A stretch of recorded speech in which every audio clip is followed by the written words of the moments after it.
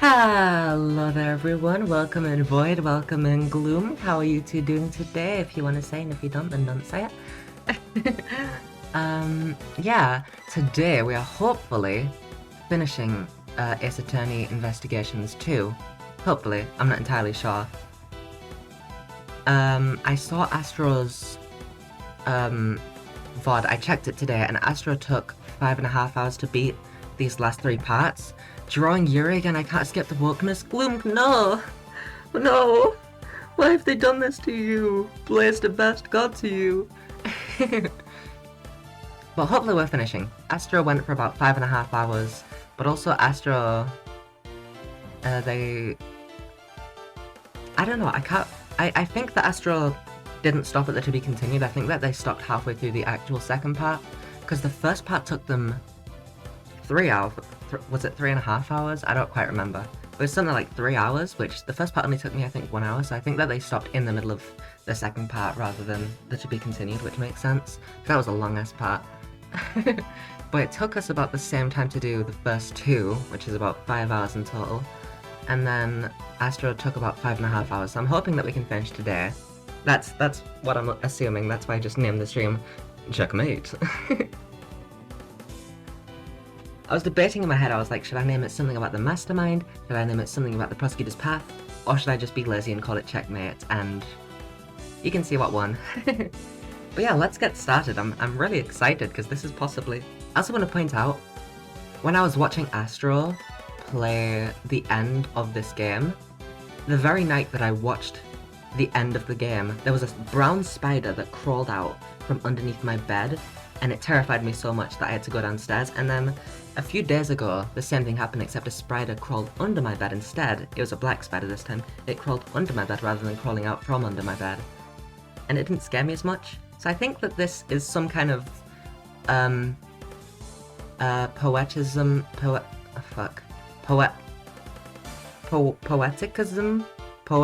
It's some kind of fancy character development sort of thing, so I'm kinda awesome now. Hello there, Iris, welcome in. Hello, guys. Yeah, we've all been taken by the woke PIC. Anyway, let's get started. I would just start talking about spiders. I also saw a spider underneath. I went downstairs and there's a spider in the living room, so I'm really hoping that it doesn't come up here. I also just threw off my jacket during the intro because I was hot, and now I'm cold again on my arms, so the exact same thing is happening again. I might have to grab my blanket if I get cold again.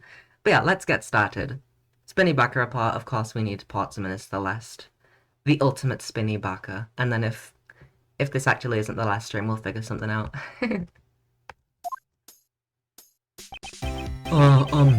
Could you please give it a rest already? The heck? I'm telling y'all, it's best for y'all's sake to come clean. The staff has their lips sealed, shut as the reporters continue their tenacious negotiations. If you're not here to cooperate with the investigation, I must ask you to vacate the premises. Put a sock in it, copper. Y'all couldn't even stop Mozilla's invasion. Have a good luck, boys. Not only did the secret of raise John Monster, now the staff's trying to cover it up. Well, like I said, we haven't been raising any monsters here at the film lot. But ain't you said you done saw Gordy yourself? Sure, I saw it, but it's not like we were keeping it at the film lot.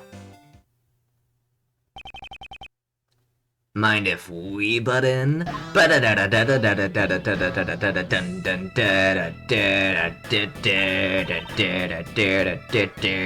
have this on a music box that I carry around with me. Ah, Mr. Richbury. And John! Oh, y'all come here to search for the monster too? We're searching for a criminal, not a monster. Lang Zi says, the darkness inside a criminal's heart can be likened to a monster. Well, when it comes to killing people, criminals aren't much different from monsters. Agent Lang, this is a problem. I can't let outsiders enter the crime scene. These are all key figures in the case. I'd like them to be here when the investigation resumes. Agent Lang, regarding what you said about resuming the investigation, where do you intend to start? We'll start by reviewing the case. Today, the body of President Huang was found here at the film lot. The president's whereabouts from 2 nights ago are still unknown. It seems he snuck out from under the eyes of his bodyguards and ventured outside. The thing is, I kind of remember a little bit about this case at least, partially because I looked at the wiki a lot after the case was done. Which is ironic considering I think this is the case that I slept the most through during watching Astro's VODs. So I think I know how Huang died, but it's such an obscure thing that like, I know it, but I can't really get annoyed that the game is skirting past it because it's like a really obscure and unknown thing that would be really difficult to determine, you know, without already knowing it beforehand. Like, I know the president's cause of death, and I know how he got from up there to down here, but there's no real... the game's gonna leave it until the last second for me to figure it out, give me all the time in the world, but I already remember this part. And that night was the last time he was seen alive. It was when he met with you, Judge Courtney, on the roof of the Grand Tower. That's fucked up. So, why'd you meet with the president? That... I cannot say. Kill them with kindness. Wrong. Balloon attack. That's so real of you. You can't tell us, even under suspicion of murder. Can't say. Why not? Miss Courtney, if you don't say anything, he'll only be more suspicious. He was really coming to the clown bit, he really was. He was going full Clussy. Ha! She must have a reason to climb up. I think you're somehow involved in the president's assassination. The president's body was only discovered today. Also, I've not been very subtle with the... I said like, oh yeah, I'm gonna try my best not to do any spoilers in this playthrough, but I've not been very subtle about it, have I? The president's body was only discovered today. That still leaves a blank of 1 whole day after Judge Courtney met with him unaccounted for. I still think people should not watch these playthroughs. People need to play these games for themselves. Like, these are amazing experiences. I think I've provided 70% of the spoilers in chat. Whoopsies. What are you gonna do about it? It's like, if someone's watching a playthrough, I'm sorry, but you deserve to be spoiled. Sorry, that was rude, but like, you need to play these games for yourself. These are amazing experiences. These are so fun. Especially this game, the ending is just so fucking peak. That still leaves a blank of 1 whole day after Judge Courtney met with him unaccounted for. Not so fast, haha. Don't be so impatient. We're gonna fill in that blank right here, right now. It's Look Who It Is. I'm sure I spoiled some people since I tweet so much about AI2. That's fair. I got spoiled about AI1. Because I just saw some profile pictures, but I didn't realize that I got spoiled. I didn't realize that I got spoiled that Callisto was the killer. But I did. I just didn't notice it until the image popped on the screen. Don't be so impatient. We're gonna fill in that blank right here, right now. It's Look Who It Is. Evening on that blank day in question is what's important. What happened here last night? I don't know why I can skip sometimes, it's really odd. I'm glad about it, I just wish I could skip more. So why don't you tell us, John Marsh? Me? We know you were here last night. What? John was here? Between that little missy's testimony and the footprints we found, we can easily prove it. John, you were rehearsing here last night, right? You were spying on me? I'm sorry.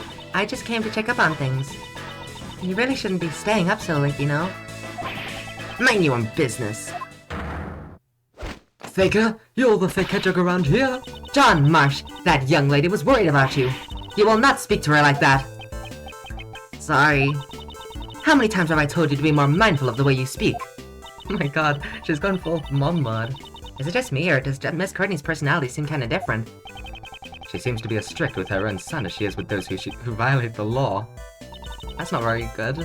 Are you listening to me? And earlier as well.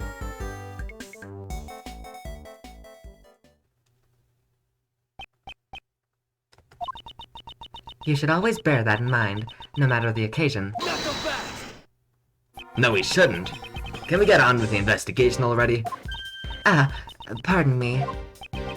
For Judge Courtney to get carried away like that. This must be on motherly side. Agent Lang, do you suspect John? All I want is the truth. Why was the president killed? I'm honestly surprised there's not been a single mommy in chat. I'm honestly shocked. When I was watching Astro stream, there were mommies everywhere, and I'll admit, I contributed. This really will be the final testimony. It sure will. Hi, welcome in, Jeremiah. And I want to know who killed him. I'll do whatever it takes to find out. Mommy, first mommy of the chat. Well done, Gloom. First mommy of the game. It seems the president was like family to him. John, would it be alright if we asked you a few questions? Sure, it's fine. I've got nothing to hide anyway. Well, considering that we're in a testimony now, I assume that you do have something to hide that I'm going to reveal. That is kind of the point of these testimonies that we do. I wasn't feeling too great during yesterday's shoot, so I made a few bloopers. They're reshooting the scene today, so... well, I decided to rehearse a little on my own. That's all. I do it all the time. There wasn't anything out of the ordinary. There was a footprint. I also forgot about that. I meant to look back at the... which one was it? It was the security... John's practice video. I meant to look back at this, but I didn't. Because there's two, I was wondering if anything else is different. Nah, it looks like just John's there and then he's not, but I'm guessing the footprint is just what we present there. There's nothing out of the ordinary and there's a fucking massive footprint. You were rehearsing alone that late at night. John, when I called you last night, you told me you were at the hotel. You called him? About what time was that? I believe it was around 11 p.m. 11 p.m. That was a timestamp on this, right? Nope. I thought there was. I require him to call me every night. That's our rule whenever he stays away from home. The truth is, I was at the film lot during that time. So you lied to me. I'm going to find you guilty under the goddess of law. I'm sorry. Miss Creighton sure is angry. I think it's admirable that he practiced on his own, even if he hid it from his mom. I'm sure she was simply worried. Who knows what could have happened to him, out alone so late at night. And in reality, he did get caught up in yesterday's incident. But John said there wasn't anything out of the ordinary, right? Is that really the truth? Certain testimonies I'm sometimes tempted to skip because the answer is so obvious and, like, I don't particularly care for the character's voice. But I'll press everything anyway. I wasn't feeling too great during yesterday's shoot, so I made a few bloopers. John, you said you didn't feel well. Could you tell me more concretely what was wrong? That doesn't matter. I just wasn't feeling well, alright? You weren't feeling well? Maybe you drank too much milk. Well, how'd you... no, I mean, that's not it. Shaw doesn't seem like it. So he didn't feel well because of his stomach? When I was young, I was told that chewing milk makes it easier on your stomach, you know? Chewing milk? It's a liquid, Kay. This conversation's over. Anyways, I made a few bloopers. They're reshooting the scene today, so... Are they? Oh my god! So they... What the fuck? That's wild. My headphones are, like, slightly different today, and I'm hearing the other side of the music. Because the music isn't, mono, it's like, it plays on both ears, but my headphones are fucked, so I can only hear one ear. But today I'm listening to it differently, so the music sounds different to me. That's really weird. So they plan to reshoot the scene today, and you were practicing for that last night? My mistakes caused a lot of trouble for the people around me. I'm a pro, so practicing that much more is natural. He certainly does have an admirable sense of responsibility. John is incredibly dedicated to his craft. He didn't even make any major mistakes in those bloopers. But he said if it would make the movie just a tiny bit better. Shut up! You don't need to go around blabbering about stupid stuff like that. Agent Locking Card, yes, this blanket Shaw did shoot someone with a gun with a heavy recoil despite the fact that he was unharmed and unscathed when he was arrested guilty. Yep. That case was kind of silly with that whole part, that entire thing with Machi being... I thought that Lamiwa was going to be the defendant. And even that would have been a little bit silly considering she also has no training with a gun, but it would have at least made a little bit more sense since she's, you know, an adult. I'm sorry. If only he was a little more cooperative, I'd have no complaints. All of the music sounds so much higher today. Anyway, that's what happened. Well, I decided to rehearse a little on my own. That's all. John, about your testimony just now. John Marsh, don't I always tell you? If you're going to practice by yourself, you have to let me know beforehand. I know. My time to speak was completely stolen away from me. Hey, your voice is beautiful as always, and hi everyone. Welcome in, Yarrick. Oh, I said something. Sorry, whoopsie. Welcome in. I hope you're having a good day. But you know, John, I think that's really great. Again? I bet putting in an honest effort like that will make someone even more talented. He'll go from a little thief to a middle thief, and then someday he'll become a great thief. I'll be doing my best, so you do your best too, okay, John? Now then, if I may.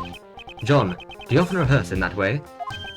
At long last, I finally got to ask my question. No answer. Oh no, here it is. I do it all the time. There wasn't anything out of the ordinary. And then I think we just present the video tip. There were no mistakes in that testimony, correct? Fuck. That's the bad thing about having... Alright, I'm putting my headphones in as they usually are. My music is back to normal. Of course there's no mistakes. It was just a normal, peaceful night. Nothing out of the ordinary happened at all. A peaceful night? How can you say that when an incident like this has occurred? Hey, he's still a child. Please don't get seriously angry. So there was nothing out of the ordinary. We're going to keep on hammering this home. He kept on saying there was nothing out of the ordinary, so that's the statement that you have to press. He doesn't know anything at all about the incident. That's the impression I'm getting. But isn't there evidence that shows something did happen last night? Yes, I don't have time to waste dealing with a child's lies. Let's present the contradiction. I'm Marvin Graceberg. Oh yes, you see. Why oh fuck, I pressed the fucking button. Oh, but I'm a rich man, you see. I'm Marvin Graceberg. Oh, you see, because I have lots of money. I have so much money, you see. I'm Marvin Graceberg. I don't know why Marvin Graceberg showed up. There wasn't anything out of the ordinary. That's a lie, isn't it? We have evidence right here. Could that be... That's right. It's the video you recorded of your performance. What? You're telling me you have video from last night? Exactly. And in this video, there is clearly something that is out of the ordinary. This is a monster's footprint. Would you say that monster's footprints are commonplace on a film set? I also feel a lot more in it today. Not in it as in British people in it, but like, I feel a lot more... Usually when I'm doing this, I'm just a little bit like not paying attention, but I'm really paying attention today. I feel so awake. John, why did you conceal this video from us? No reason, really. Hey, pup! This is no joking matter. He had a reason to hide it, right? John Marsh, answer him clearly. But, Mom... Well? I didn't want anyone to see me rehearsing.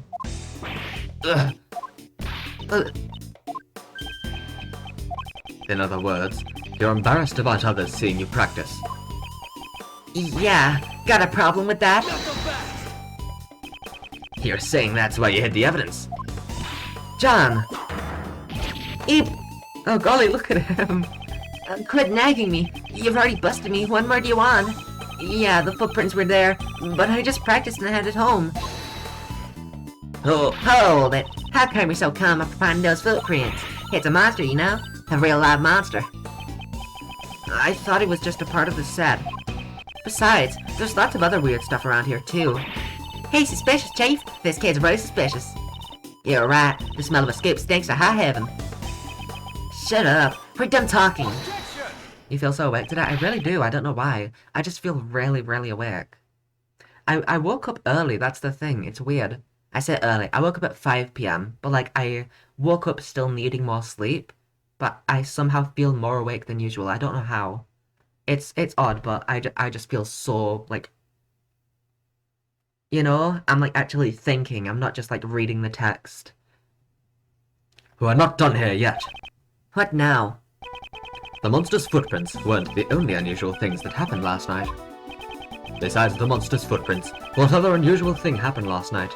Well, a murder, but I don't think that's what you mean. You mean this? The fact that it was broken, I mean. I don't know if that's the evidence that shows that it's broken. Had coffee or energy drink or something? No, I don't drink coffee or energy drinks. I just was awake. I don't know.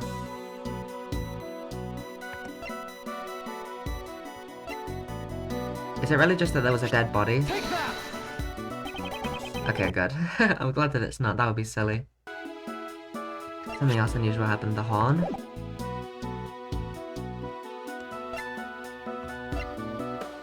Take that! A monster's head fell from the roof of that building. Surely you must have known about that. Ugh, I don't know anything about it. Is that true? I told you, I just practiced a bit and then I went back. I don't know anything about Muzella's head falling or anything like that. Or do you have evidence to show that I know something? There certainly isn't any evidence of that. It's also possible that it fell after John had already gone back. If there's no evidence, then like I said, we're done talking. It seems that John doesn't really want to talk about last night. Could he be hiding something, after all? Isn't it good for you to feeling too awake? Maybe I'm not as awake as I thought I was. One second, let me read that again. Isn't it good, or are you feeling way too awake? Okay, yeah. It is a good thing, it's just confusing, because I woke up early? I didn't wake up early, like I said, 5 PM. But, like, I woke up earlier than... I didn't get enough sleep. I think I went to sleep at, like, 10 AM, woke up at 5 PM. I don't know how much that is, that's, like... That's 7 hours? That's actually quite a bit. But I still felt really tired when I woke up. Wait up! Agent Lang? It's as I thought. Thank you, Mr. Prosecutor. This video backs up my logic. Huh? Is there something in the video that's related to the case? Yeah, take a good hard look at the monster costume in the top left. I'm looking. I realized it was zipped open, is that what it is? The Mozilla costume? I'm really like too a little hype right now. That's good. Being awake is a good thing. I love being awake, it's not very often. Try comparing it with the one over there right now. It looks like it's just hanging there limply though. And the zipper on its back is zipped up tightly. It's zipped up tightly. Zipper on its back. Wait a minute. This discrepancy is... Yeah, the difference is plain to see. In the video, the zipper's clearly open. That doesn't really mean anything though, right? That's right. Someone was inside. I guess. What? Mr. Powers, is the costume zipper usually? It's always zipped up tightly when it's not in use. Mr. Prosecutor, do you remember? My logic from before. Is he gonna claim that the body was hidden in the Mozilla costume? 2 nights ago, Courtney pushed the president off the roof and killed him. Afterwards, she snuck into the film lot to hide the body. He really is. In here? But why would the zipper be open if the body was inside? Then people would fucking see it. Wouldn't it be easy to hide a body in a costume or behind all this equipment? And then all she had to do last night was retrieve the body. And that's also assuming that nobody's going to go in the costume for like the next 2 days, right? This is silly. You're saying the body was hidden inside the costume? Yeah, that's right. Judge Courtney. 2 nights ago, you pushed the president off the roof of the tower. You then hid the body inside the monster costume. I did no such thing. Say what you want, but you're the only one who could have done it. That should have already been proven impossible. The film lot was locked at the time. Yeah, Mash, John, duh. Shut up, Edgeworth. Judge Courtney could not have entered this place. And what if there was an accomplice? What? Who could that be? Who has a connection to Judge Courtney? I feel like the investigation games make you present stuff like every yesterday again, but you need to confirm it a second time to make it work, like confirming your password or worse stuff like proving you're not a robot. Yeah, I feel like that happens a fair amount where like you prove something and then it's like, well, you need to do something else to prove it. What? I'll tell you my reasoning, so listen up. I mean, your reasoning's pretty obvious. John is her fucking son. Mother and son theory. You see, one of them is the mother and one of them's the son, so they might have been accomplices. When the president was pushed off the roof, John was waiting at the film lot. If John was an accomplice, the problem with the locks would be resolved. The greatest attorney 2 resolved. The 2 of them then hid the president's body inside that monster costume over there. 13-year-old hiding a body, that makes sense. Good job, Lang. You think this crime had such an elaborate plan? to take the life of a nation's president. An elaborate plan is to be expected, don't you think? John would never take part in such a crime. You're the one being suspected. Your words don't carry much weight. I wouldn't think those two had sufficient motive for something like this, though.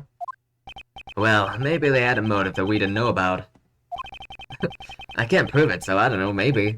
They could have. You can't prove that they didn't have a motive. I got him. The accomplice must be Blaise the Best. Yes, because it was in the Mozilla costume. You were the last one to meet with the president, and you're still keeping the details secret. Don't you think it's only natural that you're being suspected?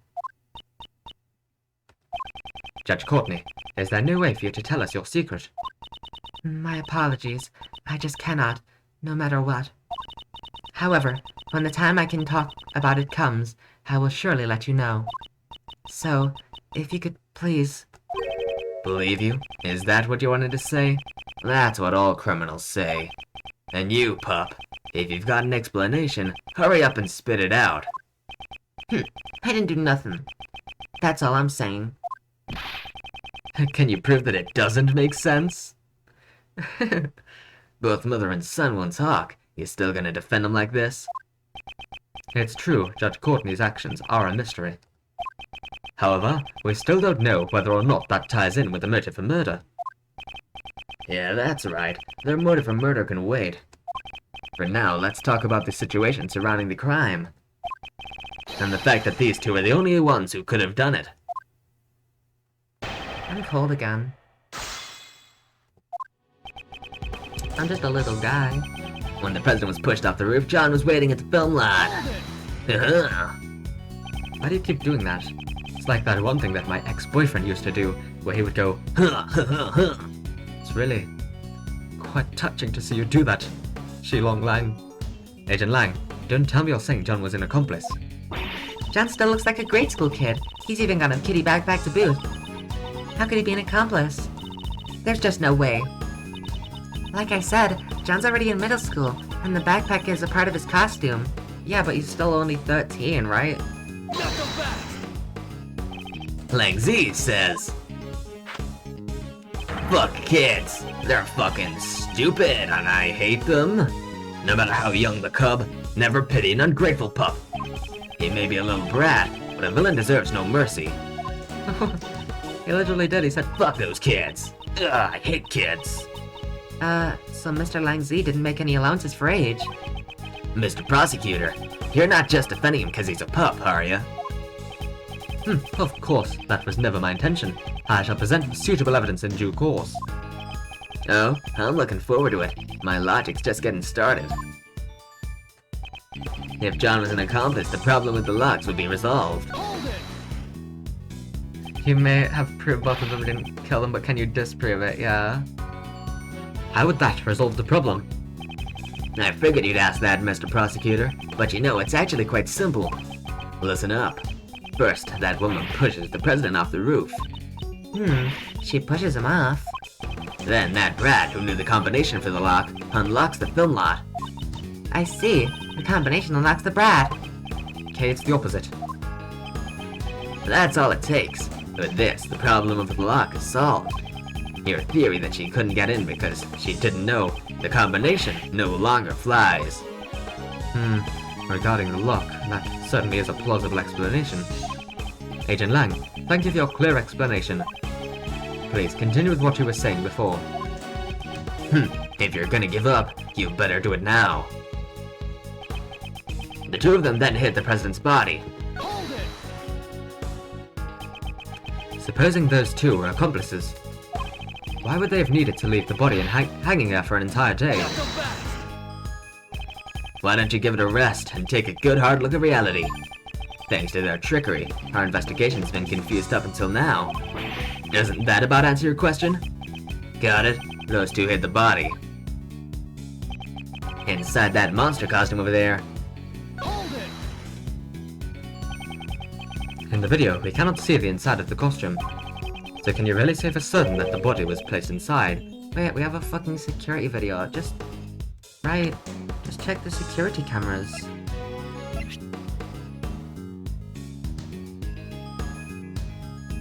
Unless it was just John recording. Oh yeah, it was just John recording himself. Yeah, I mean, there's literally nothing different. The thing is, it's just like, why would it be unzipped? If you're hiding a body, you're gonna zip it up. So can you really say for certain that the body was placed inside? Yeah, I'll give you that much. In that case, why don't we try examining it? Yeah. Inside of that costume, there might be some traces left inside. Mr. Powers, may we examine the inside of the costume? Sure, go ahead. But it might be kinda stinky, since I sweat a lot in there. This is incredibly dirty. That's strange. We always make sure to clean it after using it, so that the sweat doesn't damage the costume. It's dirty because of the president's body. Isn't this just proof that someone besides you used this costume? Yeah, but how do we know that it's a fucking body? There's no blood. He didn't bleed. But still. I'd say the dirt from the body probably got into the costume. The president's body did fall on top of the monster's footprint. That must be where the dirt came from. Are you satisfied now? There's dirt inside the costume. It must have gotten there when the body was hidden inside. So dirt got into the costume when the body was hidden inside. Wouldn't that mean that the dirt was transferred from the body? Huh, isn't that obvious? How else would you say it got there? There's dirt stuck everywhere inside the costume. It looks particularly bad around the chest area. Dirt around the chest. We cannot overlook this fact. Mr. Lang's logic does seem to make sense. Indeed, if those two are accomplices, the crime certainly would have been possible. So it would be useful for us to argue that point. In that case, what should we do? Let's just press everything. Yeah, let's have him explain his reasoning more detail. Let's draw out some more information. You pressed the final statement, which means that you need a hint. That's obviously this statement. What's dirty? What is dirty? What's dirty? The gloves are dirty. Is Mozilla dirty? Mozilla is not dirty. What's dirty? The gloves. What's dirty? Objection! Not him. he's not dirty. Dirt got under the costume when the body was hidden inside it. Is that really the case? You have a problem with that? There's a fair amount of dirt inside the front of the costume. Yeah, that is a lot of dirt.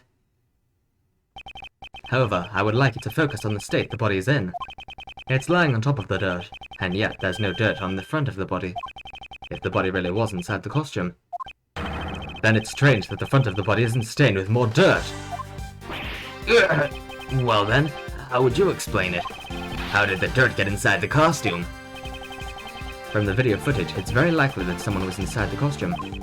But just who could it have been? Where have I seen this? What's the matter, Kay? Cat got your tongue? Or are you still in a holiday kind of mood? I just feel like I remember seeing something that looked like this dirt somewhere before. But where was it? There were these bits of grey fragments mixed in with the dirt. Is it the gloves like I thought? Grey fragments? That does seem to be something other than normal dirt mixed into it. Something must have gotten stuck to it, and lots of it, might I add. Something got stuck to it. This may merit a closer look. Where did we see dirt that looks like what got stuck on the inside of the costume?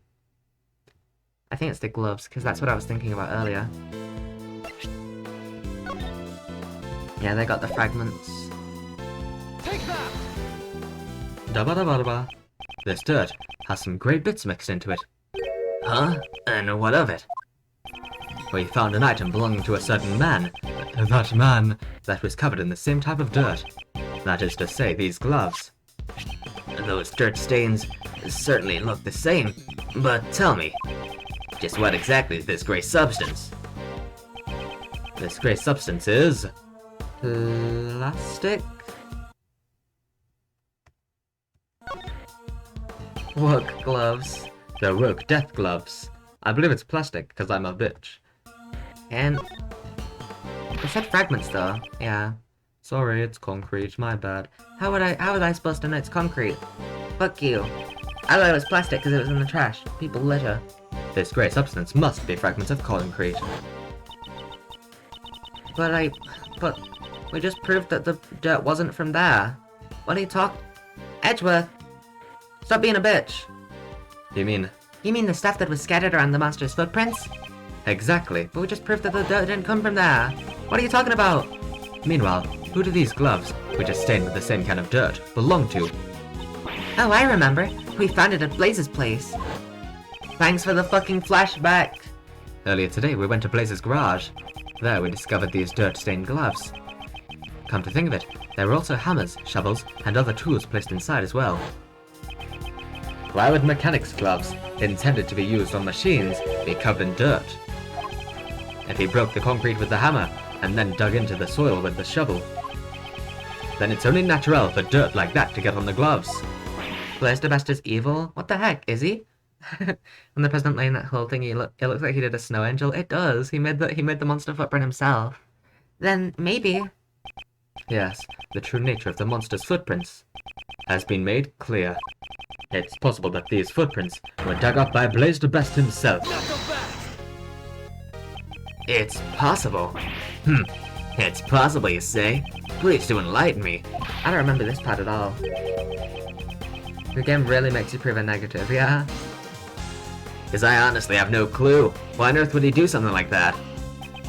Why did he make the monster footprints? Thinking about it. Well, both of these are the same fucking thing. He was digging something up or he buried... It's like... Yeah, he either buried something and he was trying to find it, or he... I don't fucking know. He was digging something up because he buried it and he wanted it. There we go. Like... both of those answers mean the same thing. Obviously they're opposites. Burying and digging are the opposites. But they mean the same thing. Either he buried something there and he was digging it up, or he was digging something up because he buried it there. It doesn't fucking matter. It's possible he was digging something up. It probably went something like this. Last night at this spot, there was something that Blaze needed to dig up. For that reason, he broke the lock on the back door and sneaked into the film lot. And his hands made him freeze to death because they were cold? Oh my god, so true. That's the cause of death. Using the hammer and shovel, he set to work.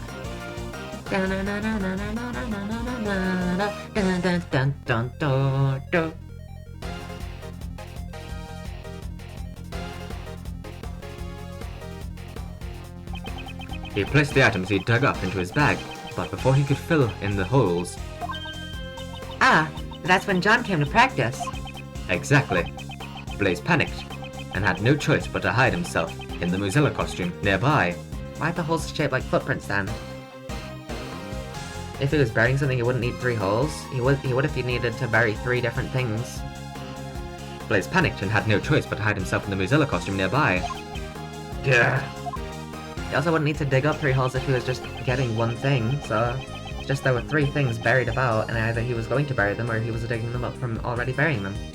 To think he would deduce so much from just a pair of dirt-stained gloves. However, all of this is merely a possibility. There's still no proof that he was the one who was hiding something inside that costume. For all we know, he might have left the scene once he finished digging. On the contrary, such proof does exist and can be seen in the video. Because the bag? When this video was recorded, Blaze was definitely inside the film lot. What? Though I can't blame Agent Lang for not noticing. Something's not here. Oh my god, there's not a bag! The difference between the current film lot and the one in John's video, along with the state of Blaze's garage. Edgeworth, I can fucking get. I get it. There's like 3 things. I get it. Yeah, I get it. Thank you. I didn't notice that was there, but I fucking get it, okay? It's all too clear that Blaze was still here. Yeah, I get it. There's like literally, there's 4 things in this entire video. There's John, there's a footprint, there's the Mozilla costume, and there's the bag. I can figure it out. This game treats you like a fucking idiot. Just giving me the answer, just like, listen, I know how fucking stupid you are, so listen. This bag, it's not here now, and it was in Blaze's garage, so what was the thing that Blaze put there? Like, oh my god, I'm not a fucking moron. I can figure out simple things, game, please. This bag placed near the costume. there was an identical one inside Blaze's garage. Ugh. First, the dirt on the gloves, and now the bag. It seems there's a connection. And that's my proof. Blaze was inside the costume. Ergo, the president's body could not have been hidden inside it. It seems I was able to refute Agent Lang's reasoning. Someone needed to go investigate Blaze's house right away, Bo. We need to know what was inside that bag. Yes, sir. Oh, hold it. Why am I holding it? What the fuck? Y'all pipe down and listen up. He had to spend time whatever works best for y'all. Oh, I got it.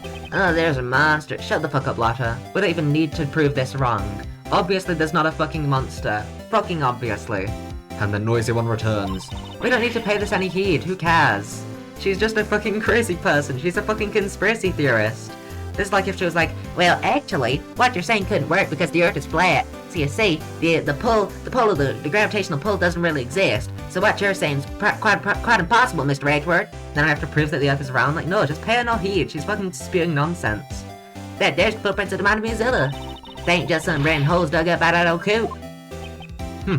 I believe the true nature of these footprints has already been proven quite logically. Logic's magic. I ain't buying it. I bet Lotta's a flat earther. Oh, definitely.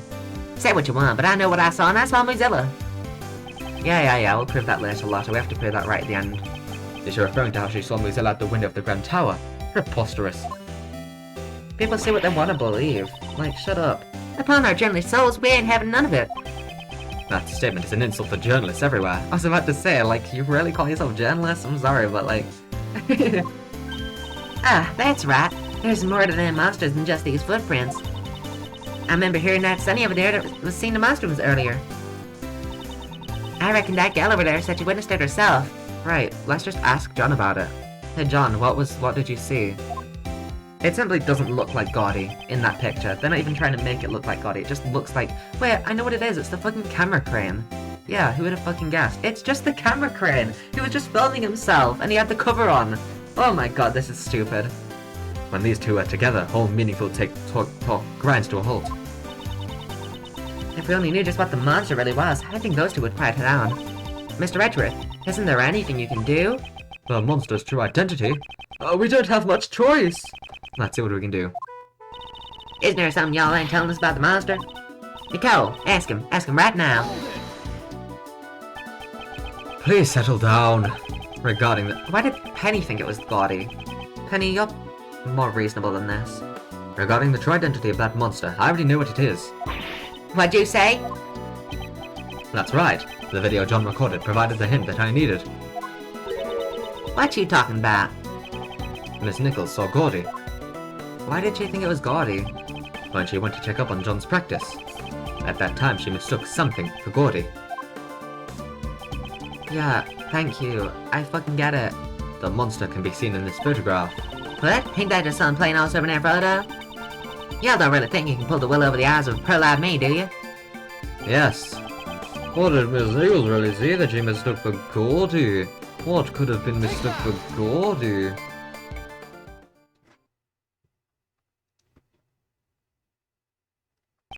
Naturally, Gaudi's true identity was... this camera crane. What? This is crazy. The video John recorded was shot from fairly high up. A shot from this position would be impossible without a camera crane. Hold it. Sorry. Hold it. But there ain't no way Miss Nichols will mistake a camera crane for Gaudi. It has a fucking sheet on it. I wonder about that, Miss Nichols. Yes. Earlier, you said the prescription for your glasses didn't match your eyesight anymore, correct? Yeah, see, this did come in handy. I knew it. Yes, lately it seems like my eyesight has suddenly gotten a lot worse. So would you say that you weren't able to see Gaudi very clearly in the dark? That's right. Its silhouette was all I could make out. But remember what Miss Nichols said? And I quote, its skin was really scaly, almost like a reptile. Camera cranes ain't got no flesh on them, let alone skin. It's just a bare steel frame. I already fucking know. That is certainly true, at least in the case of this photo. However, last night it did have skin. Hold it. Hold it.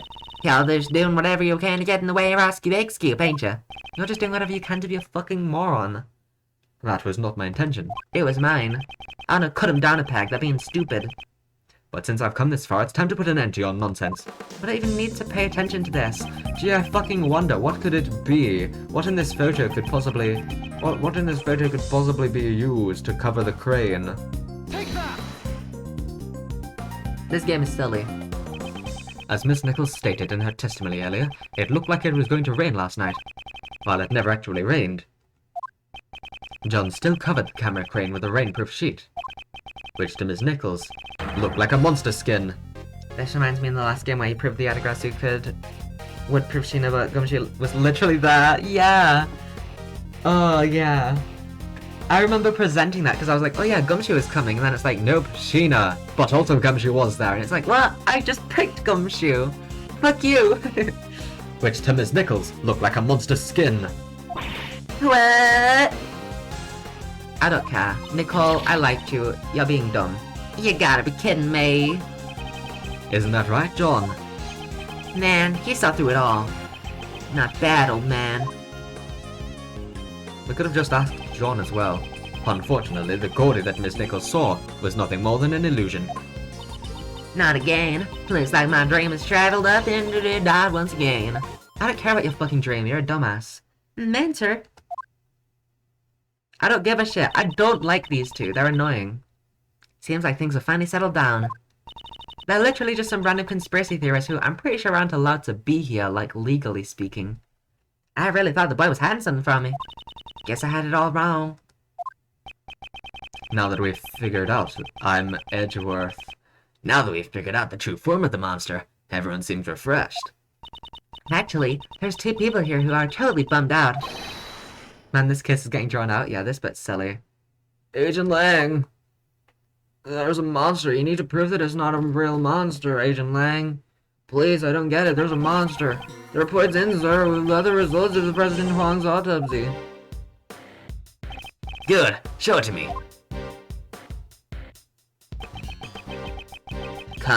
Constitutions and bone fractures found across the body, resulting from tremendous pressure. So, this was the cause of death. In other words, he was crushed to death. I thought as much. Crushed to death, time of death, April 5th, around 11 PM. Touch detect. April 5th. What day is it again? What? The yellow stain on his chest is currently under investigation. But it seems that gunpowder residue was found on his right hand. 1 second, let me just quickly... I'm pretty sure if we do this, does it... No. I thought it told us. Wait, it might do if we... Oh well, I don't care that much. We'll find out next time that we move to a new area. But it seems that gunpowder residue was found in his right hand. An autopsy says COD, I think of Call of Duty. Sunflower residue? I didn't know the president was into gardening. No, gunpowder residue. Traces of it are left behind when a gun is fired. Since it has been found on his right hand, it's possible that the president fired a gun. A gun, huh? But we didn't find any guns when we investigated this area. Unexplained gunpowder residue. I'll have to look over the autopsy report later.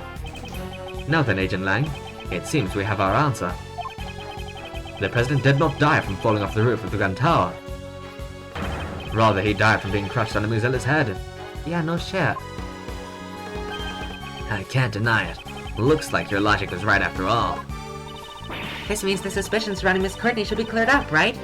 Yes, not only the cause of death, but the time of death proves her innocence as well. Judge Courtney met with the president 2 nights ago.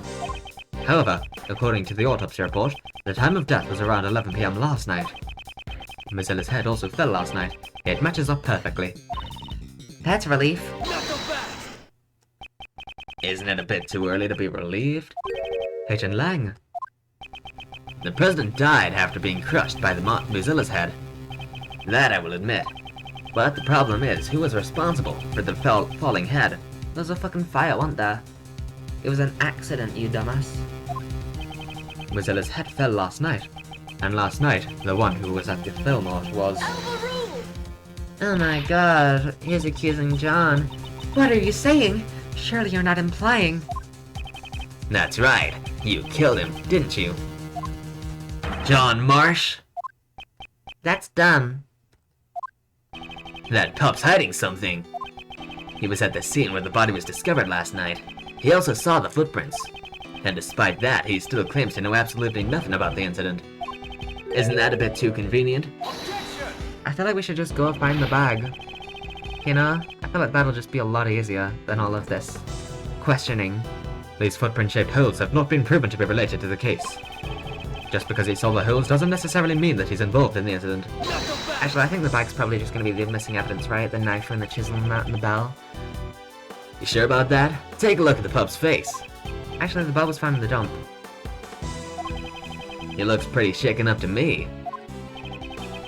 It looks like he hit the mark, but John doesn't want to talk about it. If he doesn't feel like talking, then I have an idea of my own. Let's check the tape. Okay, thanks. Agent Lang, what is your intention? The police have a device that lets you analyze the video footage up close and personal. Oh yeah. Agent Lang, you would suspect John enough to go that far. As long as John's lips are sealed, this may be the only way for us to get closer to the truth. Detective Gumshoe, if I'm not mistaken, you have that device with you, correct? Mr. Analysis is ready to go. No, sir. Now we're talking. Prosecutor Edgeworth, would you please perform the video analysis for us? She wants me to do it? Yes, because you're the player, Mr. Edgeworth. Who knows what kind of faults that Wolfman will find in it? This isn't exactly my strong suit, but I suppose I have no choice. Objection, you need to present 16 more pieces of evidence to defeat me, Edgeworth. I wonder what part could need more analysis. What the fuck? He looks like fucking Dio. Dio! Jojo! This is... What's the matter, right? Cat got your tongue? Or are you still in a holiday kind of mood? I wanna see too. E! Hey, what's wrong? Show it to me. Prosecutor Edgeworth, I request you submit the evidence to the court. He's fucking jacked, dude. Please take a look at the top right corner of the zoomed-in video. This person is... the president! Impossible! Huh? No way! It seems we've finally found it at last. The evidence that points to the true killer. Not really, it just proves that the president was here last night, which we know. This video places John at a major disadvantage. It places him at a disadvantage, but it's not decisive. You're wrong! That's not right! I didn't know anything about this! That's not gonna cut it. We already know that the president was there last night. It's clear that you and the victim were together at the same place where his body was later found. John Marsh, there's no doubt you killed the president. No, this can't be. Why? Why would you? This is silly. John, please don't tell me. Did you really kill the president? Why is this convinced you of all people? Courtney, what the fuck are you talking about? We already know that the president was there. Am I stupid?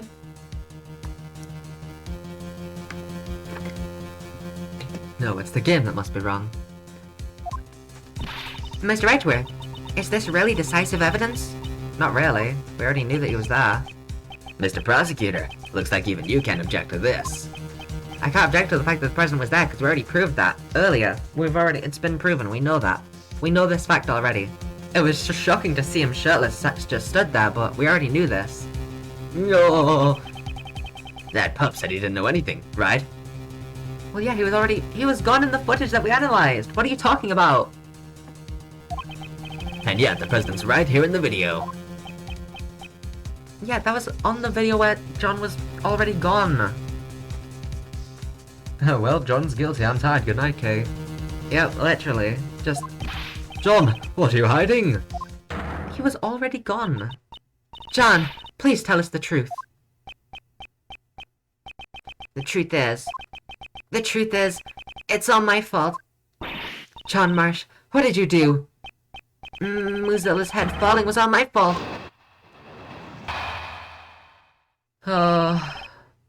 During the rehearsal. While I was setting up the equipment on the roof, I used the heater.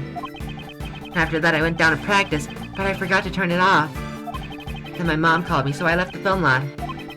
Yeah, exactly. When I came back to the lot after the phone call was over...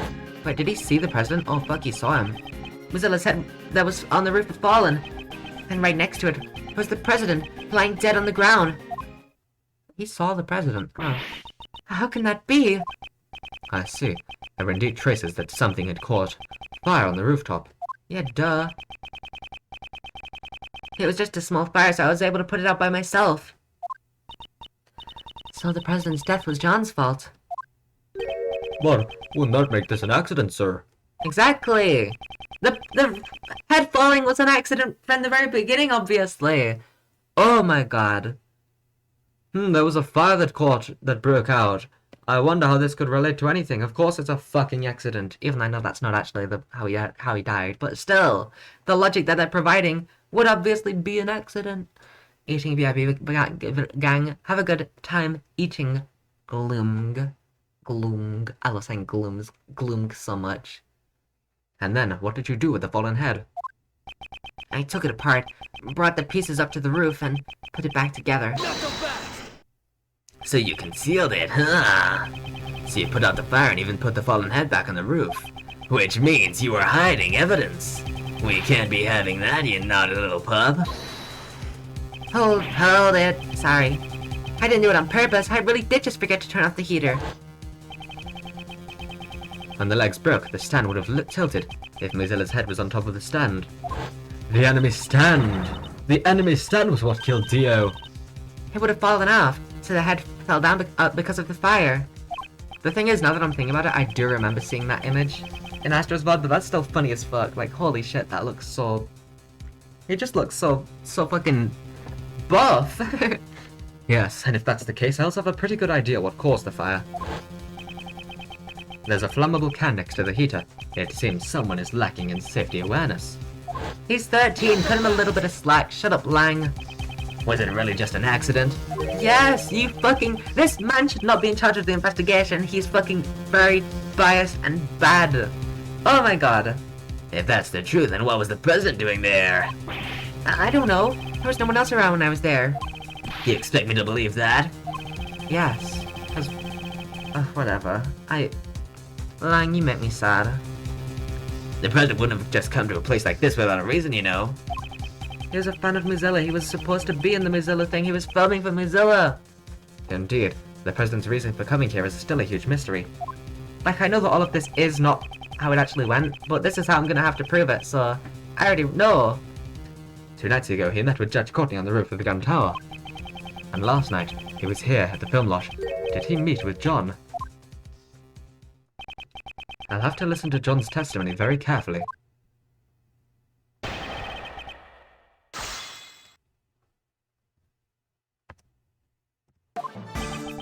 While I was setting up the equipment on the roof, I used the heater. Hold it! John, you're still young. I know it can get a little cool in early spring, but you shouldn't have to resort to a heater. What? What's that supposed to mean? Don't put on a heater. It's not like he placed the flammable cans there. That's whoever placed them's fault. He just put on a fucking heater because it was cold. What the fuck are you talking about? You shouldn't have to resort to a heater. Yeah, you fucking should. If you're cold, put on the heater, you fucking dumbass. Edgeworth, what the fuck are you saying? Elma rule! It is precisely because he is young that he must make sure to take good care of himself. He's above Kazuma level of hindrance and annoyance. Yeah. Kazuma was never this annoying. I love Kazuma. Scatman's world. Objection! However, while it can get a bit chilly during this time of year, I wouldn't necessarily say... Hold it, old man. Is this really the right time to be having this argument? Good God, he's completely right. He was cold, so he put on a fucking heater at work. That's what they're for. Why do you think heaters exist, my dear fellow? It's because it gets fucking cold. John, you did well to get the better of Mr. Edgeworth, but please mind your language. Fuck you. Let's not forget that he got the better of you too, Your Honor. Shut up, Edgeworth. I know, Mom. So, where was I? Obviously, I'm not actually getting angry, but it's fun to be annoyed. After that, I went down to practice, but I forgot to turn it off. Hold it! I might reach Alba level soon. I also didn't mind Alba, but that's because I love doing his voice. You forgot to turn off the heater. You didn't check it before leaving the roof. Sometimes it just slips your mind. I meant to turn it off, but I was too focused on practicing, so...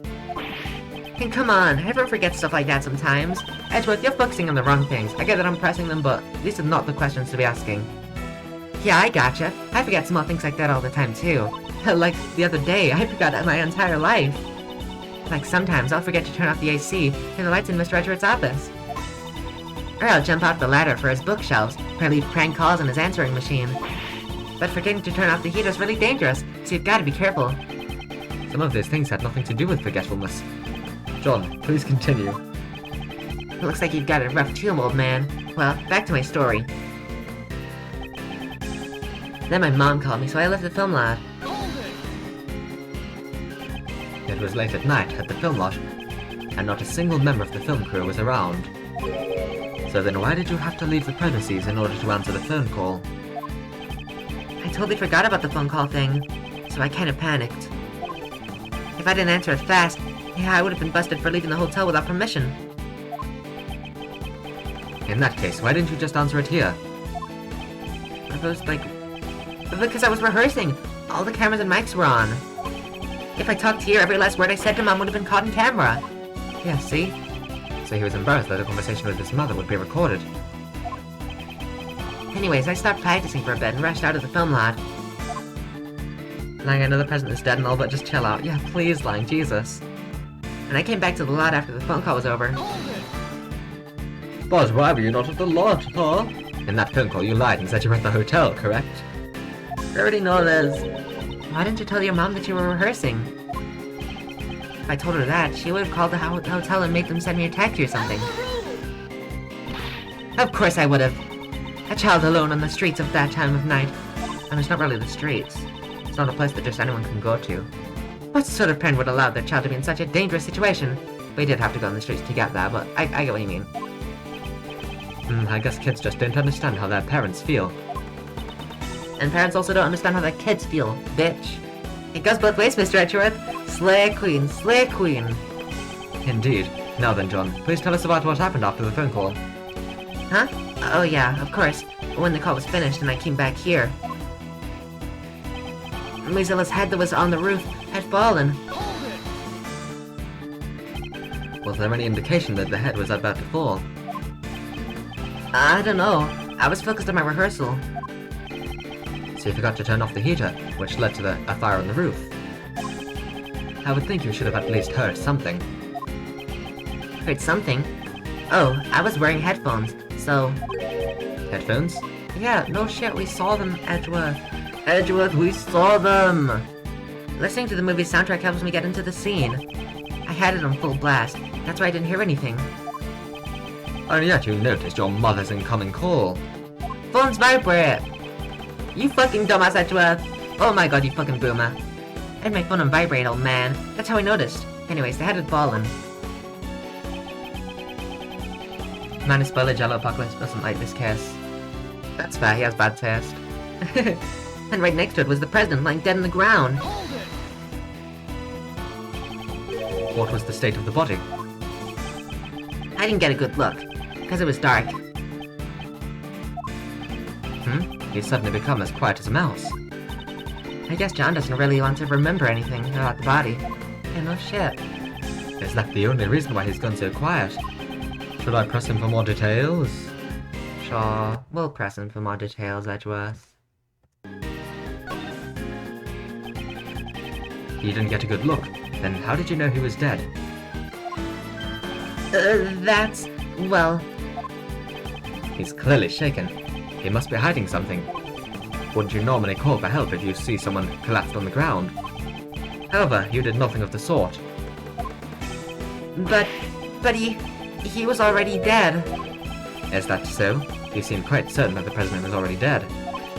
Now, is there a reason for that, I wonder? Hold it! The guy was collapsed on the ground, and right next to him was the fallen monster I had. I'm not stupid. It wasn't hard to imagine what happened.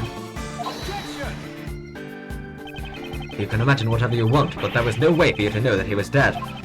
You actually checked to make sure the president was dead, didn't you?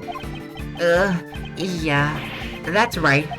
I was scared, but I got up close to the body and checked to see if he was breathing. I thought as much. However, why would he hide that? There must be a reason. Please tell me the state of the body at that time. At first I didn't know he was dead. I would have realized sooner if there had been any blood. But there wasn't a single drop, and his clothes were completely spotless. Spotless, you say? Either way, he wasn't breathing. That's how I knew he was already dead. Would you please append those statements to your testimony? I didn't know right away that he was dead because his clothes were spotless. Remember that, Ben? I'm still pressing everything though. So, you're unable to tell if he was dead because of the lack of stains on his clothes. Are you certain of that? Of course I am. You guys saw the body too, right? So what's the big idea? You said that the area was dark, and yet you were still able to make that observation. I'm telling you, there wasn't a single stain on his entire body. Give it a rest, old man. Thank you, John. That is all I needed to hear. Are clean clothes that important to you, Mr. Edgeworth? Mine are freshly washed, though. Next, could you tell me how you determined that the president was dead? Well, there wasn't anything to let me know right away that he was dead, you see. But he wasn't breathing at all when I checked, so I knew he was already dead. Hold it! How did you check if he had stopped breathing? They taught us how at school, you get right up close to the person's nose, and check to see if you can feel their breath. I never thought I'd have to do it for real, though. That was really brave of you, to be able to do something like that. John, you sure are amazing for an elementary school kid. Okay, he's in middle school. Please try to get that into your head sometime soon. I'd be pretty scared to see a corpse just suddenly appear, out of the blue like that. Not to mention the fallen monster I had lying next to the body. Panic would certainly be an understandable response to such a situation. But still, all things considered, this was just an accident, right? Indeed, and that is if we decide to take John's words at face value. I wouldn't mind having some more concrete details on the state of the crime scene, so you must press evidence. He was spotless. Remember that, there was not a single stain on his body, not a single one, not even a yellow one. Objection! I swear that we just presented the body, right? Its clothes were spotless. Yeah, that's right. You got a problem with it, old man? John, it is painfully obvious that you are desperately trying to hide something from me. What are you going on about? I'm not hiding anything. You are hiding something about this yellow stain on the president's clothes, correct? It's fine, you have to have a lot of suspension of disbelief of how the killer used transportation uncaught. I mean, yeah, it is fair, because the thing is, I know how this case goes, because I remember how he died and how his body got here. I don't know how he was stood there, because I'm pretty sure that he was already dead at that time, right? So I'm confused about that, but...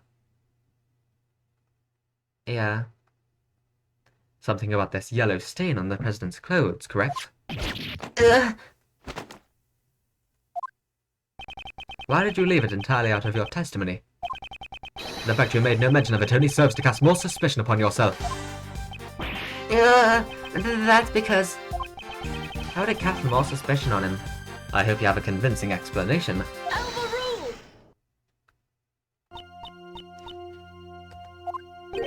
Judge Courtney. Dun dun dun dun dun dun. Allow me to explain. Why are you... The yellow stain left on the president's chest is almost certainly lion lily pollen. Lion Lily. When I met with the president on the roof of the Grand Tower 2 nights ago, I brought him a bouquet of lion lilies. Lion lilies are beautiful flowers with stunning golden petals. Some of the pollen from the lilies must have gotten on the president's suit. That doesn't prove shit though. We know that there's a stain, but this doesn't... How did John not see it? That doesn't prove that he's the killer because he didn't see the yellow stain. Or anything like that. What is everyone talking about? I'm confused.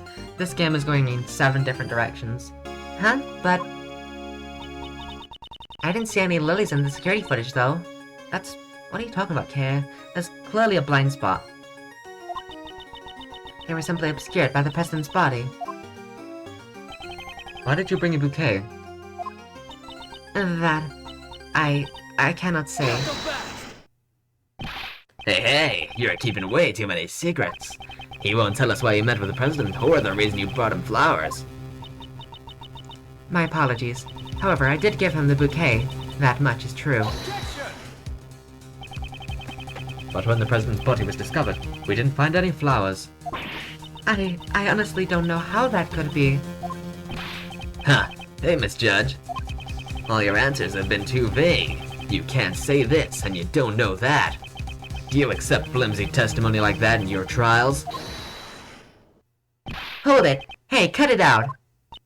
John, I threw the flowers away.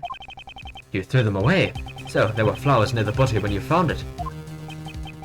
Yeah, that's right. They were right on top of the president's body. Does John know about the president? I think he does, right? Because he said that he knew the president, yeah. So he knows about that thing. Because I know that Courtney obviously knows, but I don't know if John knows, but I'm pretty sure that he knows. Yeah, that's right. They were right on top of the president's body. They've been crushed as flat as pancakes, though. Ah, I see. So the flowers were squashed by Mozilla's head, too. And a large amount of pollen got stuck to the president's suit. That seems to be the gist of it. However, why did you go out of your way to dispose of the flowers? No reason. So John's not going to tell us. Oh, sorry, John. So John's not going to tell us anything either. I guess mother and son both have a lot of secrets, huh? That is not true. At the very least, I can tell you why John threw away those flowers. Huh? John, you saw me leaving the house with those flowers in hand, did you not? Ah, I get it. John saw the flowers and thought of his mom.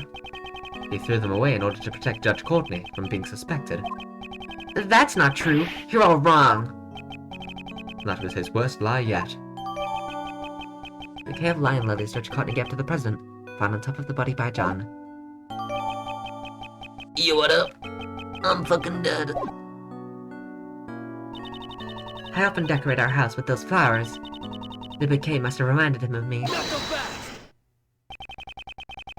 So the pup just happens to find the flowers from his mother's bouquet on top of the body. And that's why he threw them away and kept silent about the body. Huh, that's a tidy little story if I've ever heard one. And what's wrong with that? I suppose you prefer untidy, messy stories, Agent Lang. Don't tell me you've forgotten already, Miss Missy. This pup confessed that he caused the monster's head to fall last night. Ooh, that's true, but He's currently the only suspect in the president's murder. an accidental death, at least. Could at least say that. It is true that there are many reasons to suspect John. However, there's someone other than John who's far more suspicious. What'd you say? John himself was kidnapped by that very person not too long ago. And we rescued him from the refrigerated warehouse near the harbor, Bo. A refrigerated warehouse. That's right, Bo. The refrigeration wasn't turned on, so he wasn't about to freeze to death. But if he hadn't yelled out for help, we would have never found him.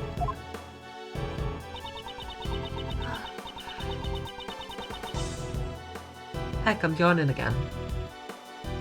Once the sleeping drugs wore off, he was finally able to call out for help. Sleeping drugs, huh? If I recall correctly, when you were kidnapped. That's right. There was a bottle lying on the floor of the refrigerated warehouse. I think it was the same thing that was used on me not long ago. Sleepy Z. That Sleepy Z stuff. It's super powerful.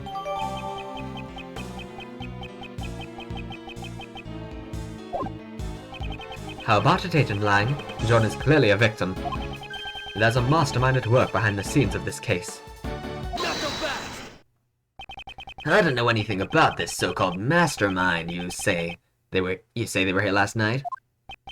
I still don't know for sure yet. Yeah, it's not like you to be so vague, Mr. Prosecutor.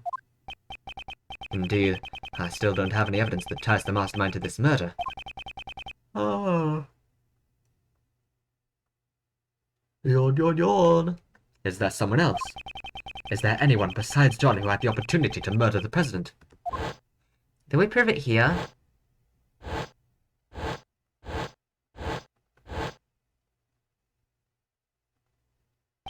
That's it!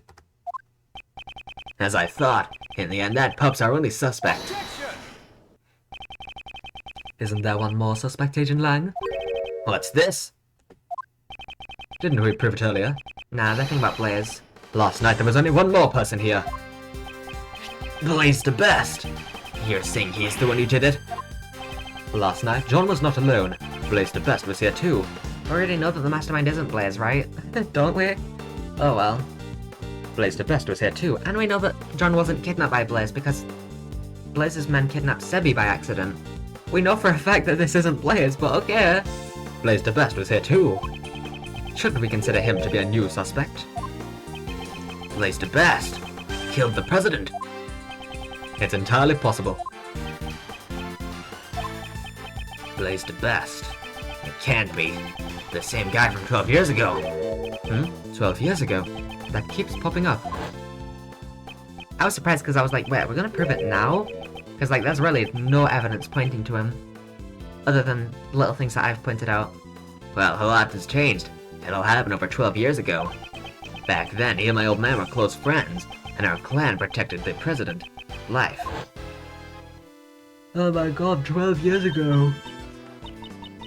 Lang, don't tell me you're the one from 12 years ago. You got it, ain't this nice? Now you're finally going to prison, where you belong.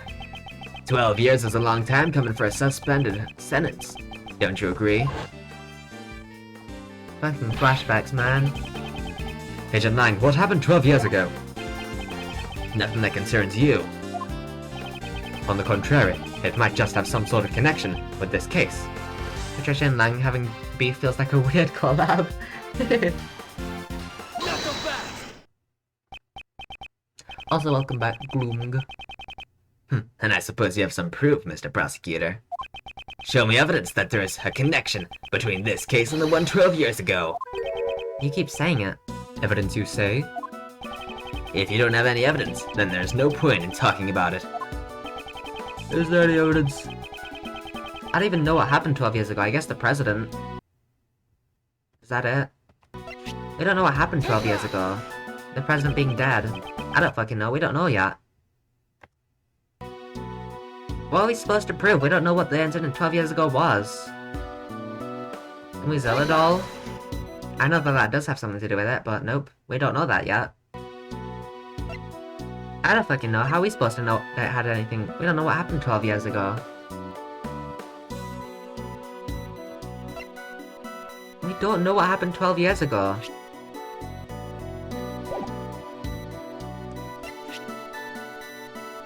I don't know. Am I crazy? Did we know something about 12 years ago? Yeah. The fact that Blaze is there, I don't fucking know. The fact he dug something up. What am I supposed to do? We don't know what happened 12 years ago yet.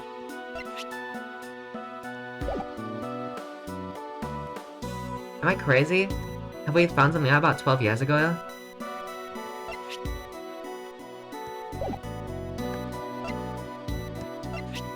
Take that! What? The fact that Roland and Blaze were talking about something else? This isn't anything to do with this case, though. What? This is stupid. This is a report written by Patricia Rowland to Blaze the Best regarding Knightley. Please read this part here. Was there something I missed out? That thing you laid to rest near the flower bed 12 years ago. Okay, fair enough. That's not as stupid as I thought. That's not all.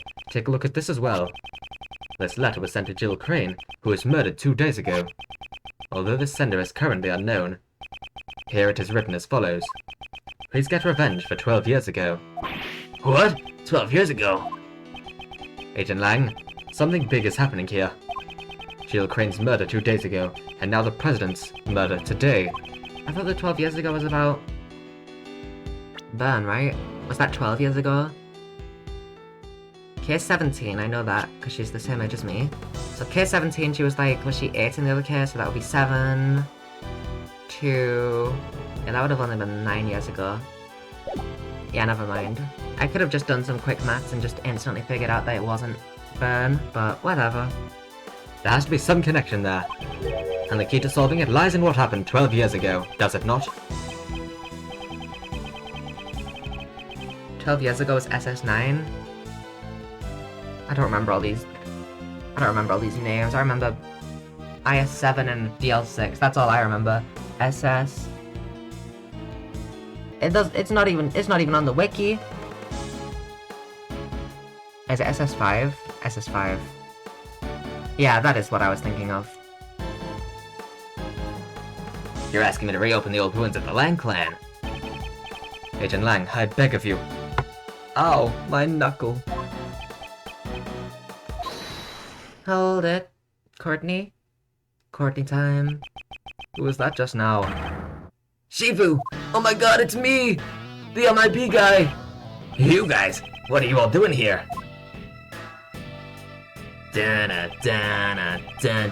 We followed you here, Shifu, and now my two twins are here as well. We heard that Shifu was investigating the incident from 12 years ago. You idiots!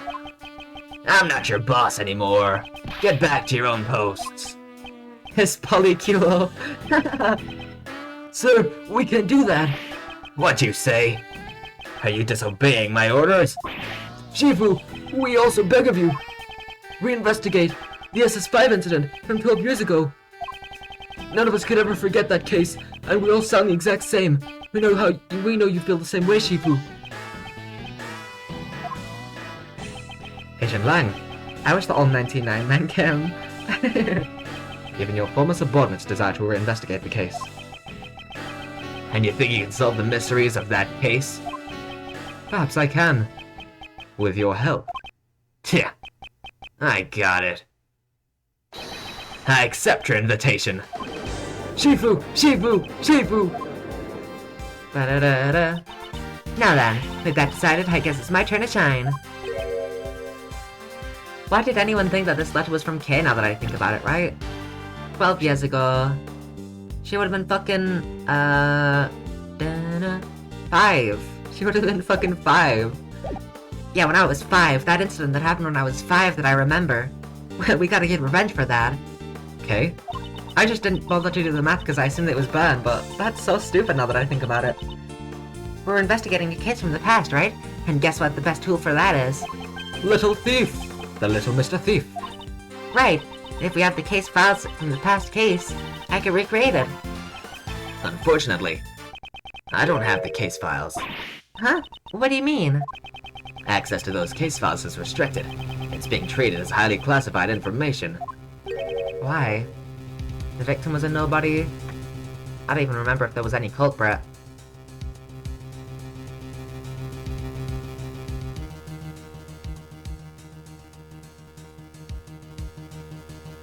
One second, I'm notifications again.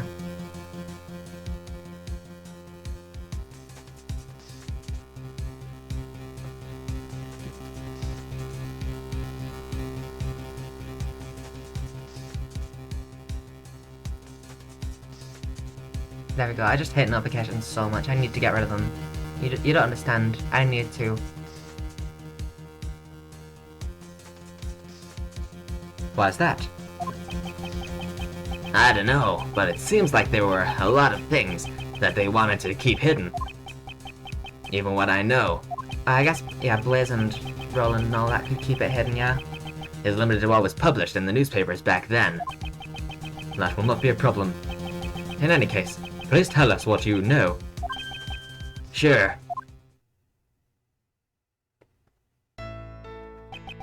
The SS5 incident. The incident occurred on a winter day 12 years ago. It was the 10th of February. The police department in this country received a call from a group of kidnappers. We've kidnapped President Huang, they said. What if I told you there's 8 more hours of gameplay left? I wouldn't believe you because I know that there's not. Kidnapped? The SS5 incident was the case of President Huang's kidnapping. Reminiscence SS5 banger OST.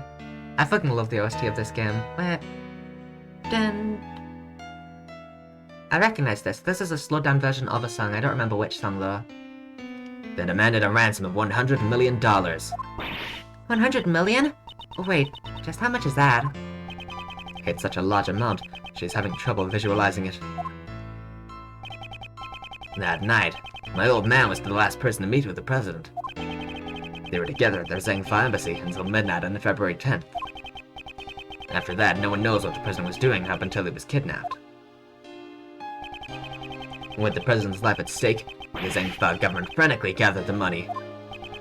After that, the ransom was delivered, and the president was returned safe and sound. So, President Huang has been the president since 12 years ago? That's really amazing. Well, being in office for so long is just a small part of how amazing the man is. Plank seemed a bit happy when he said that. And what happened to the kidnappers? Well, a top-secret covert investigation was carried out. Then a secret trial was held. A trial? Does that mean the suspect was caught? The suspect was Patricia Rowland. Ugh. Then, the reason you came to the prison a few days ago. Yeah, I was put on extended leave from Interpol. So I decided to go back and reinvestigate what happened 12 years ago. First, I had to get a look at the face of my target. So the trial 12 years ago ended up with a not guilty verdict. Yeah. Back then, my old man was in charge of every aspect of the president's security. He took responsibility for the kidnapping and was relieved of his post as bodyguard. But he continued to investigate as a regular police officer until he finally found the culprit. And it was none other than Patricia Rowland. There was no way she could be innocent. However, the result was a not guilty verdict. In the end, the case went unsolved. Crushed in both body and soul, my old man resigned from the police. What was the basis for arresting Patricia Rowland? There was a lot of evidence. At least, that's what I think. But I can't see those documents for myself. So that's where my story ends. What should we do? With only this much information. Even a little thief would have a hard time producing a recreation. No, is there really nothing we can do? Hold it, Courtney time? Nope. Looks like you could use some help. Who's that? Raymond time. Or Franziska. She might have said that. I don't know. I said it. Yo, what's up? Franziska! And Mr. Shields too! We finished up with the trial and finally managed to catch up with you guys. But what if I told you the lag adds 4 hours of content making it 4 extra hours? I would know that that's BS. Actually, 4 extra hours is about right. There is about 4 more hours left, making it 8 total. Yeah, no, I'm not buying that. We finished up with the trial and finally managed to catch up with you guys. Here, take this. This is... Oh, it's the case files for the SS5 incident, sir. How fucking convenient. How'd you fucking get this? What? That's awesome. When Roland mentioned 12 years ago, during the trial, it caught my interest. Now that I think about it, Astro also had the lag, so I know for a fact that that's definitely not right, because Astro also had the lag. So I know that it's only 4 more hours, around about. When Roland mentioned 12 years ago during the trial, it caught my interest. I looked into it immediately, and got in touch with Interpol. I expected no less from you, Franziska. Don't get the wrong idea, Miles Edgeworth. I didn't prepare these documents for you, the former prosecutor. I did it for the sake of the investigator taking up the case his father left behind. Sis! But I thought information on the SS5 incident was restricted to the public. That restriction was placed by the prosecutor in charge of the case, Blaise de Best. Blaise de Best was the prosecutor in charge! This is crazy! Him! However, my wrist also really hurts. I'm just gonna rest it and use my other hand. However, You what up? as a result of the trial just now, Blaise's authority has just been removed. Revoked, even. It's all thanks to his son.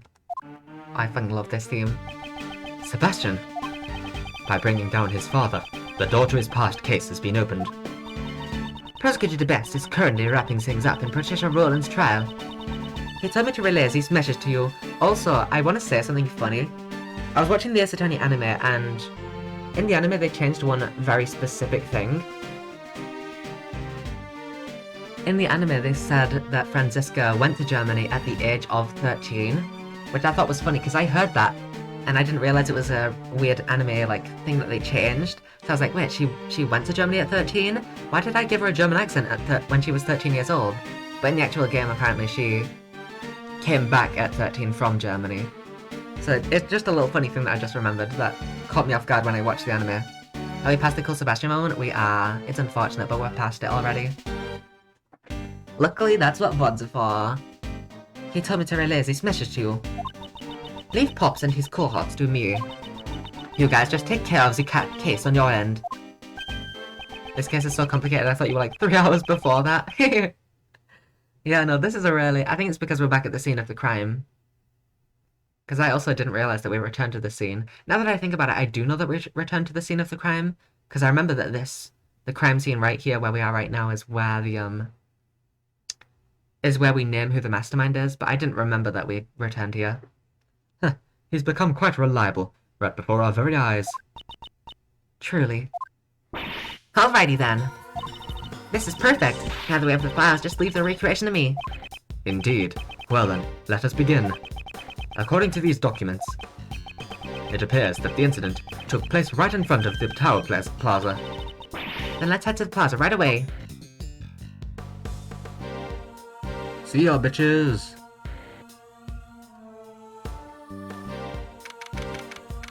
Yo, what up? Wait, did it take place here? I didn't actually know that. I didn't remember, rather, is the word that I'm looking for. Wait, was Courtney there? I swear that Courtney just stayed behind. I swear that we just left, like, a group of us and a bunch of people left behind. Courtney was one of those people. Is she here right now? That's funny. Okay, would you please activate the little Mr. Thief? Right, with these case files recreating everything should be a snap. Where should I start? Where indeed, according to these documents, it seems there was a witness to the kidnapping of the president. I want to see Albert 2 Electric Boogaloo, but with literally no immunity. But the thing is that that doesn't go on for nearly as long, and also it does make sense because he actually, like, didn't really do anything. He just, like, sent messages making other people do stuff. Except for, of course, the president. A freelance journalist by the name of Jack Cameron. However, he happened to be in the wrong place at the wrong time, and was murdered by the culprit. So that would mean the place he saw the president at was here. Here? At the Grand Tower? No, the Grand Tower was only built around a year ago, okay? Before that, this place contained mostly old abandoned buildings, like an orphanage. I think it was an orphanage, right? However, 12 years ago, this place was... Now you're finally talking about some stuff that I know. Honestly, this game's mastermind is my favorite, like, mastermind character of the entire series, the entire everything. Maybe competing with DGS2's mastermind, I don't know. But I fucking love the mastermind of this case. It's someone who's really not obvious, but you can still figure it out. Someone who's, like, in just enough so that, like, it makes sense. I really love the mastermind of this game. He's so fucking cool. Kidnapping's still a crime, but however, this is his eternal logic. That's fair. But also getting done in for kidnapping is better than murder, so... Same, I love his goofy ass. I fucking love him so much. I can't wait to get to that point. Now you're finally talking about some stuff that I know. Oh! Yeah, 12 years ago, and this very spot was... the Happy Family Home. What's that, Bo? There's a place where children who had lost their parents could live. Doesn't seem like these children have a happy family, you know? And to put it simply, it was an orphanage. Yeah, I knew it was an orphanage. That's just a really funny name for an orphanage. Happy Family. Yeah, that's kind of why they're there. They don't have a happy family. So the president was kidnapped at that orphanage. And the head of that facility at the time was Patricia Rowland. Patricia, what? Apparently Rowland always referred to it as her home. That makes sense. Sounds like her. It seems that suspicion would naturally fall upon her. Patricia Rowland blazed a best, and President Huang. The darkness that remains from the SS5 incident still casts a shadow on the present case. Kay, I'd like you to input the investigation data from Jack Cameron's murder case. We can probably assume that he was killed by one of the kidnappers. See, if we solve the murder case, we'll know who the kidnappers were, right? Precisely. I'm counting on you. Bum, bum. Give it up.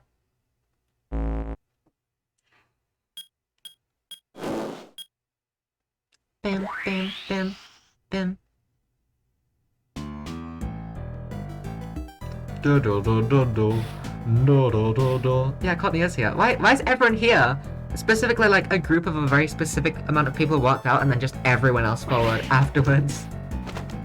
Oh fuck, yeah. This would be kind of surprising for a bunch of people. What the fuck? Everything's green. Wait, I did say everything's green. Oh, what the heck is this? Everything's green! I've come to expect such reactions. This is a recreation of the grounds of the facility that stood here 12 years ago. Based on the documents from the police investigation. I recreated the scene to show what it looked like when police arrived at 7 AM the next day. It appears a fair amount of snow had piled up here. There's none in the body, though. Yeah, I heard that the footprints in the snow are prime pieces of evidence. The snow fell during the day, on the day of the incident. So the snow only fell before the crime took place. Which means the footprints wouldn't have been erased by any further snow. I must make sure to pay close attention to these footprints. I bet it snows this Christmas, that'd be nice. Even though I don't really go outside, it'd still be nice. Plus I could feel like a 1800s gentleman with my cane. Just need a suit and tie and a top hat. Just be walking outside in the snow with my cane. Oh yes, well you see, I'm a Porsche billionaire because back in the day I only needed 1 cent to become a Porsche billionaire. Oh yes. Let's look at the body first. We're always leaving the body till last. Let's look at the body first. Hold up, my dear fellow. So this is the eyewitness of the president's kidnapping, Jack Cameron. What exactly did he witness? Well, there's a camera, so that's good. I've recreated the state of his body based on the photos taken by the police. It appears he was struck in the head from behind. The murder weapon was a brick, right? Yeah, it looks like the ones from this garden. The blood that flowed from his head had splattered all over the surrounding area. Here, take this. Here's Mr. Cameron's autopsy report. That's nice. Bludgeoned to death, time of death, so it's that brick that was the murder weapon. Around 1 AM. Yeah, won't rest until I've inspected every suspicious looking cameo. I will look at the body first. It's been a while since we've just looked at the body first. Jack Cameron was a freelance journalist, and did not know Spider-Man. He did not know him at all. He was killed because he witnessed the president's kidnapping. The blood really stands out in the recreation. It's giving me the heebie-jeebies. Even in the original photo it looks brutal enough. A lot of blood was spilled. The back of his head is covered in blood. That must be where all the blood spilled from. According to the autopsy report, he was struck in the back of the head with a brick. Indeed, it's likely that the killer approached Mr. Cameron from behind. Is the victim holding something in his right hand? Right hand, is he? That's also written in the case files. It seems he was holding onto a button. A button? A button? Did he tear it off the culprit? Clothes. A button. Tightly held, stained with Cameron's blood. That makes sense. God, it's cold. Fuck you, I'm grabbing a blanket. Oh, I can't grab that from where I am. Okay, I'll stand up.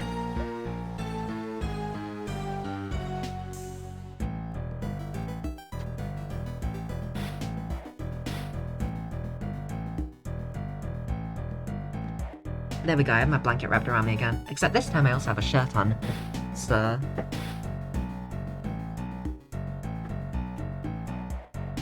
there we go. No boobies hanging out of the blanket this time. Yo, what up? What did I check? I checked him. What about this? Is that a phone? I assume this is the victim's cell phone. That's right. Apparently Mr. Cameron gave his eyewitness testimony over the cell phone. What do you mean by over the cell phone? After Cameron found the president, it seems that he called his girlfriend. When you get to the nitty-gritty, you can't jail the mastermind. Yeah, technically. Until you prove that you can, because of the other thing. The murder that you did, and all that stuff. But she didn't answer the phone, so Cameron left a message on her answering machine. That tape's in the case files too. You wanna hear it? Yes, I do. Please. Hello, Jill? Oh yeah, I forgot, yeah. I think there was something about the last case that did this. They said something about Jack Cameron or Jack or something like that. Oh, Jack and Jill! Get it? I was wondering what Jack Cameron's name pun was. Jack and Jill. And then I think the Cameron is just cameraman. I get it, Jack and Jill. Jack and Jill went up the hill, something something, fell down the well and fucking died or something. They said something about Jack, and I remember thinking, wait a minute, they were dating? Because I remember specifically not knowing that, and then now I do know that.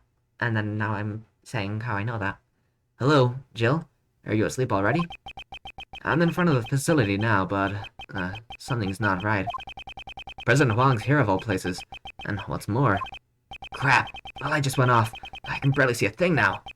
I can't believe it, but it almost looks like he's being kidnapped. I thought I'd let you know. Brick.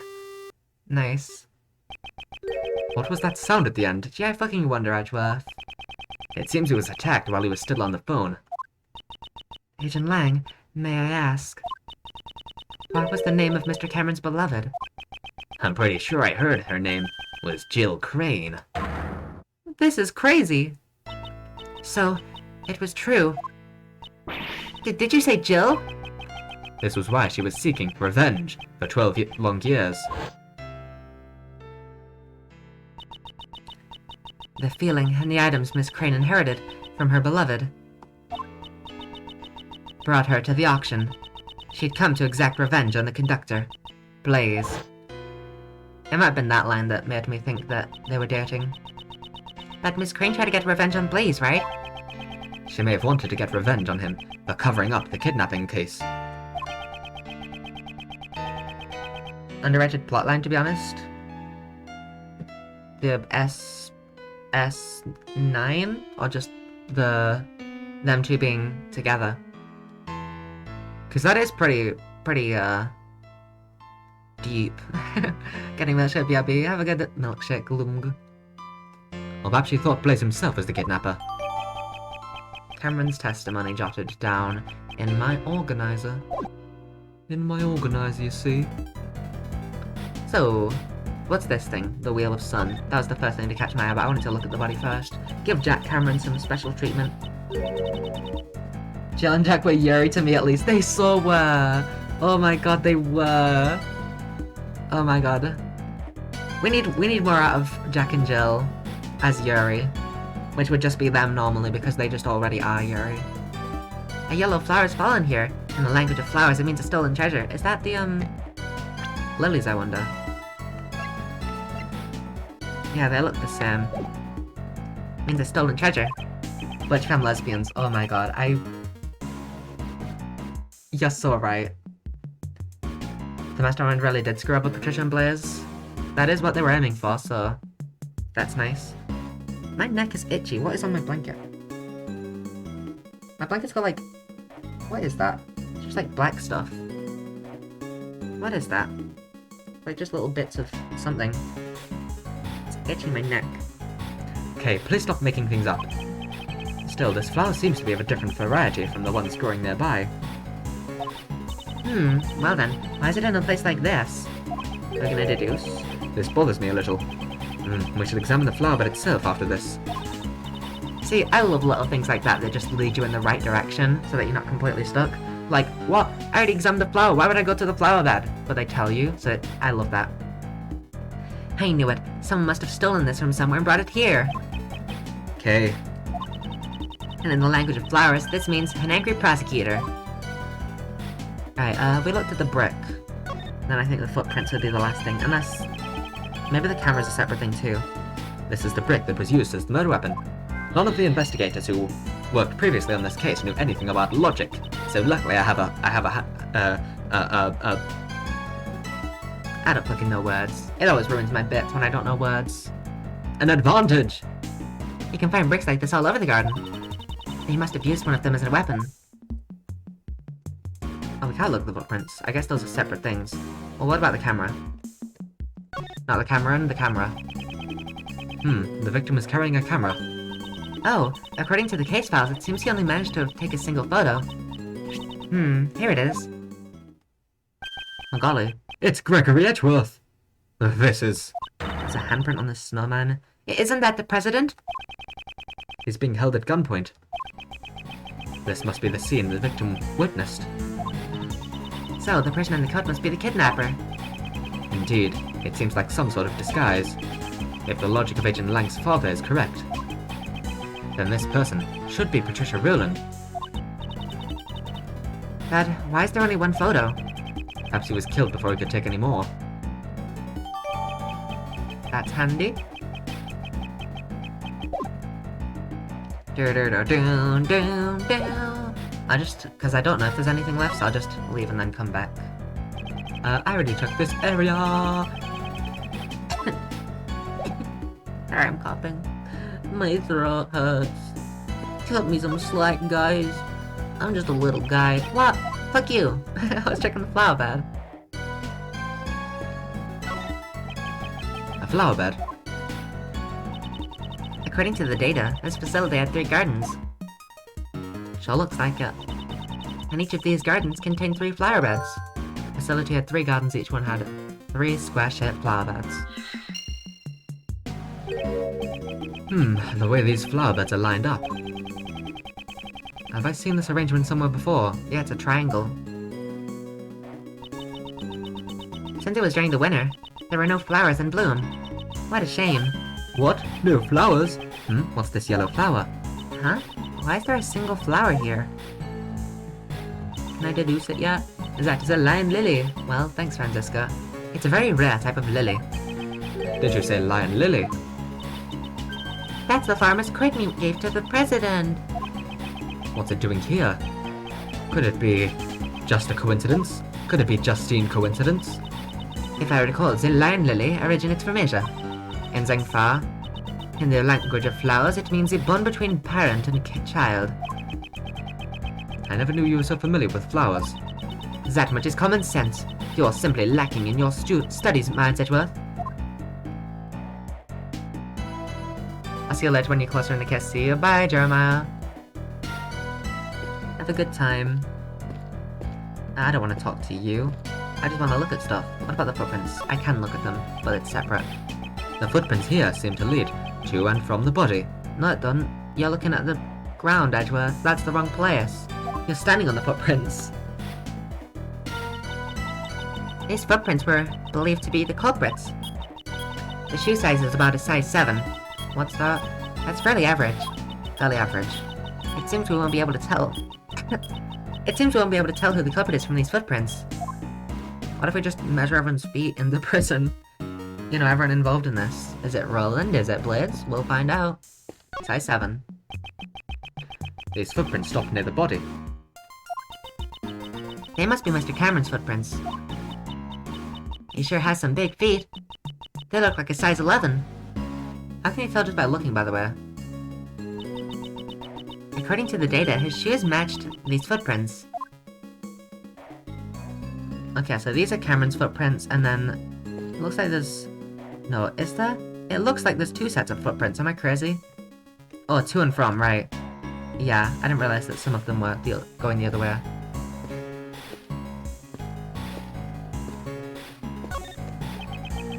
It's a swing decorated with the face of an elephant. It looks like there's some kind of motor attached to it. Sorry, I didn't read it properly, but I couldn't read the rest of it without it making sense, dumbass. There's one thought that's crossed the mind of every top-class swinger.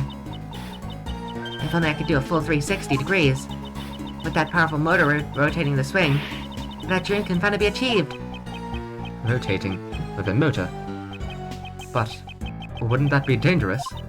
Mr. Edgeworth, you can't fulfill your dreams unless you're willing to take some risks. Is that the real problem here? I still love the swings. Swings are awesome. What am I doing? I don't know who I need to talk to. Lang? Lang, help. There's so many people here that I just don't know who I need to talk to. If anyone. 3 flower beds. And snow. Agent Lang, what's the matter? What's the matter, Lang? Something strange. I wasn't able to read the SS5. SS5? Is it SS5? I'm confused. It's SS5. SS5. I wasn't able to read the SS5 incident case files until now. For some reason I thought it was SS9. SS5. Since Blaze had all access to this information restricted. Yeah, that's right. And yet, I feel like I've seen this exact scene somewhere before. What do you mean? Where did I see this? If I could just remember. He looks deep in thought. I should leave him alone for a while. Speaking of leaving him alone, how about I talk to you? That's what the little crow girl's always wearing on her clothes, isn't it? It represents the most powerful animal in nature. Oh, we've already gone through this. Why can't I skip it? Most powerful animal in nature? Not so fast. I can't let that one slide. Lang Zi says, the wolf is mightier than the crow. Just one slash from a wolf's claw and your little crow will be nevermore. Take that back, Wolfie. Thief Girl says, the crow soars above all others. It'll swoop in and peck the wolf to pieces and then fly back up to avoid the wolf's claws. Don't underestimate a wolf's jumping ability. He'll bite the crow before it can fly away. And crow can flap its wings so hard it'll blow the big bad wolf away. Grrr. Ka-ka-ka-ka. They're squabbling like children. Literal playground argument, I love them. Let's talk to you, because I don't know if it's necessary. After the SS5 incident, I'm assuming that if I don't need to talk to them, it won't bring them up as big sprites. I'm assuming they'll just be little guys if I don't need to talk to them. after the SS5 incident, the president completely changed. Well, he must have felt like his trust had been betrayed. I guess it's only natural. He cut off all ties with the Land Clan, putting an end to our deep bond of trust. My old man wanted to at least apologize in some way, so we tried to go see the president more times than I can count. Well, of course, the president refused to meet with him. He wouldn't even give him the time of day. I don't know if it was from the bodyguards, but there were times he'd come back, all beaten up. But me standing around talking about the past doesn't do jack, does it? Doesn't do Jack Cameron, does it? I shall be the judge of that. For now, just keep telling us what you know. You're still as tactless as ever. Well, I figured you'd say as much. The fall of my old man was also the fall of the Land Clan. The family that failed to protect the president. And that's what we became. My old man started to investigate the case like he was possessed. Could someone so driven by obsession truly conduct a proper investigation? Throwing some shade at you, Lang. Sheesh, you really don't pull your punches, Mr. Prosecutor. Don't think I blindly trusted in his investigation just because he's my old man. His investigation was meticulous down to the last detail. Apparently, he even conducted a thorough interview with each and every kid at the orphanage. He interviewed every child. I wonder how fruitful his results were. Well, I don't know if any of that was necessary. I'm gonna talk to MIB as well, because why not? Chifu, I know it's not my place, but I have a request. Please, do a roll call, just like old times. Just like old times, huh? What a lark. Guess I have no choice. Roll call! Run! I'm sorry. A roll call with only one person is really lacking. That's nonsense. It's got nothing to do with numbers. Even though you're the only one here, the pack is always one, right? If you think it's lacking, then howl loud enough to make up for the rest of the pack. Roll call! One!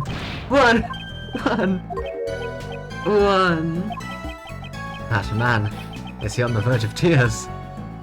I fucking love the roll call bit, it's so fucking silly. Can I examine this flower bed? Doesn't look like it. Can I examine the orphanage? See, certain things are highlighted in yellow, it draws me to them, and then nothing else is, so I don't know if I have to examine anything else. This game is so funny, I fucking love the humor. This door, I remember seeing it from somewhere. Of course you would. It looks exactly like the Grand Tower, door we saw earlier. But this is a recreation from 12 years ago. That means this door that has been here since then. It seems when the Grand Tower was built, they decided to reuse the door rather than destroy it. It's like the old saying goes, discover something new by heating up something old. Oh, it seems she's understood the correct meaning of a saying for once. But if you're using a microwave to do it, don't heat it for over 5 minutes. Nice. Who do I talk to? What do I do? Is there anything I can deduce? Can I deduce? I wanna deduce. I can't deduce. Oh wait, do I have logic? I fucking totally do, don't I? Oh, I totally have logic. Oh, I totally do.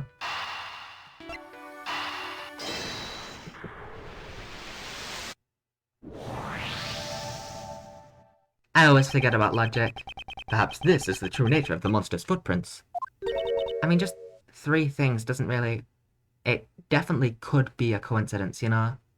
Like it really, really could be. True nature? Compare the positions of the 3 footprints in the 3 flower beds on the left. Yeah, it's just a triangle, Edgeworth. It's just a triangle. Ah! It's a triangle, mate. The exposed areas of dirt match the areas where the flower beds were. I guess it was, like the exact same place as well, so fair enough. So Blaze dug holes in front of where each of the 3 flower beds used to be. That's why they were... thingy. Why they look like hoofs. That makes sense. I actually like that. Exactly. Now why would he do such a thing? I believe we have a piece of evidence that tells us why. Why did Blaze dig holes in the ground near the flower beds? Why did he do it?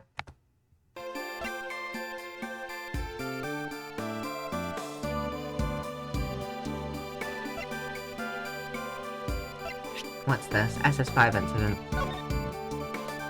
The president of Zhengfa, Dijin Huang, was kidnapped on February 12 years February 10, 12 years ago.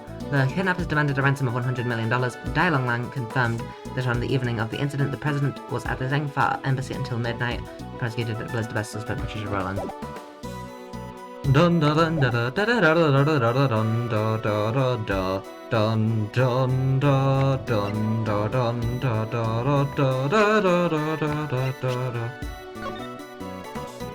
I'm all but certain there's a connection between Nightly and Dogen. Dogen's chess partner, whose identity remained unknown until now, whereas actually Nightly all along. So I actually interrogate him in the warden's office. I get him to confess that he's one of Dogen's henchmen, the thing he let arrest in front of the flower bed 12 years ago. Take that! The report from Patricia Rowland to Blaze the Best. It said that something was laid to rest in front of the flower bed. So Blaze was following Miss Rowland's instructions to dig it up. But why would he dig up 3 holes? The report didn't state which of the 3 flower beds the item was in front of.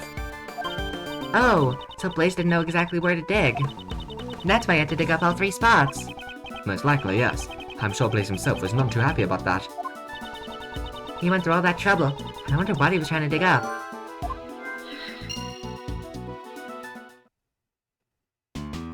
What was my other piece of logic? I have one more. Brick. I doubt it's just a brick. And sometimes the logic is kind of obscure. I'll try anyway, even though I'm quite sure it's not. It was a brick. I'm pretty sure it's not, though. I'll be quite surprised if it is.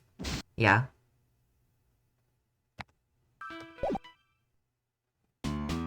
Might as well just try it, though, so that I don't have to put in any extra effort where there's no need to.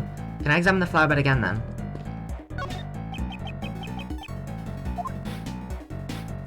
Nope. Can I go to the other flower bed where the stuff actually was? Nah, probably not. Da-na-na-na. Da-na-na-na-do-do-do-do. Do-do-do. Hey, can I get past you? There's some flower beds. Oh, I can get past you, but I can't get past the invisible wall, the border of the land. Once again, I'm going to check the body. I already checked this area. Okay, good. Raymond wouldn't know shit all about the case. He doesn't know shit all about anything. Gumshoe doesn't know shit all. These 2 know less than shit all. What about you 2? You probably know at least something. Please, ask me anything you wish. Well, I am the Yatagarasu. The young lady there seems to have made a full recovery. Yep, when you returned my father's notebook. I was able to return to my old self. Thank you so very much. Think nothing of it. I did not do anything. The return of your notebook, and the return of your memories, they were all simply the works of the goddess of law. I don't think either of those things had any relevance to the law. Well, the book was taken by police, so there you have it, law. You have my heartfelt thanks for bringing John back. We actually probably do need to know about John, so it makes sense that we have to talk to these 2.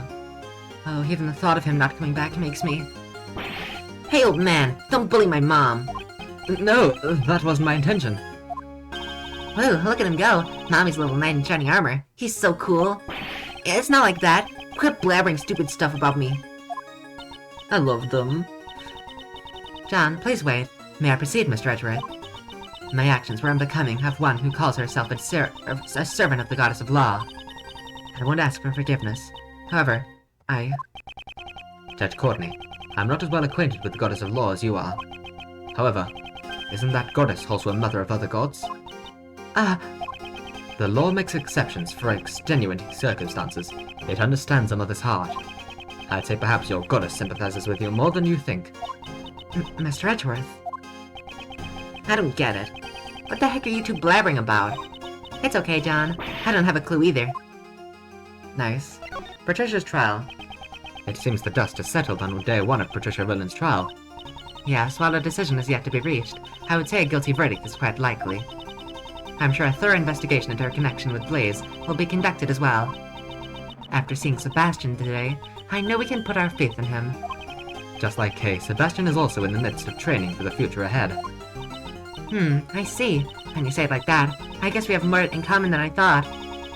I said a few mean things to him, so the next time we meet, I'd like to apologize to him. I'm sure you'll get your opportunity, but for now... Yes, at present, solving this case is our top priority. Well, never fucking mind. Maybe I can present her. Hey, do you know anything about this Jack Cameron bloke? What is this? Do you wish for me to crush it with my gavel? Absolutely not. It's the case we're looking at right now. It was merely a joke. The goddess of law does not permit this gavel to be used trivially. You look quite serious about it, though. Well, nice. There might be something that we can present to her, actually. Do you know about... Probably not this, but... Let's just present all of the SS5 incident stuff. Evidence. That's the word. Evidence! Evidence! Evidence! I demand evidence! Fuck. That's everything? I guess this. Oh. Blaze Sebastian and Patricia Rowland are both connected to this case. That much we know for sure. Indeed. However, it seems there's more to it than that. Jill Crane and President Huang, the key to understanding the link between their deaths, lies here as well. The connection between them is tenuous at best. For that reason, we must tread carefully to follow it to its conclusion. In that case, we should take our time and carefully examine every nook and cranny.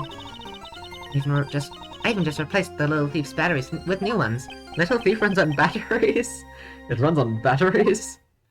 Oh, that's great. I love this game. I have to sleep. Goodbye. Bye, Iris. Have a good sleep.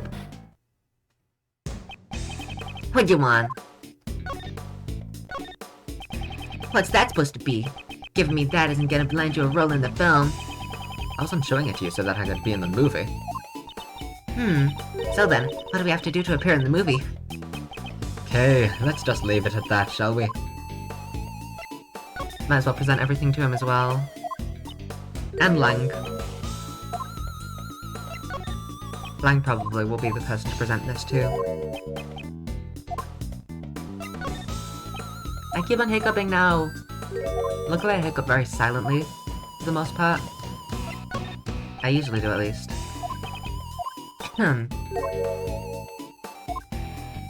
I doubt John will know anything.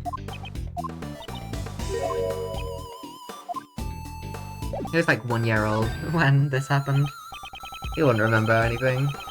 John, I'd like you to tell me the exact details of your kidnapping. You were kidnapped at the garbage pickup area, right? Why'd you go there? You don't have to act as a go-between. I can just talk to the old man directly. So he says. It looks like he's finally starting to warm up to you. I went to the garbage pickup to throw away the flowers I found on the body. It was nearby, and I thought it'd be harder to find there than if I just tossed them in a trash can. I went there last night too, but the gate was locked. And that's why you went there again today, to dispose of them. Yeah, but when I got there, someone suddenly grabbed me from behind. And used Sleepy Z on you, right? Catching Z's is now super easy with Sleepy Z. Even though she was also a victim to it, she seems to have taken a liking to the slogan. Whoever grabbed me was really strong, but that's all I know. I have no idea who it was. Also, my lamp is still on. Let me turn that off. Don't want to waste electricity. I turn on my main light when I stream usually, but I usually just have a lamp on that is like on my desk. I usually just have that on without the main light, but I have my main light on so I don't need my lamp. I see. So that's what happened. Although this thing fucking bops. After the drugs wore off, did you notice anything about your surroundings? Those drugs were brought to you by Sleepy Z. Catching disease is no super easy with Sleepy Z. It was kinda cold when I woke up. I was in a dark, empty room. Boxes with foreign writing on them were lying around, so I figured I was in a warehouse. Borginian writing? Oh my god, it's Kemi Meal. She's the mastermind. The whole place was like a giant refrigerator. It was a commercial warehouse. That's right. John was rescued thanks to the collective efforts of Kay and Detective Gumshoe. Since it was still a bit cold, the cooling unit's power must not have been cut for too long. For some reason, they didn't think to take my phone, so I used it to call for help. I see. In any case, it's good that you're safe and sound, John. I don't need your fake sympathy, old man. What an incorrigible child. He's just like a certain someone I know. That's rude, Kay. Don't say that. I'm going to be mad, and sad, and cry, and bad, and Tyrell, and fuck lollipops. What about you? The SS5 incident that occurred 12 years ago. I guess I should tell you everything. My old man failed to protect the country's #1 VIP. Because of that, he put everything on the line in his hunt for the culprit after the incident. During that time, my old man was like a lifeless ghost. If he just caught his prey, he might have been able to forgive himself. But that shrew Roland, she managed to get away scot-free. My old man couldn't repay his debt to the president, nor could he unravel the case. And so began the nightmare that our wolf pack still haven't woken up from this day. Satisfied? When his clan's honor was damaged, young Lang's heart was wounded just as badly. Agent Lang, I can sympathize with your father's regrets. However, all we can do is perform a thorough investigation of this case. I hope your words will serve as some kind of clue.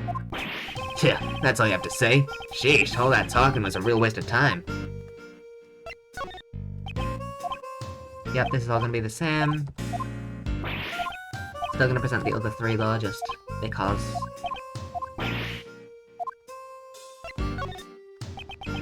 You keep shoving irrelevant nonsense under my nose. Now I'll chew it to pieces.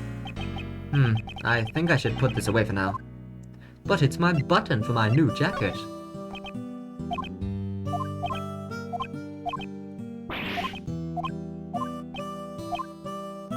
One last thing, Lang. Please, just give me this speech one more time. Just once more. Yep, thank you. Well, now we've deduced that we don't talk to Lang, we don't talk to Courtney, we don't talk to John.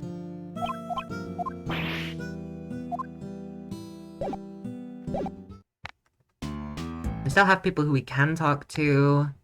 None of them are involved in the case though. I guess we'll talk to like Ray, Franziska, Gumshoe. Yeah, see, he's not big, so I don't think we have to talk to him. This scene sure puts a chill in your bones. Uncle Ray needs a hot babe to keep him warm. You're weird. Could you please try to be a little more serious? Oh, if that's what Kay wants, I guess I have no choice. Miles, this is where it all began. Isn't that right? Yes, I fear that is the case.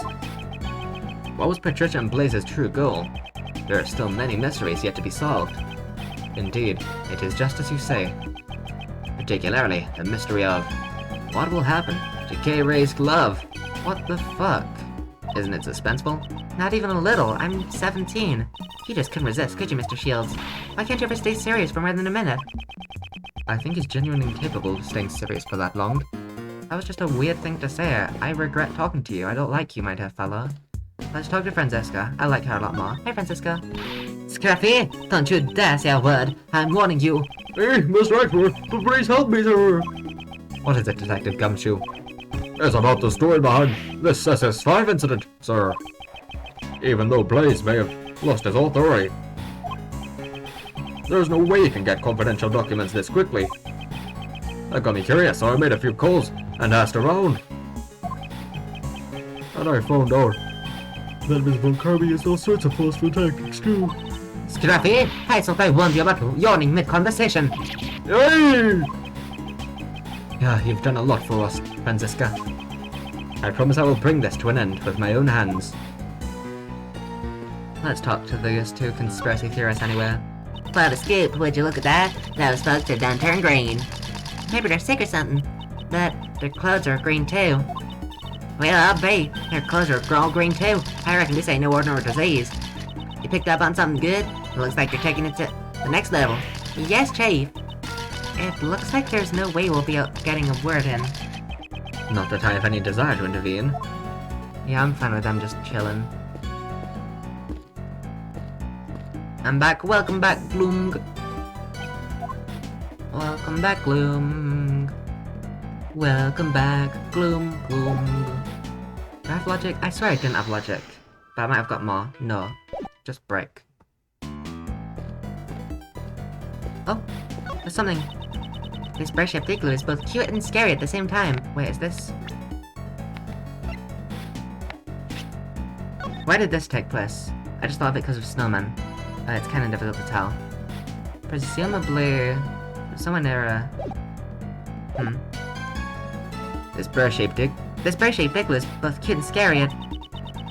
What? I hereby declare it's a bear glue. It looks as though this igloo could fit 3 people inside. Yeah, I bet you could live up to 3 years in this bear glue. 3 years? What about the summertime? The igloo would melt. Mr. Rightworth, say that again. Say that one more time.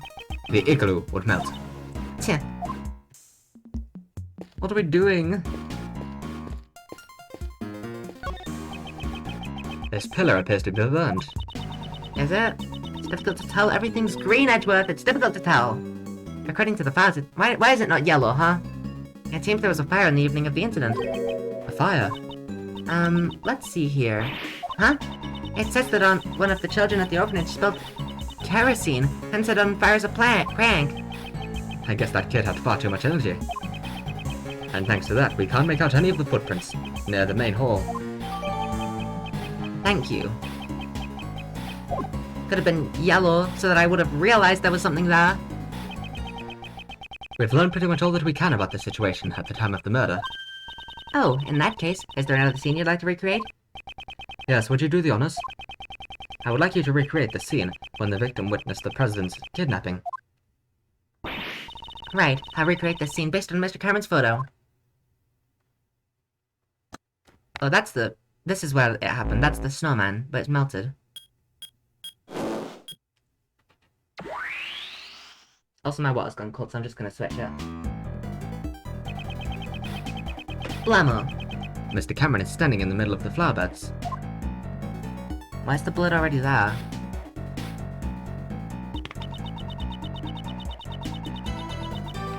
And the president and his kidnapper are standing on the road. My old man based his initial investigation on this man's eyewitness testimony. As a result, it led him to believe that the kidnapping and this facility were related. And that's how he came to suspect the head of the orphanage, Patricia Rowland. Yeah. But in court, Blaze the Best treated this testimony as if it meant nothing. How'd he do that? The president and his kidnapper were not standing inside the orphanage grounds, so a connection between the orphanage and the kidnapping was difficult to prove. I see. It's not like they were seen inside the orphanage, after all. No matter how much evidence the detectives gather at this crime scene, it doesn't mean squat if the prosecutor won't use it in court. Blaze the Best had some kind of connection with Patricia Rowland. I figured they had some kind of deal going on. In other words, you think that Blaze was one of the kidnappers? Partners in crime. However, your father was convinced that Patricia Rowland was the culprit. Your father was a highly capable investigator, I presume. Might he have had some other basis for his conclusion besides the eyewitness's testimony? Yeah, I figure he did, but I have no idea what it was. My old man never really talked much about this case. Agent Lang's father, Dai Long Lang. President Huang's most trusted confidant. The truth. Sorry, is it confidant? I didn't fucking know. Persona. Huh. The truth he discovered was suppressed by Blaze the Best. First, we must find that hidden truth. And then I can change recreation as well. We didn't have to use that at all as the thing when we first did it, so I wonder if that's gonna be the same. Cameron took a photo of the president from this spot. Like, it's just for help, but I don't know if we actually need it. Because it also takes place, it takes the place of the partner button, doesn't it? So I think that's just for help if you need it, but you don't need to do it. And he also called Miss Crane, right? At that time, the killer was already behind him. Holding the murderous brick! Why's that blood? Why's that blood? Okay, why'd you put blood here?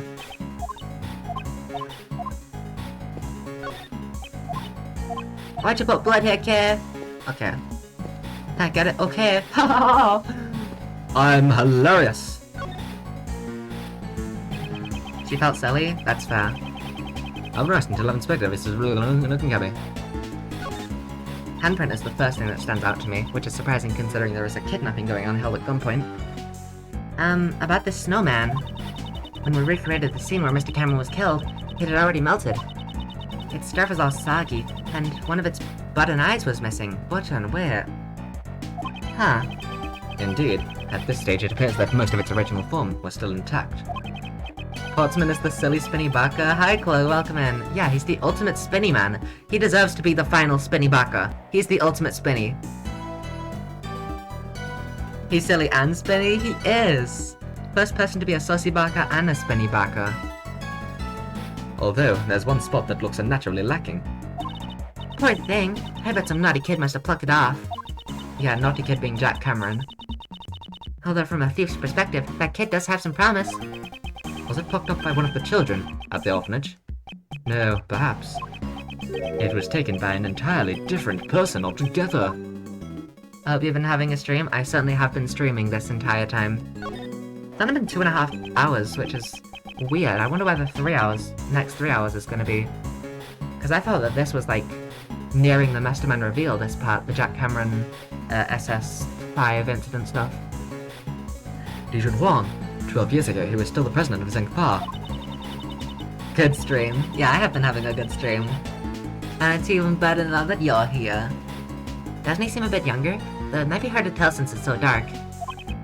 Indeed, and with the situation being what it was, his facial expression Scatman's world seems a bit strained. I wonder where the president was taken after this. We don't know that yet. However, if the answer to that question lies here, it should become clear when we continue the investigation. It's the president's kidnapper. Let's try drawing out whatever we can from their appearance. Well, they have a gun in their hand, so I think it might be Callisto U. Right, I got it. Their parents. First things first, the kidnapper threatened the president with a gun. Look at how they're holding the gun. It's like they're trying to show it off. Totally not cool. Unfortunately, we cannot see the person's face, because it's hidden by their coat and hat. And look at that pop collar. It's like they're trying to be all that. Totally not cool. The snowman did it. The snowman did it. Solve the puzzle well done, Chloe.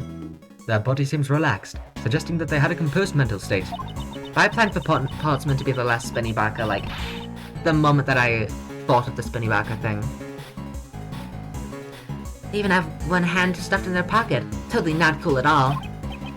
Okay, I'm sorry, but that's stuff I've drawn out from their appearance. That may be true, but... Alright, let's deduce. Deduce. Is this spot somehow connected to any of the evidence I hold? Is there anything that could prove where the button went? This snowman. Wouldn't you say it's missing something? Ah, its right eye's missing. Precisely. And what's more, that missing eye happens to be in our possession. The button that Mr. Cameron was holding onto? For a brief moment with this music and Edward saying, "It is in our possession," I thought that we were gonna have to present the button again. Like, for some reason, it just, in my mind, I thought that was gonna happen. This music and Edward saying, "Well, we have it in our possession," made me think it was gonna be like, what evidence is the button? I was like, shocked for a moment. It's got the exact same design as the snowman's left eye. If we assume this button was indeed the snowman's eye, a huge contradiction arises.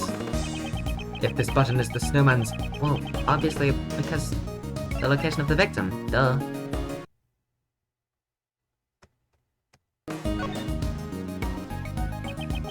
The victim was holding on to the button. Furthermore, the button was stained with blood. In other words, he grabbed the button after he was attacked. For example, if we were to picture it like this way. After being struck in the back of the head, Mr. Cameron lost his balance. If we assume this button is the button, then it proves it's the button. You have cracked the case, you have. As he was falling, he reached out his hand towards the nearby snowman. However, it could not support his weight, and he collapsed while still grasping the button. Huh? That means... Mr. Cam was near the snowman when he was attacked. Indeed. At the very least, he must have been within arm's reach. However, it's quite clear that he would not have been able to reach it from his current position. He got them long grabby fingies. But Mr. Cameron's footprints only lead towards the flower bed. Did someone just put on his shoes? Can we be certain that those footprints really are Mr. Cameron's? Did someone really just put on his shoes? It seems we'll need to investigate them one more time. Understood. I'll recreate the time the body was discovered scene one more time. Oh my god, did someone else just put on his shoes? I really hope so, that'd be so funny.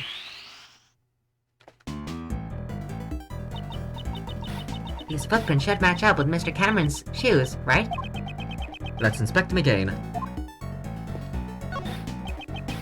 These footprints. Are they really Mr. Cameron's? They're from size 11 shoes, and these huge footprints match up with Mr. Cameron's shoes. No matter how you look at it, they're moving steadily towards the center of the flower beds. But when Mr. Cameron was attacked, he grabbed the button from the snowman. Even the Great Beef's peak human conditioning, your arm just can't stretch that far. Let alone an ordinary civilian. It'd be completely impossible. The footprints come from the shoes worn by the victim, just as the case files say. However, does that mean Mr. Cameron was the owner of these shoes? We should re-examine Mr. Cameron's shoes. His shoes? Okay. I don't know you're into feet, Edgeworth, but sure thing. These shoes should match with the footprints. However... These shoes, it seems like they were not the ones originally worn by the victim. What do you mean? If you look closely, you'll see the laces were tied up strangely. And the size doesn't seem to fit quite right either. My shoes don't fit quite right. They're a bit big on me. My slippers also don't fit quite right, and I often trip over because my slippers are too big and I fall over. Sorry, I just keep on going on random tangents. Didn't belong to Cameron. Culprit most likely placed the shoes on the victim's feet after he had died. The victim was shoeless. That would mean these huge footprints leading up to the victim's feet Are most likely made by someone other than the victim. So then the footprints leading to and from the victim's head must be Mr. Cameron's. Also for the record, I don't know how to tie shoes. I don't. And it's sad, but I don't know. Because I never needed to tie shoes in my life. I've never had shoes with laces, and I never go out, so I never needed to learn. And I just don't know how to tie shoes. No, not necessarily. They seem a little too small to be the victim's footprints. So none of the footprints were his? Then which way did Mr. Cameron walk from? The body was placed, Kay. It's quite simple.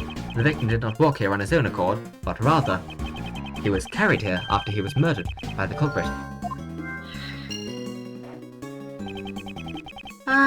The question never comes, where was he killed and carried from? Perhaps it was near the snowman after all. Yeah, no shit. Fuck. Sorry, I didn't mean to press X. I'm sorry.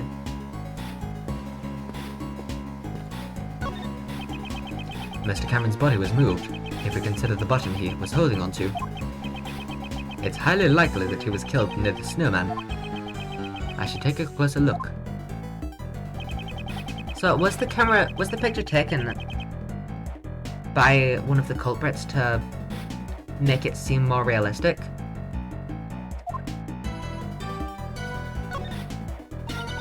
The snow... I bit my tongue! The snowman's become a sad sight to look at. It can't be helped. Snow and ice both melt away with time. Just like the mystery of the cases you've solved, Mr. Edgeworth. As time passes, those mysteries melt away while you continue to keep your cool. You do realize I'm racking my brain trying to solve those mysteries during your case. What about footprints? There are some size 7 footprints going back and forth. According to the police files, these are the culprit's footprints. Indeed, they seem to grow faint and disappear as they approach the road. There's not much snow left on the road after all. As expected, it'll be difficult to determine who these footprints belong to. It appears that the outside of the facility was also decorated with flower beds. Wow, so there are flowers that bloom in the winter? Snow's even piled up in the flower bed. Indeed, it seems like it seems a little cold, and it gives off a refined taste, even though it's just a recreation. Indeed, it gives off a little cold and tastes quite refined, even though it's just a recreation.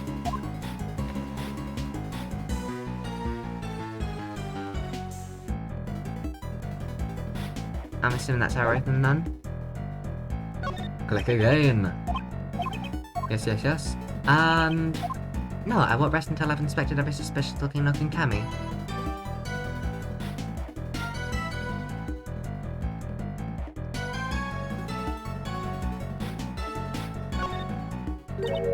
Huh? There's a brick missing here. Oh, I thought that was just a gap. I thought there were 2 flower beds. Oh, okay. The rest are all in order. It's strange that only this one is missing. Alright, that makes sense. I just thought that it was 2 different flower beds.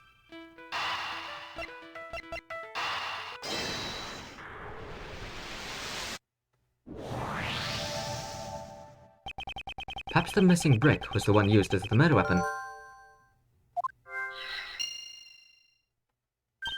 Ah, yeah, it seems to be in just the right size to fit in the gap perfectly. Body was moved, and there was a brick near the snowman. Gee, I fucking wonder. I wonder if the other 2 also got together, because both of them have flares in it. I won't be surprised. As I thought, it seems the murder actually occurred near the snowman. But the button Mr. Cameron is holding, and the murder weapon came from there. Indeed. Also, if we assume that the killer picked up the brick near the snowman, and then tried to sneak up behind Mr. Cameron. Oh, Mr. Cameron totally would have seen the person picking up the brick. Exactly. Okay, please update the recreation. I've just now realized the spinning character of today. Yeah, he's just a little guy. Mr. Cameron was not in the middle of the flower beds, but near the snowman. Okay, I'm on it.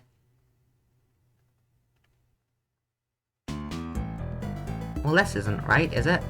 That's not right. No matter how you look at it, this is strange. All the people involved in the case are gathered in the same place. Did we make a mistake here or something? I think that the culprits are not in the right place. One piece of evidence this recreation is based on is odd. If I had to choose which piece of evidence is fake. Yeah. Which piece of evidence is likely to be fake? Take that! Was this photo really taken by Mr. Cameron? Oh, so the murder did happen inside the orphanage. The murder did happen inside the orphanage. That's why they moved it. Made it look like it happened outside.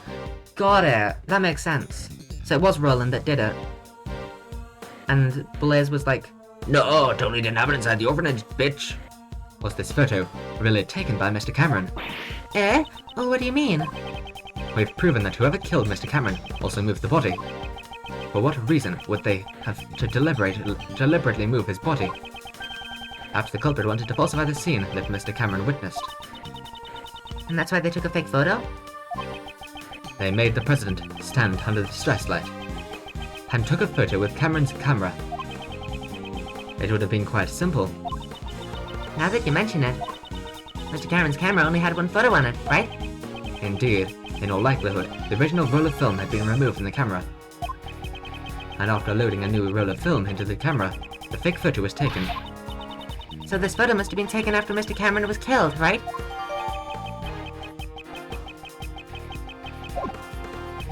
Exactly. This was not the scene Mr. Cameron actually witnessed. It's likely that this photo is forged evidence. Then where did Mr. Cameron witness the presence and his kidnapper? Well, from we're seeing it. The photo isn't the only piece of evidence that indicates what Mr. Cameron witnessed. Ah, the testimony you left on the answering machine.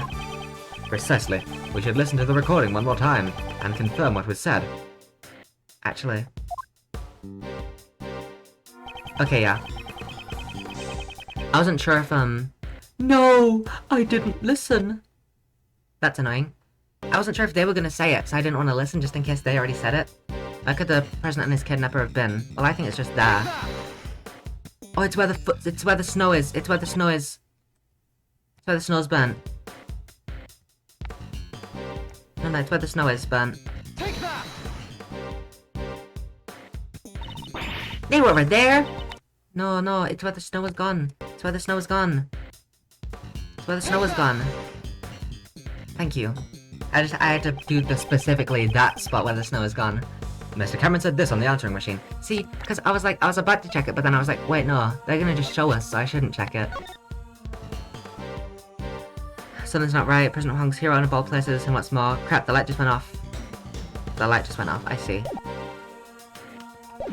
Mr. Cameron said this on the answering machine. The light just went off. I can barely see a thing now. There are only 2 places here where the lights are broken. The light by the orphanage. Kay, could you please update the recreation? Roger.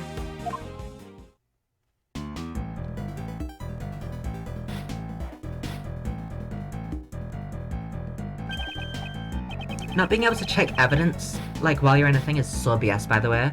Like, they should let you check evidence, because otherwise there's nowhere to tell, unless you're big brain and, I don't know, amazing at the game, I guess? This is so the kidnapper is near the orphanage.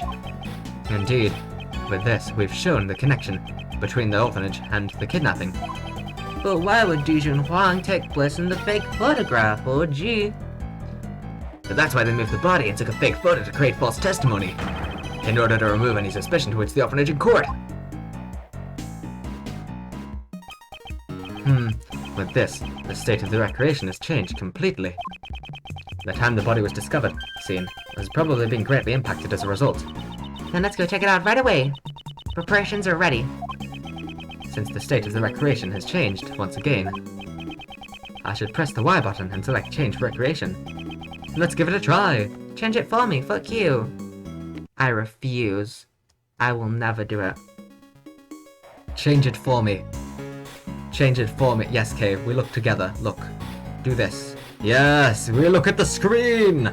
Look at the screen, Kay, and tell me what you see. You see a lazy game that won't change me. Alright, I'll change it. Yeah, what's up? First time I'm pressing this button. Change recreation. But it also does still work as the partner button. That's cool. So you want to recreate the scene based on the police investigation data? I've never used the partner button. I think I used it like once in the first case because I didn't know what it was. But I've never used the partner button when I probably should have because I've gotten stuck quite a bit. It's like a creepypasta where the characters gain sentience. Yeah, Kay and Edgeworth just staring at the screen. They wouldn't harm anyone though. They're awesome. Oh fuck, Jesus. The thing is, my headphones are fucked.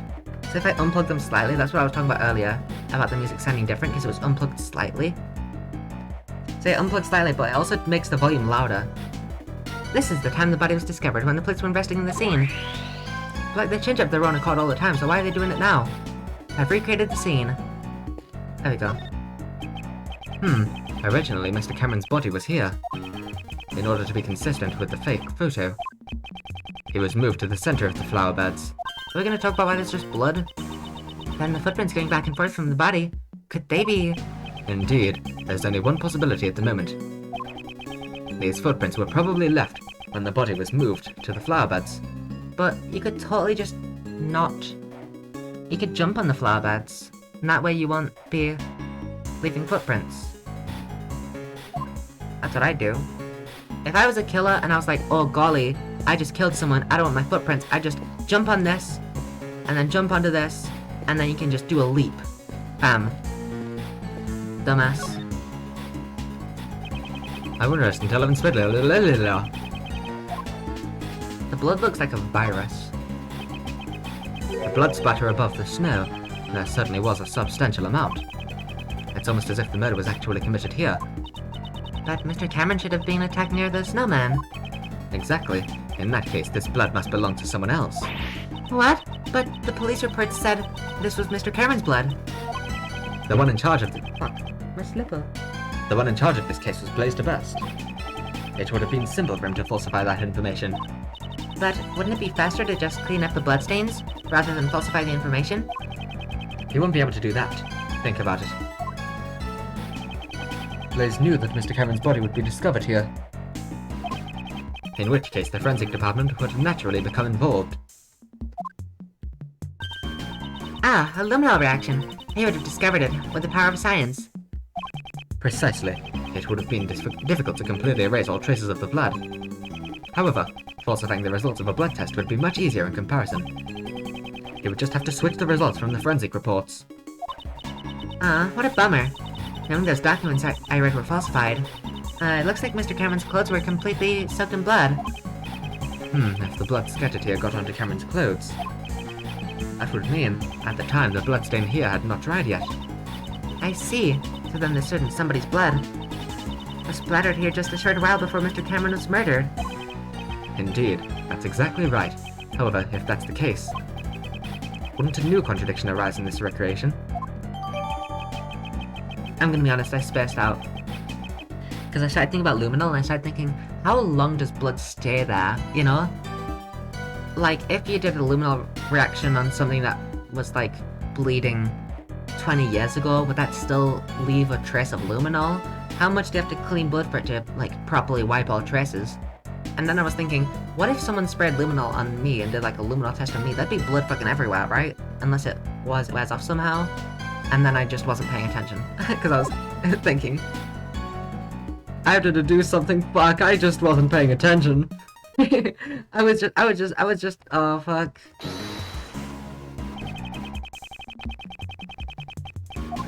I was being a little bitch.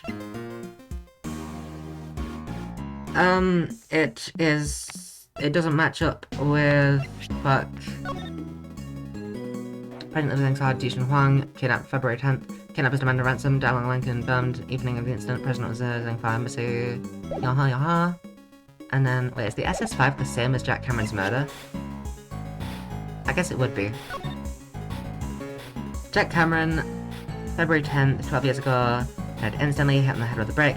He was likely killed just after leaving a message from my cell phone. Hi there. I'm gonna say that this is contradicts, even though I don't think it does. I don't have any basis. I was thinking about blood, man. I was thinking about luminol and all that shit. I could examine it again. I'll do that.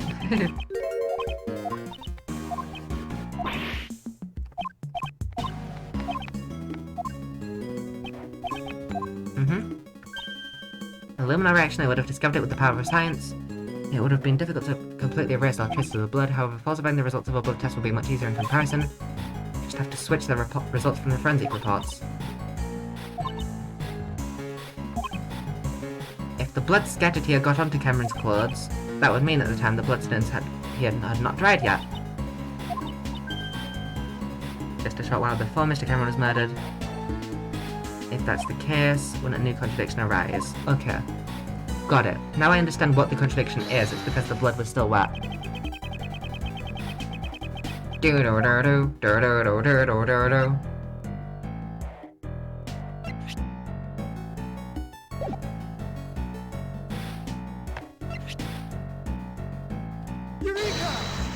Blood. Nope.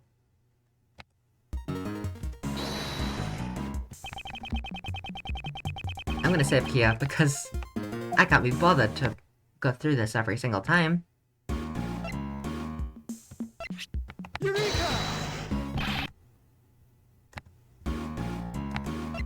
I'm actually gonna save here.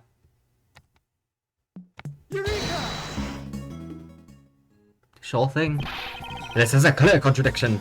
Is it?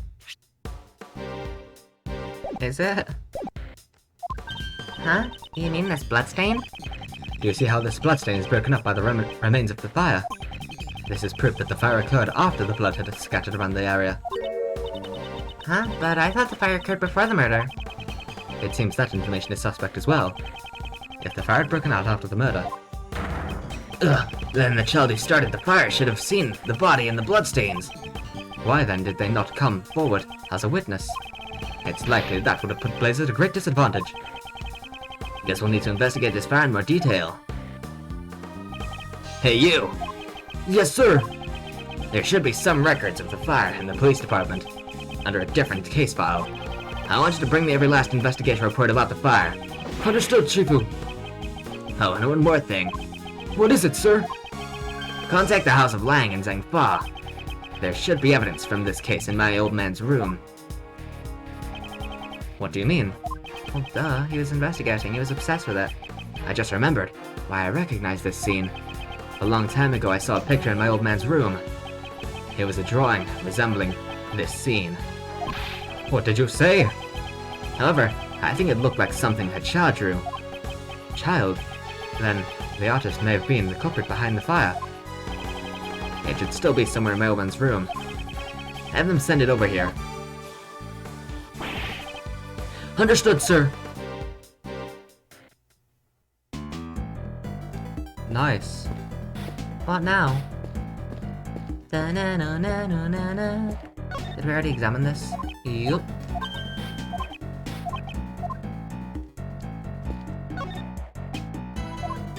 Well, golly gee, Kazuma.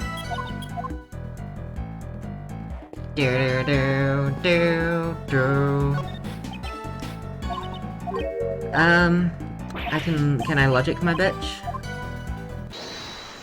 There were two things about Blaze I remember. I don't think this is it, no. Now that I've read what they are. What? Okay, sure, nice, thanks. If we suppose that Blaze was one of the kidnappers, it becomes more likely that what he dug up yesterday is connected to the abduction. Yeah, we know. Ah! That's crazy. What is it? I figured it out. It was treasure, treasure! Couldn't Blaze have dug up the ransom money? A $100 million ransom. Buried in the ground until the heat died down. It's certainly possible. See, Kay's using logic. Edgeworth isn't. Kay's using logic. We love Kay. I know, right? Well done, Kay. Congratulations.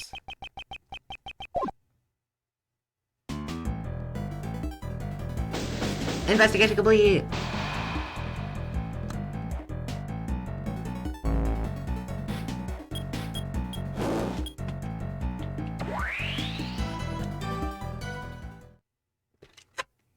My lips are so chapped and dry. Shifu, I'm back! I brought the info on the fire the kid started, and a photo of the drawing in your father's office. And also... Oh, I've been waiting for this. Hurry up and hand him over. How'd you get them so fast? The information held by Agent Lang's father. Oh, look at them. This is it. It's exactly what I remembered. This was the picture drawn by the child, depicting the night of the incident. It sure looks like it was drawn with a child's touch. So there's the swing. There's the flower beds, there's everything, there's a rabbit. He has the Mozilla doll, he has the lilies, and then Dogen. As I thought, the one who drew this is most likely the child who started the fire. He started a fire? What a little bitch. That was him? That's hilarious. Shifu! What now? Sorry, but it's gonna have to wait. Hey, Mr. Prosecutor. Don't say it's gonna have to wait, it's gonna be something really important that we don't learn. Why do you think if my old man had this? Perhaps he obtained it during... Yeah, he did a bunch of interviews with all of the children. You silly. Perhaps he obtained it during the course of his investigation into the incident. Although I did know why he would have concealed it. Agent Lang, might I be able to see the details of the fire? Yeah, sure. Allow me to read it post-haste. The boy who started the fire snuck out of bed on the night of the incident. It seems this boy went missing several days later. What? Don't tell me that he witnessed something he shouldn't have. That's horrible. He was only a child after all. While I'd hate for that to be the case, I can't rule out the possibility entirely. Huh? Apparently the boy left some stuff behind at the orphanage, and it was taken as evidence. What's this? Ooh, the horn. What's that doing here? Mr. Prosecutor, do you recognize this? Yes, I know one piece of evidence that's related to it. What piece of evidence is related to this? Hold on. Gee, is it the Yatagrasu's badge?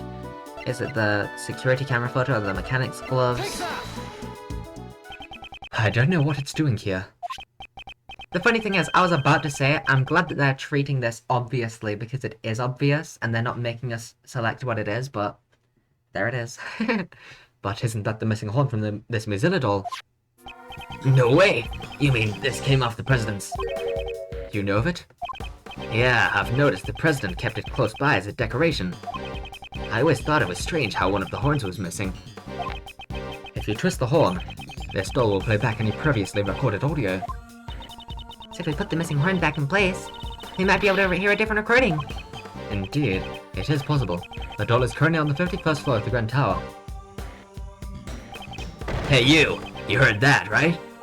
Yes, sir. I'll be right back. Chifu, I've got it. The Mademoiselle doll. Well done. Give it to the prosecutor over there. If we insert the horn found at the orphanage into the doll. It's a perfect fit. Well, can you hear anything?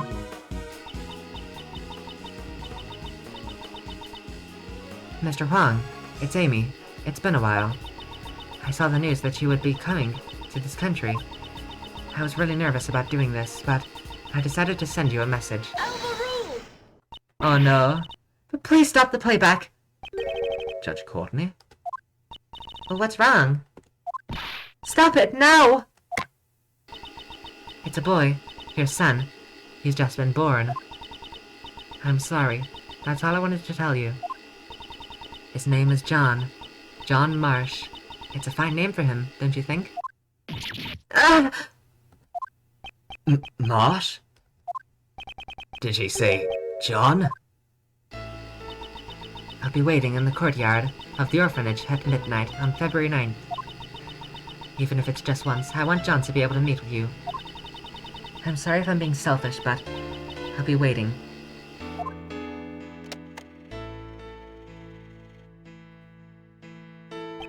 No way! Wait, his milk sweats as well. I only just realized that. That was my... John. What's the meaning of this, Miss Courtney? John is not my biological son.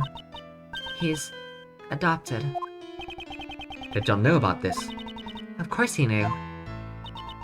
John's mother, Amy Marsh, passed away about 5 years ago. She and I were cousins. Since we were young, we've always been really close. We were often mistaken for sisters. That's why, when she passed away, I thought it was only natural that I look after John. Did people not start raising eyebrows considering John is like 13 and Justine is 26? 1 second, I'm doing the maths. 3, that would be 23, 10.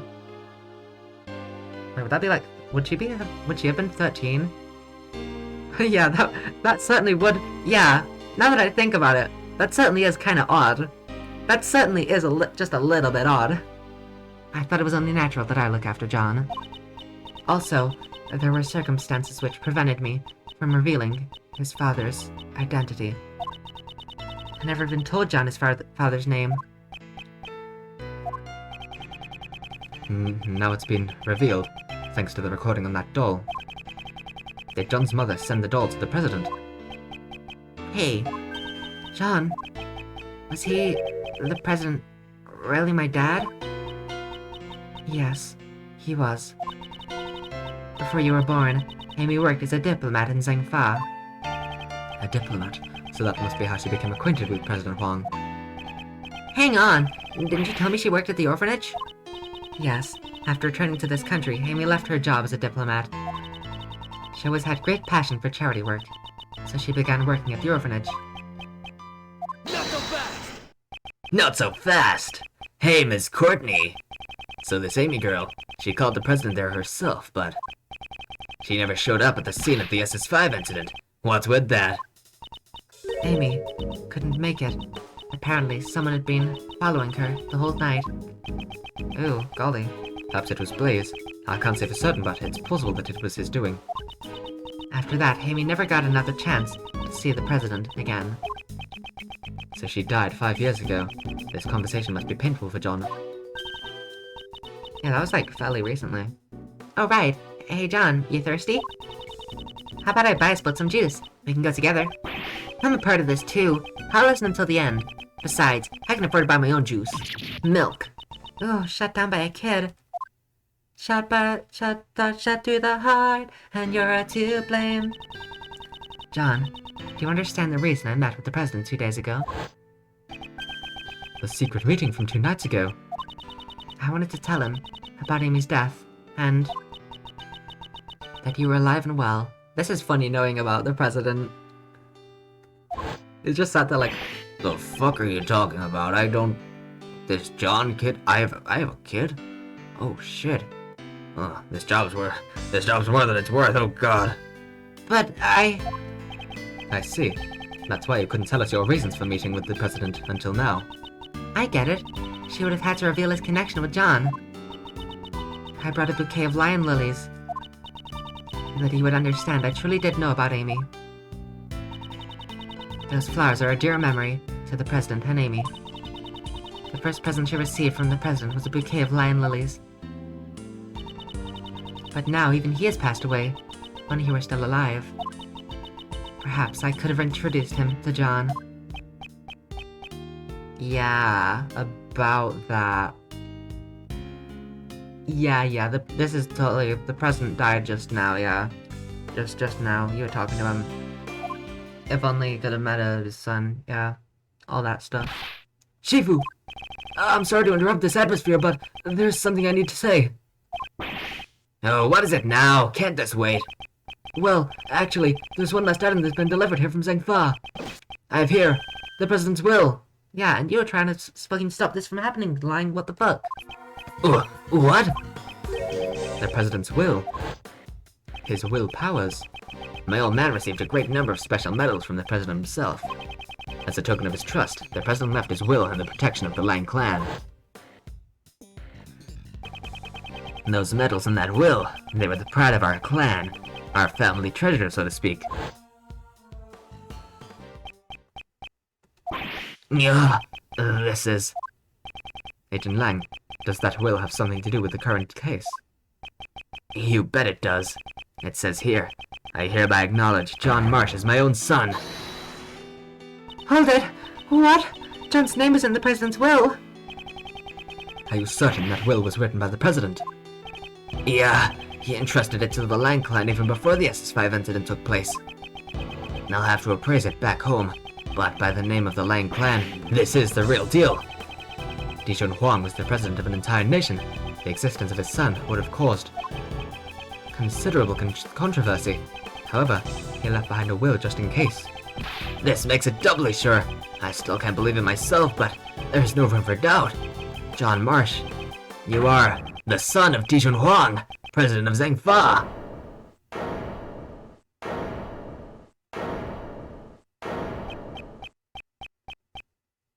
John! John! That little bitch. To be continued. I don't even know what's going to happen in this next part, in this fourth part. I was about to say second part because it's the second part of the stream, but fourth part technically of the case.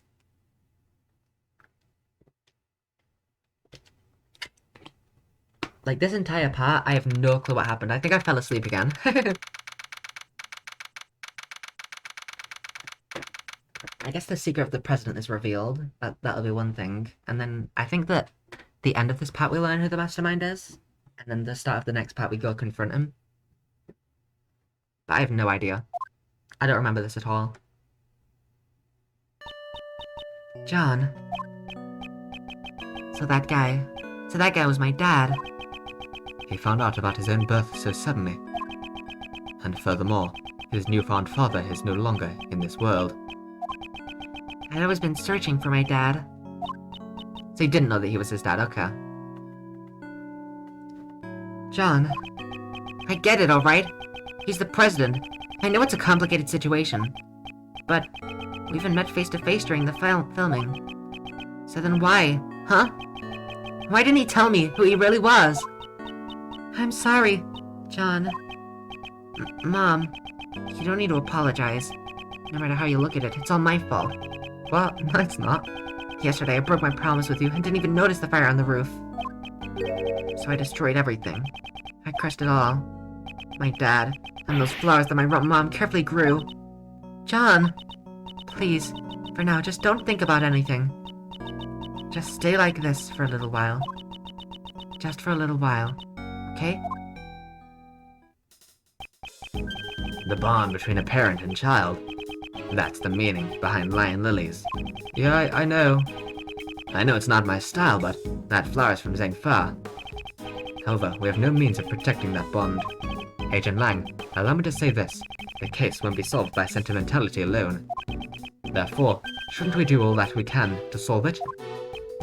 Yeah, you're right. The recreation of the past is finished. Were your father's deductions correct? My old man took his deductions to the grave. He never told anyone about them. So who knows if they were right or not. In that case, what about your own deductions? I would like to hear what you think happened based on the recreation, in order for us to get closer to the truth of 12 years ago. Yeah, I was thinking it's about time. I can see it now. My old man's back, real close. I'll catch up to him for sure. To the truth that my old man uncovered. Is this all just testimonies? Damn. Imagine finding out your dad is like the president. That'd be awesome. Well, probably not. Most presidents kind of suck. Imagine finding out that your father's Donald Trump or something. Ugh. That'd suck. That is not what I meant to press. There's no mistake that the president went to the orphanage. The stuffed toys prove of that. He was planning to meet with Amy Marsh. However, the president was kidnapped, and Cameron just happened to witness it. If Cameron hadn't been there, it probably would have just been a kidnapping with no murder. Afterwards, the body was moved to the flower beds, and a fake photo was taken. Was that what really happened 12 years ago? Da, da, da. However, there's one thing I still don't get. Something you don't get. It's this. Why'd they need to take a fake photo? Why did they go through all that trouble, and even make the president take part in the photo? Yeah, about the president, Yeah, we'll find out soon. That's true. See, I think this entire part is null and void because I misunderstood something when I first watched Astro Player, so I already knew this plot point just by accident. That's true. However, the answer to that riddle must lie somewhere within. Once we get past the layers upon layers of deductions, we shall surely reach it. Yeah, that's right. I'd like to hear your deductions as well. Da da da. There's no mistake that the president went into the orphanage. Hold it! Agent Lang, I'd like to verify a few things that may have seemed obvious at first glance. Are we certain that the president actually went to the orphanage? Okay, I get it. You're saying you want proof. Everyone's always demanding proof from Mr. Edgeworth, after all.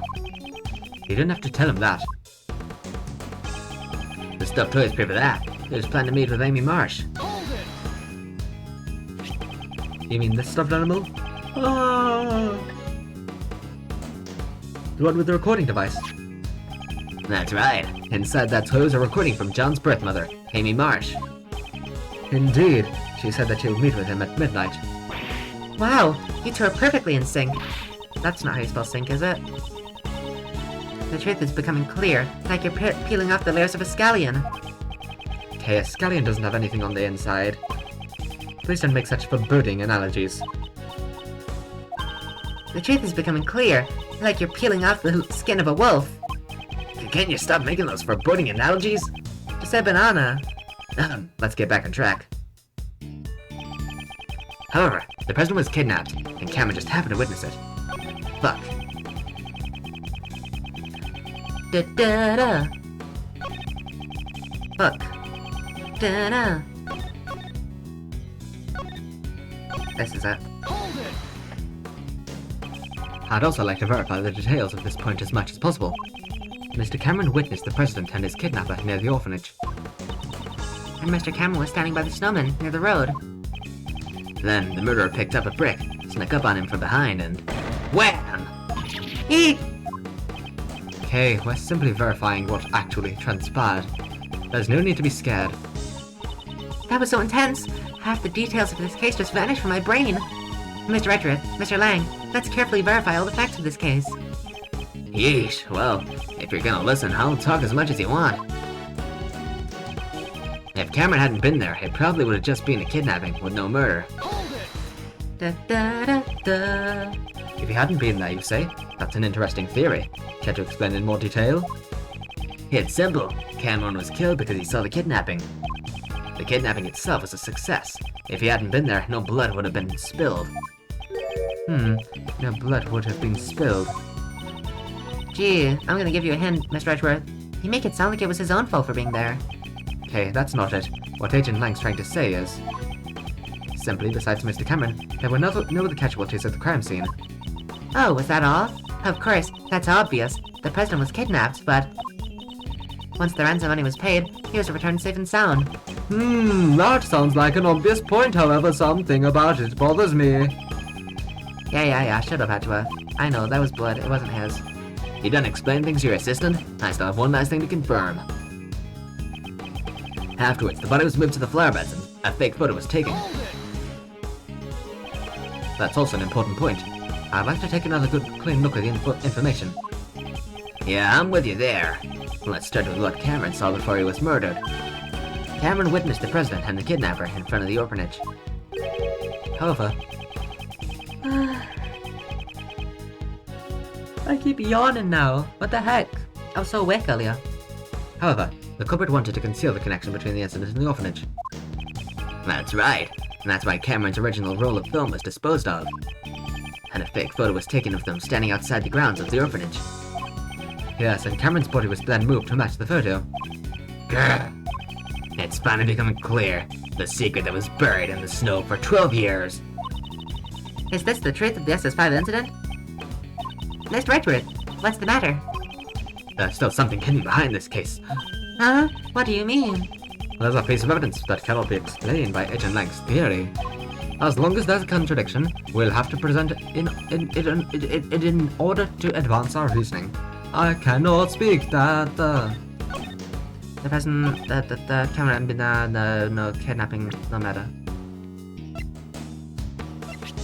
Objection!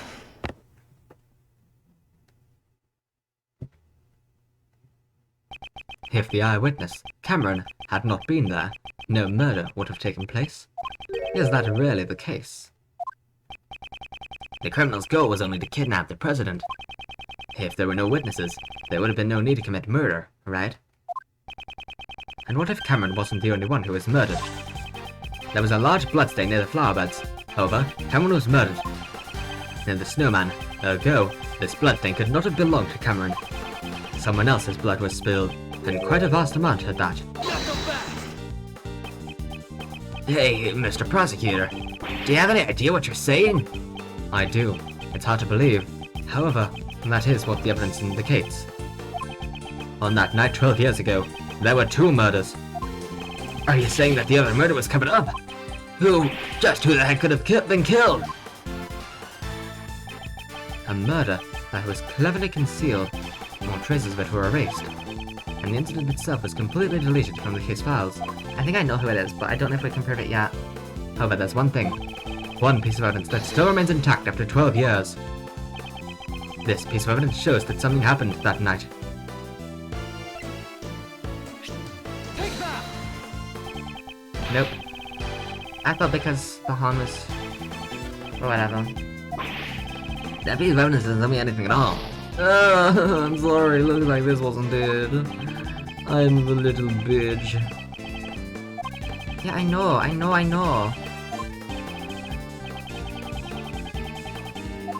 It's the drawing, I think.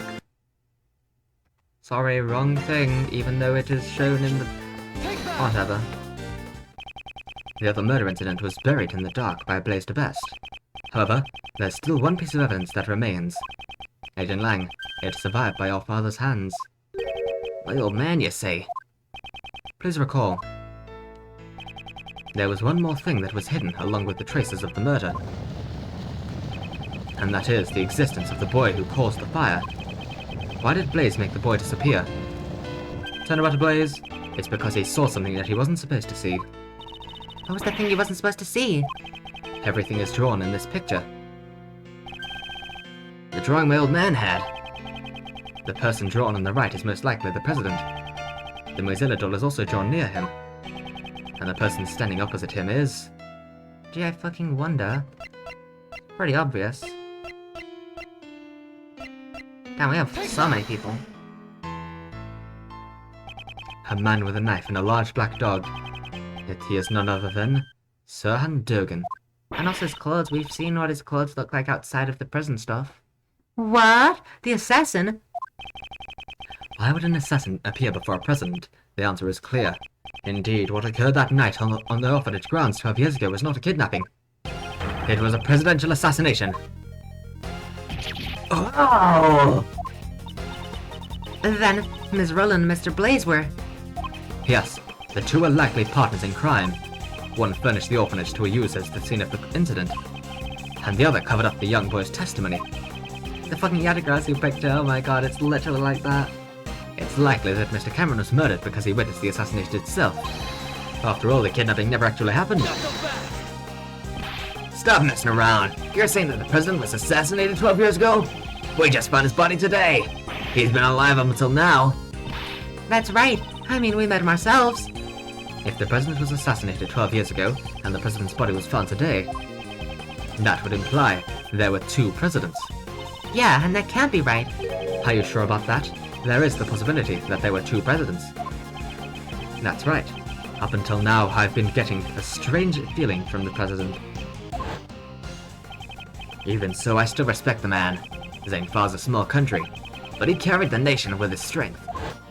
The image of President Huang that Agent Lang described. You're wrong. He revealed his true form. Differs far too greatly from the President Huang we knew. It's as if they were two entirely different people. If there were in fact two Zhengfa presidents. Exactly how would such a scenario be possible? What would make the existence of that two presidents possible? The president had a body double! At least this flashback is from 5 cases ago. Yeah, I accept flashbacks from 5 cases ago. The thing is, I misunderstood something. I don't know exactly what line, but I misunderstood a line during the case 1 when I first watched Astro play this. So I already thought that that was a fake president. I already assumed, oh yeah, there's just a body double, duh. We already knew that. So I was so confused when this happened, because I was like, wait, we already knew that, didn't we? That was revealed case 1. But it wasn't. This was like supposed to be a huge twist in the game. I figured it out by accident. I didn't even figure it out. I convinced myself that it happened when it didn't. So I have no idea how. It was so confusing when the reveal happened, because I was like, well yeah, we already know that. I don't know how I convinced myself that there was a fake president. You were playing 4D chess? I truly was. If we were to assume that one of them was a body double, wouldn't it be possible then? A body double?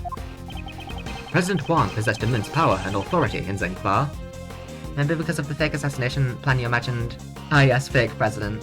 Maybe. That could have also been it, yeah, maybe. President Huang possessed immense power and authority in Zhengfa. I'm sure there were those who envied his position and made attempts on his life. Yes, just as he was attacked a few days ago at Gourd Lake. It's true, there were those who sought Huang's life from time to time. But I can't easily believe there were two presidents. At least not without any evidence. They have evidence that proves there were two presidents. Da da da da da da. I think we do, but I can't quite put my finger on what it is. There were a couple things that I was thinking pointed it out, but then I forgot. The butter was one of them, because the body double did it. Well, never mind. Even though it is right. I'm correct. But, nope. I'm gonna read through everything that can be read through. Are you asleep already? In front of the facility, President Huang is here of all places. It almost... nah.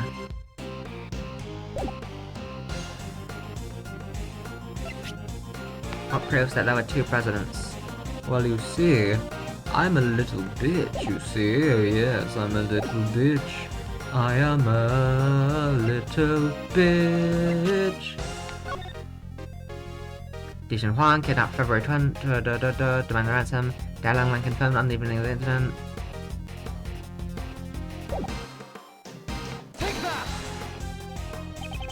Has Agent Lang not noticed this contradiction? Yeah, I only just noticed that. Like, what does that say? I'm confused. The president of Zhengfa, Dijin Huang, was kidnapped on February 10th. Kidnappers demanded... Am I crazy? Am I reading this wrong? I must be. Dailong Lang confirmed that on the evening of the incident, the president was at the Zhengfa embassy until midnight. So he just simply... The president had an appointment at midnight in the courtyard of the orphanage to meet with Amy Marsh. Jack Cameron's a witness. Am I crazy? Like, that's such an obvious... The president was at the embassy when the murder happened, so now I'm confused how the president died. What? Has Agent Lang noticed this contradiction? Or has he noticed it, but can't admit it? What is it, Mr. Prosecutor? Don't shout something out only to suddenly climb up. According to the recording on the doll, the president visited the orphanage at midnight. However, that should not have been possible. Huh? Why is that? Oh, because fucking obviously. I didn't realize... When did they say that the president was in the embassy? I didn't notice that. If I noticed that, I would have been like, what the fuck?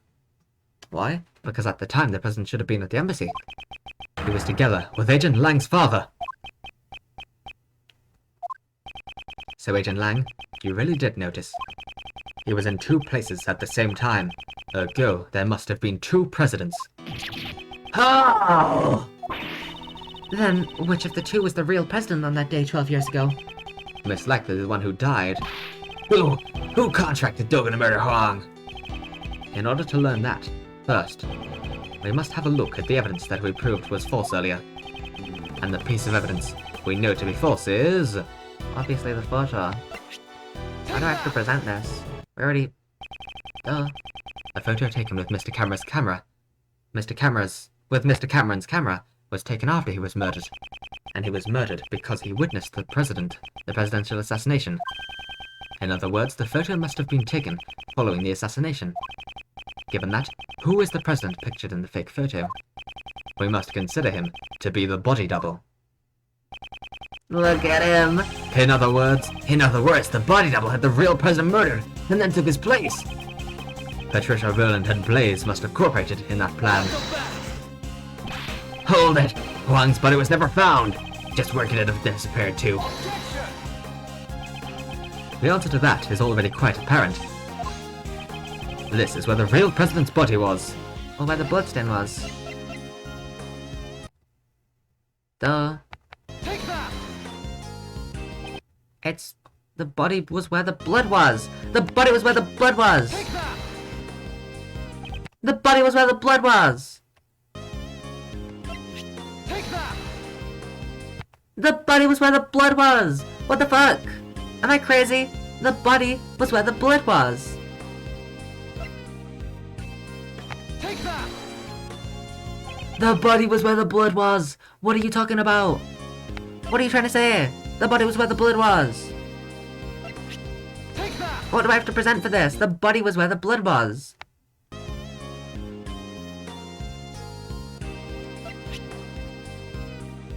Take that! What the fuck is this? The body was where the fucking blood was, obviously. Take that! I'm so confused. What the fuck? The body was where the blood was. What?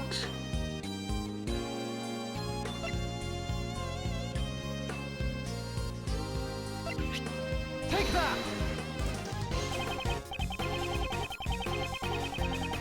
The body was buried. Is that what Blaze was looking for? But the body died... That's what you were asking, right? Where was he killed? He was killed where the blood was. That's where the blood was there! Whatever.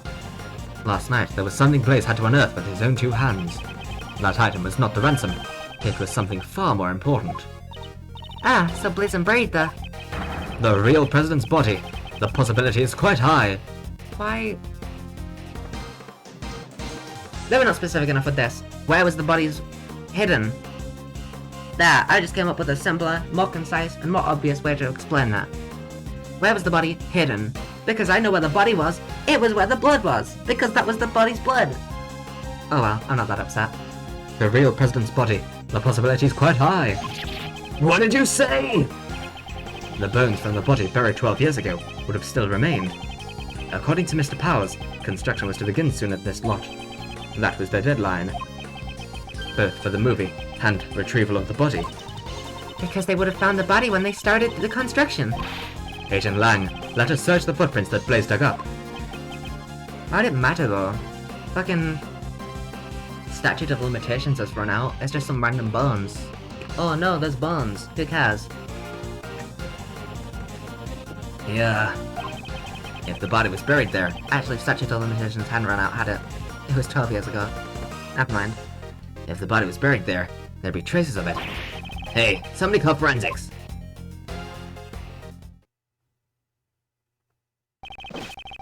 I have the results of the search. We found traces in the dirt that suggest a body was buried here. Tja, so it was Huang after all. Rosa recovered the skeletal remains that Blaze the Best dug up. They were in his home. Why didn't we check the bag so much sooner? In addition to the bone structure, the dental records of the bone fractures all match up. We can confirm that it was indeed President Huang. So the real President Huang was indeed killed 12 years ago. The SS5 incident was a murder. So the SS5 incident was actually a murder incident? But there's so much information, it's way too confusing. Indeed. Let us take this opportunity to review the details of the case. First, the real president came to the orphanage, right? 12 years ago, the true President Huang visited the orphanage in order to meet his son. The footsteps in the snow that we thought belonged to Mr. Cameron were most likely made by the President at that time. That makes sense. President Huang was supposed to meet his son here. However, the one who actually showed up was the assassin, Sir Dogan. He came here to meet his son, but was murdered instead. How horrible. A man like Dogan shows no mercy. And after that, the second tragedy occurred. You mean Mr. Cameron's murder? Indeed, Mr. Cameron saw the decisive moment. After the real president was killed by Dogan,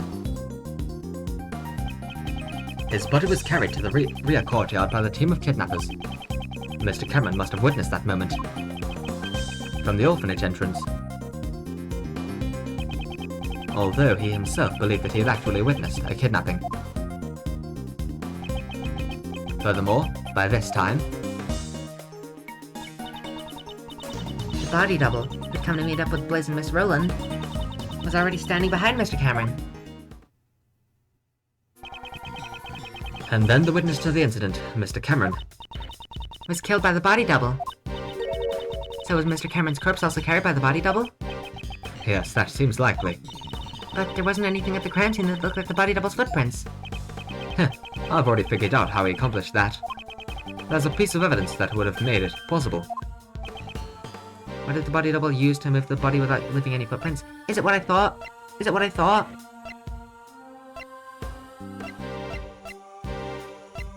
Oh, I know. I think it's just he stepped on the footprints. I thought they was that he jumped on the flower beds. I think it's just that he had the same kind of shoes. Yeah. This is almost certainly how the body double was carried to Mr. Cameron's corpse. I was hoping that he jumped on all the flower beds. After Mr. Cameron was killed,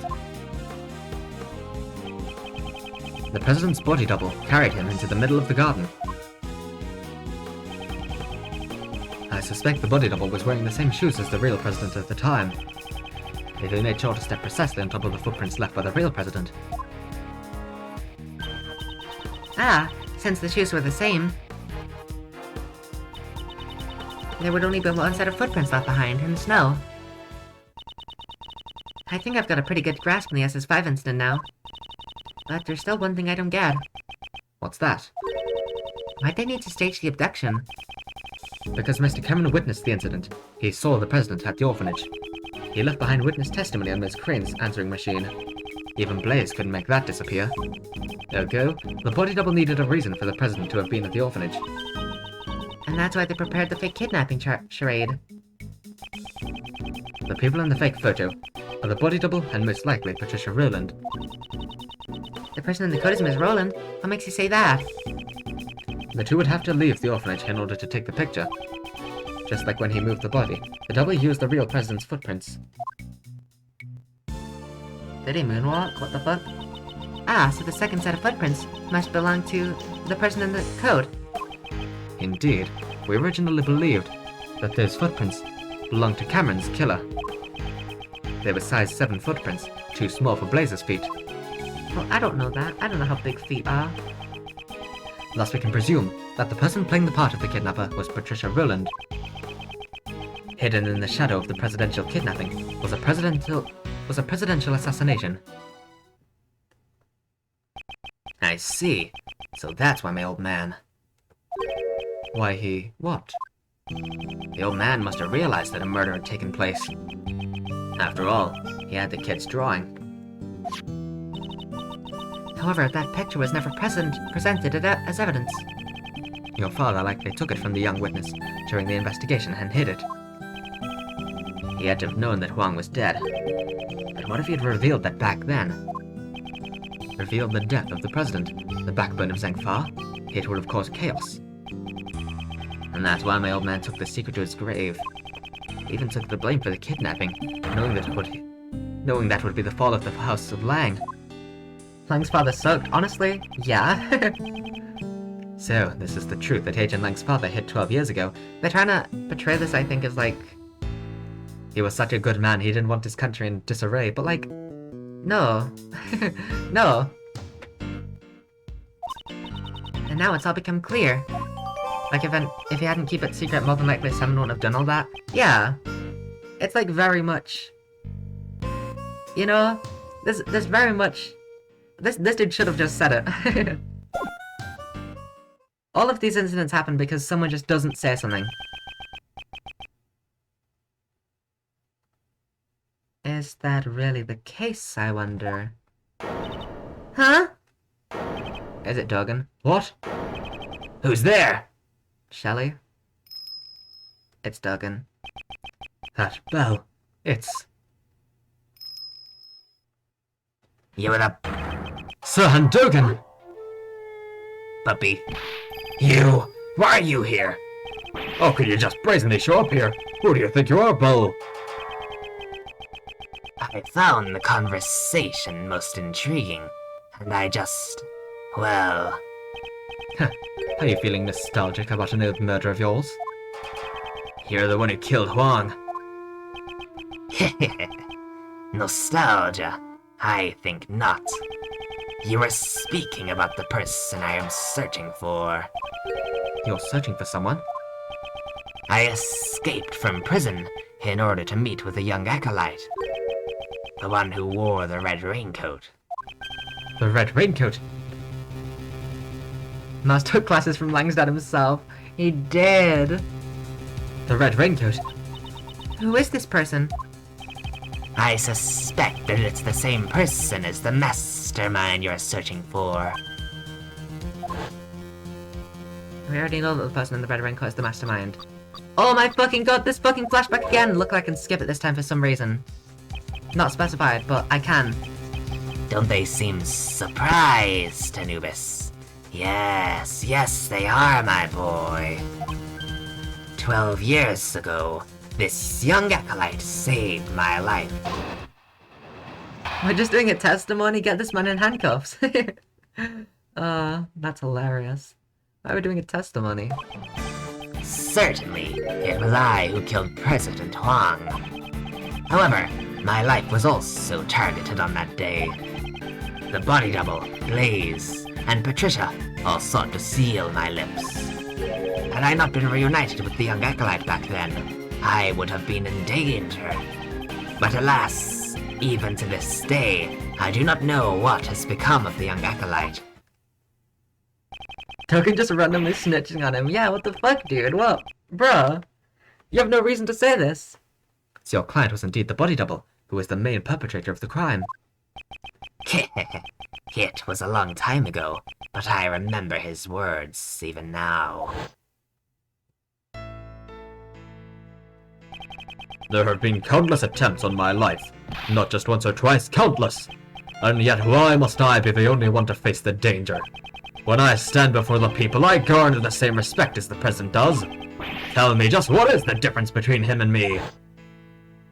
The difference was great, while the voice and style of speech may be the same. One can mimic the body, but the heart cannot be reproduced. I suppose his own weaknesses cost him in his quest to become a leader. Now that Rook's gone, I'm in charge. I'm not sure if you're as capable as Rook was. What are you saying? I'm totally the leader now. Once again, flashback to case 1, so I'll allow it. Perhaps the king and his knight were not so different after all. The double believed that the president's only weakness was a woman called Amy. Oh fuck. My headphones again. To find the woman, he needed the assistance of someone from this country. So he joined forces with Blaze.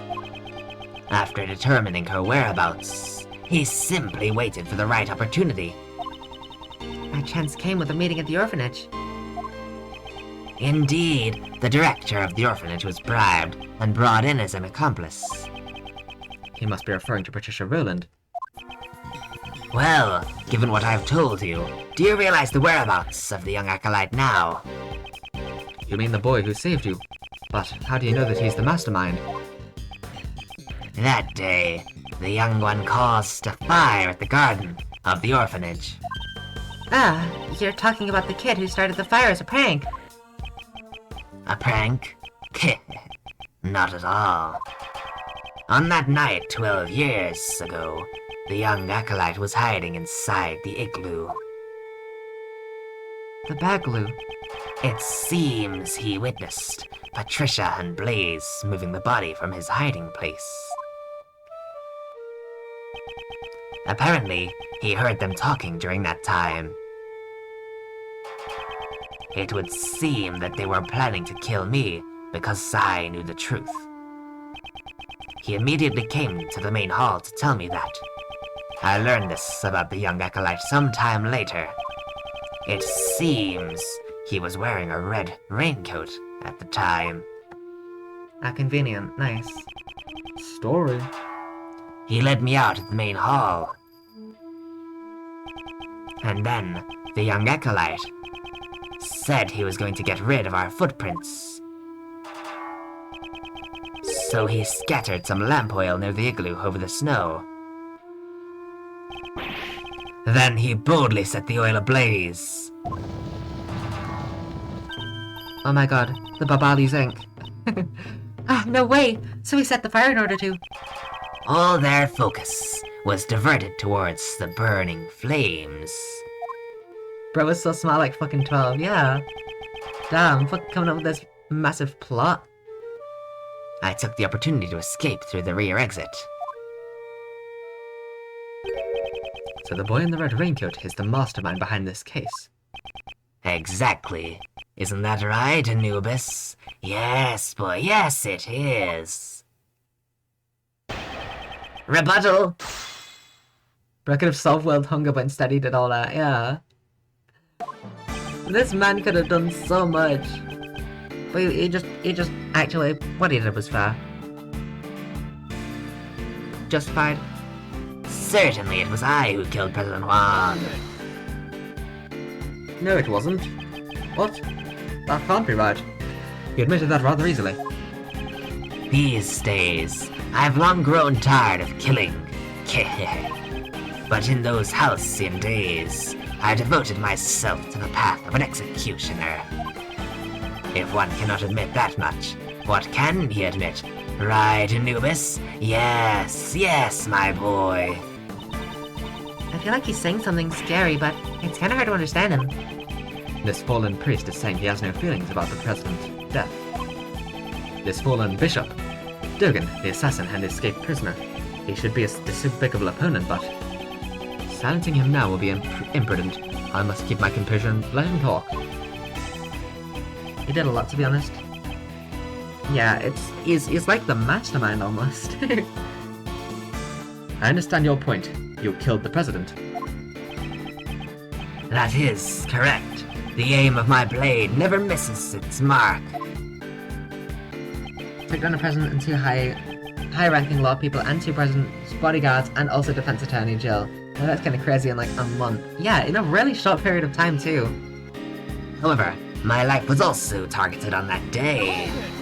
Yeah. Why does everyone in Faith do this? Your life was targeted. You, the assassin? The hunter becomes the hunted. And the Buddhist becomes the Buddha. Okay, you don't have to make up strange proverbs. Life is transient. Life is transgender. Especially for an assassin, whose life is always exposed to danger. Live that for a year, I think you can get rid of all corrupt officials. Mal's just the wrong sound to get out of prison to end the dark age of the law. Work, Dogan. Life is transgender, Miles Edgeworth. All of us are. No, we can't be all transgender. He is trans, though, I'm sorry. This much is proven. We all know this. So does that mean you've tried to kill? Does that mean people you tried to kill have fought back? That is a rare occurrence. However, this was different. The body double, Blaze, and Patricia all sought to seal my lips. Sir Handogan, you are a master assassin. As such, could you not have evaded an attack from those three and fled the scene? You greatly overestimate me. Without Anubis by my side, I would not even be able to walk about. Did you not have Anubis with him? If those three were to attack me all at once, I would not stand a chance. That's fair, there were three of them. Okay, so he did have Anubis, he's just saying that, like... Yeah, he wouldn't really be able to fight all three of them. Okay, yeah, that makes sense. I see. So even an assassin will fall to superior numbers in a frontal assault. I suppose one could say that. I, Sir Handogan, would have suffered a shameful defeat. Had I not been reunited with the young acolyte back then, I would have been in danger. Reunited? So, when did you first meet with him? That would be 18 years ago, on the 24th of December. That is a rather long time ago. You're not gonna say anything else about that date, Edgeworth? Nothing in particular? On that day our roles were reversed. I saved the young one's life.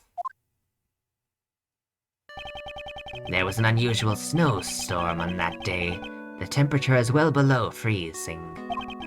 I took Anubis for a walk in the snow. That's when Anubis noticed something and started running. I followed after him and found a car. I had great difficulty opening the door. It had frozen shut. Oh, look at them. No. In the back seat, there were two young children shivering from the cold. Two children. Bro, just breaking into cars?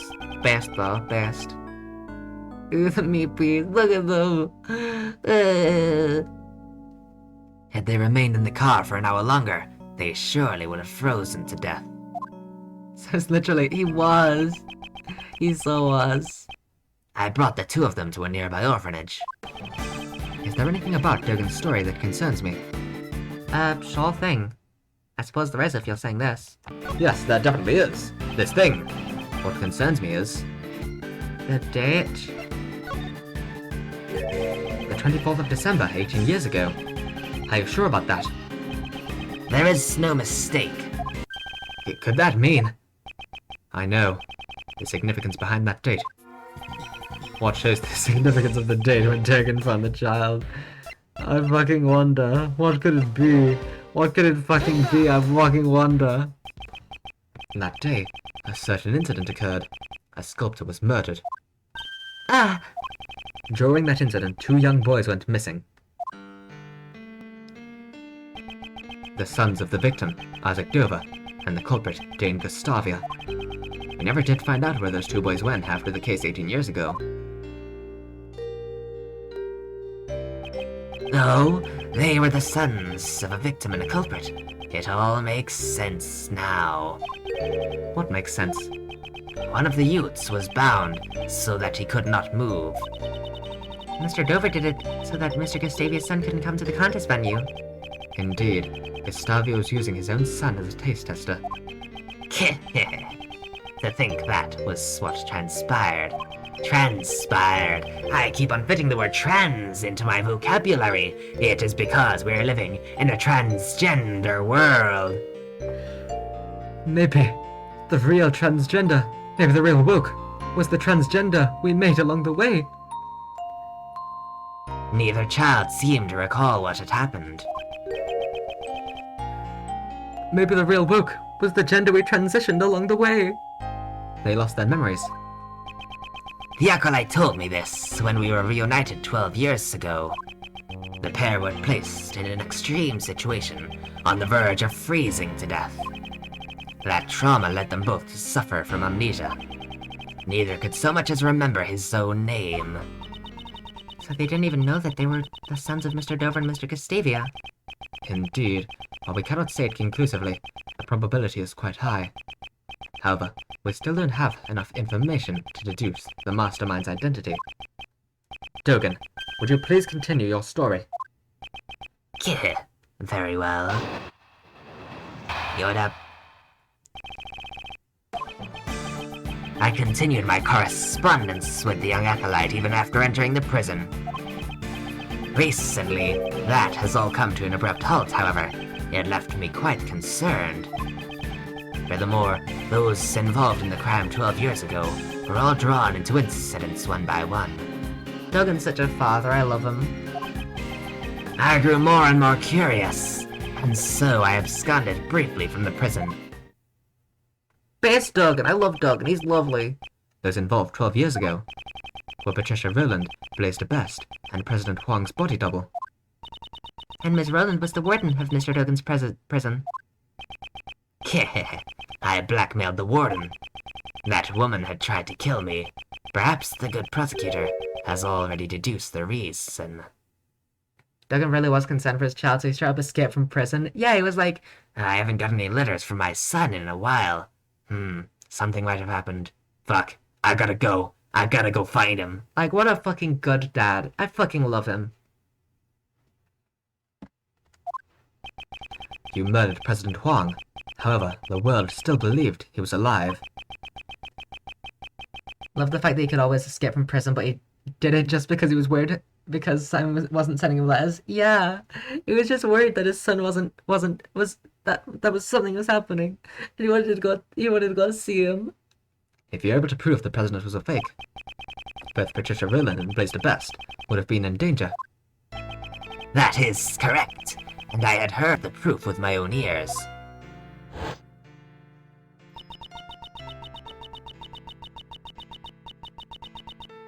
I'll be waiting in the courtyard of the orphanage at midnight on February 9. Is this Amy again? Even if it's just once, I want John to be able to meet you. I'm sorry if I'm being selfish, but I'll be waiting. Look at them. Who might you be? My apologies, but I'm presently waiting for someone. I am well aware of that, President Huang. Are you not meeting with your son? However, I do not spill blood needlessly. You may relax. I seek only the President's life. It can't be. But please wait. I'm just about to meet my son for the first time. I'm sure this will be the first and the last time. Please, at least wait until we're finished. I had thought the President would beg for his life, but he was of a different sort. Officially, the President had no son. However, he shook his head and said this illegitimate son was his, and he intended to recognize him publicly. Furthermore, he claimed that he had already made preparations towards that end. Would that son of his be the boy with horns over there by any chance? You recognize the horns? Boy with the horns? Oh wait, you can see John's horns? There's no need to see them. From the moment I escaped prison until now, I have been closely lending an ear to your voices. He said that the president made preparations towards recognizing his son. But the word preparations alone would be insufficient for blackmail. And that's it. There was one thing that could have proved Huang's words, the will held by the House of Lang. It was also proof of his trust in us. His son's existence would have been revealed to the world. The name of the recording, the mention of preparations, and the will in Zhengfa. Together, they sufficed to make the warden bow to my words. With those 3 pieces of information, one could prove the identity of the double. By using John. The president blocked the first strike of my knife with something soft. As pieces of it... Oh, the doll. As pieces of it fell atop the snow, I struck once more. This time the blow proved fatal. So Dogen cut off the Muzilla doll's horn. None but I heard his final words. Only myself and that child knew of the president's secret son.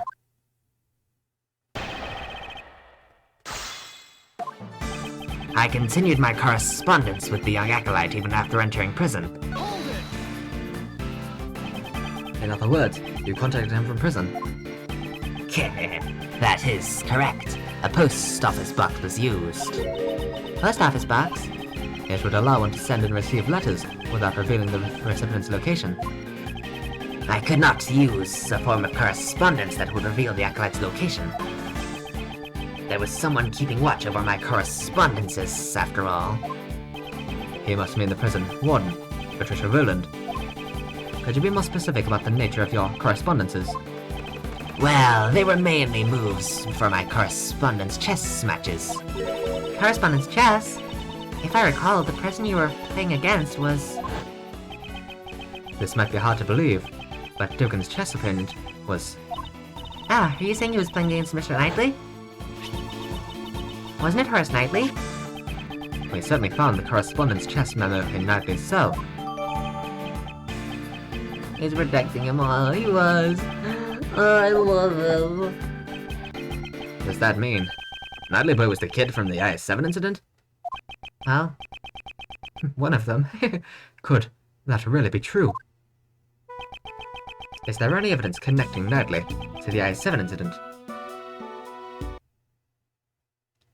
by the way, for the record, whenever I hear the name Patricia Rowland, whenever I have to say it out loud, specifically in Edgeworth's voice, I think if there was this one moment just before the breakdown where I said Patricia Rowland and my throat got caught and it sounded weird and I went like, Patricia Rowland.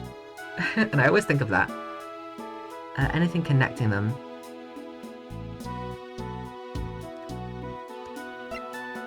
Oh, the IS-7 incident, sorry. I'm up at 7, there's a connection between Natalie and Dogen. Dogen's chess partner is ended to remain unknown until now. Section the night all along. Tomorrow I shall interrogate him and in one's office I'll get him to confess he was one of Dogen's henchmen, the thing he... Yeah. But what about the I-7 incident? Wait, it's the ring. Take that! This was all that Natalie left behind. Could there be a clue hidden within? What should I investigate? The ring or the chessboard? The ring. This ring is full! Mr. Edgeworth, what is it? Mr. Shields, please take a look at this ring. This pattern is... It's Pierre Hoquet's. I thought so. He had Mr. Dover's seal turned into a ring. However, why would he have this? Shouldn't it have been held by the police as evidence from the I-7 incident? Edgeworth, there was a fucking... Actually, yeah, Knightley had it. I was about to say black market auction, but no, yeah, Knightley had it on him. After the incident, the seal was returned to the victim's next of kin. And Mr. Dover's only family was his son. But since no one knew where the son had gone to, it took a while to get it to him. I'd heard that the police had finally found him and delivered his inheritance, but... So the seal was thereby safely delivered to his son. And then, he turned the seal into a ring and wore it on his person.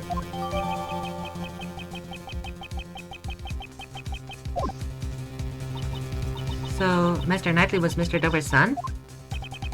The police aren't fools. I'm sure they did a thorough check before handing over the seal. I bit my tongue. If someone involved in the I-7 incident was his chess opponent... Knightley, huh? And that man must be the mastermind behind this case. No, he's dead. We've already talked to the mastermind. But Knightley's dead. He cannot be involved in this incident. How about that? The only one who could be the mastermind was himself, a murder victim. But a dead guy can't be the culprit, so there's no way that's right. It certainly is strange. In that case, who is the culprit? Recently, that has all come to an abrupt halt, however. It left me quite concerned. Hold it! He was concerned about his son. It came to a halt. Now of all times? Quite odd, is it not? Anubis told me again and again how odd it was. That scary dog talked? Was he like, 7-jawed wolf? I can understand Anubis' heart, even if he does not voice his thoughts. I love Anubis, he's a little baby. Then there's just something I'd like to ask, just in case. Your scary dog's staring at me right now. He's not saying, I'm hungry, I want some meat, right? Perhaps. Perhaps? Mr. Edgeworth? It seems she's not much good with the assassin's dog. Good boy, there's a good boy. So then. At any rate, my correspondence with the Acolyte suddenly came to an abrupt halt. Anubis is such a good boy. Furthermore, those involved in the crime 12 years ago were all drawn into incidents one by one. Hold it! That certainly does seem too much for a mere coincidence. The body double of Dijun Huang, the president of Zhangfa, faked an assassination plot. Patricia Rowland, the prison warden, murdered Horace Knightley. And Blaise de Best, the chairman of the PIC, the woke PIC, murdered Jill Crane. Come to think of it, as I've been investigating these cases, I've felt the presence of some force behind the scenes. Even within the prison, I could tell that this was no insignificant event. I grew more and more curious, and so I absconded briefly from the prison. Hold it! He absconded briefly from the prison. I cannot forgive such a criminal act. I can. You stole your way out of prison. I cannot forgive such a thieving act. Relax. No one was hurt. He just wanted to see his son, and then he was gonna go back. I merely have connections that allow me to set foot outside. But even so, you can't just escape from prison, pal. Arrest him! That won't be necessary. Once my business is done, I shall return to my cell. Trying to make fools of us? A prison isn't the kind of place you can just enter and leave at will. The wolf may say that. But one can see that the wolf and his pack also share an interest in the tales of my past. Agent Lang, Detective Gumshoe. There are still a few things I must ask Dogen. Please postpone matters until then. Yes, sir. I knew you'd say that, Mr. Edgeworth. Damn it all, but I'm not taking my eye off you for a second. Writing letters in Braille can be a rather enjoyable pastime. Hold it! Excuse me, but you wrote your letters in Braille? Indeed, for I possess the tools necessary to write in Braille. Is that why he has, like, chisels and stuff? Wow, does he need to use tools to write in Braille? I never knew. Then, would you please tell us what you wrote? Everything. Letters, of course, but also the movements of the chess pieces. He wrote the movements of the chess pieces by hand. That statement is intriguing. Oh, okay, I get it. So then how does your handmade dog piece move? Hey, that question can wait. I'm surprised that Edgeworth is saying that can wear. He's the biggest chestnut there is. So then, what did you do when the letters stopped coming? Within the prison, I grew increasingly concerned about the Acolyte's whereabouts. Okay, but even so, I don't really get it. Who exactly is this Acolyte? Indeed, Dogen himself has not yet made that clear. What's important is the thread connecting Dogen and this Acolyte, their correspondence. And not just the letters, we should pay attention to the means that was used as well. Yeah, the means, I get it, because the end just has the means and all that. I just forget the hotkeys sometimes. Here it is. Objection! I'm certain you said you wrote your letters in Braille. Correct. The good prosecutor must know that I am lacking in sight. Do you not? Oh wait, you're blind? Oh, that makes so much sense, you're blind! Oh! Silly me. Oh my god, that makes so much more sense. Oh, is that why you have a guide dog with you? Oh. My bad, dude. I completely just... I didn't realize. The correspondence chest letter we found had been typed out using a word processor. What? That cannot be. What do you mean? So, someone went out of their way to retype their letters on a computer? Could another person have acted as a middleman between Dogen and Knightley? What do you mean? Mm-hmm. Look at that little sprite. Dogen wrote his letters in Braille. However, by the time it reached Knightley, it had been rewritten on a word processor. We must assume that some middleman rewrote those letters. And the risk can also be said. That same somebody might have taken the letters Knightley wrote and redelivered them to Dogen. Yes, that is indeed true.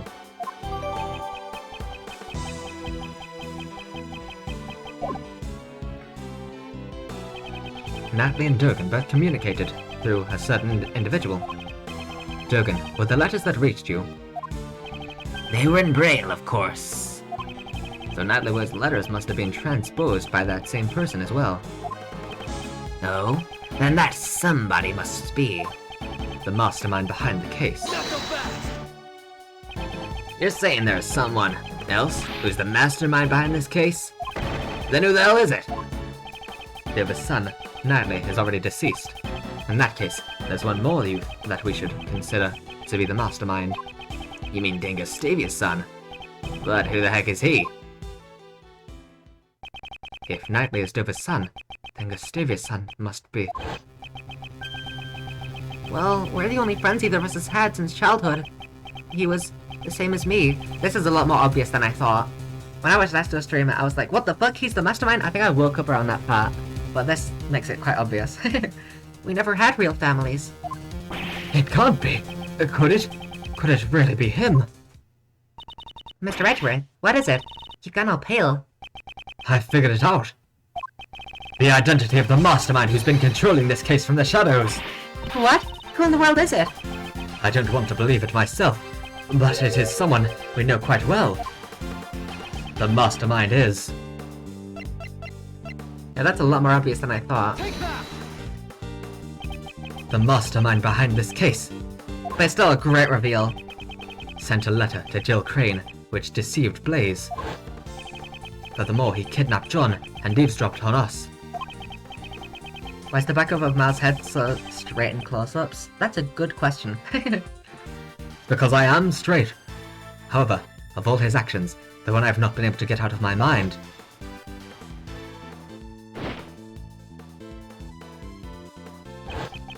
is how he brought an unconscious Kay to the roof. The giant monster. Is this why we're figuring it out? Huh? Did you just say something? That's right. The key to exposing the mastermind is in the monster's true form. I almost forgot. If you'd like, please come to our next show. I'll also be performing in it. The Very Big Circus is always fabulous and fun for all ages. Can't get a man's actions out of your mind? Gay. Miss Swift, there's something I would like to ask you. This is the prosecutor's path of discovering his true sexuality. I've been battling with it for a while. I was very anti-woke for a while, but I think I might be gay, guys. Good for you, Mr. Edgeworth. And then everyone was woke. Happy ending. Miss Swift, there's something I would like to ask you. What? Him and me? You said that you recorded the sound of Mozilla spewing flames. Would this decisive evidence of yours be something you recorded on that tape recorder? That's Mr. Edgeworth for you. You're good at figuring things out, aren't you? It's the sound of Mozilla spewing out the fire. This place never became a sea of flames. This scene must be funny as shit from an outsider's POV, like Miles saying, I know who the mastermind is. and he has a pause and goes, The giant monster. Mozilla was the mastermind all along. That's right, I ain't actually seen it with my own eyes, though. Could you let us listen to the tape? Sure thing. There we go. The sound, it's as I thought. So it seems that my reasoning was correct. The true nature of the monster and the mastermind. All of my logic is coming together. Miss Hart, you said that you captured her giant eye on film, did you not? Sure did, right here in this photo. Though we cannot confirm it like this. Detective Gumshoe, Yes, sir. lend us your film analysis device. Okay, but, what do you want to analyze, sir? This photo, please. I'm on it. Is there a new clue in this photo? Gee, I fucking wonder where we have to zoom. Wait a minute!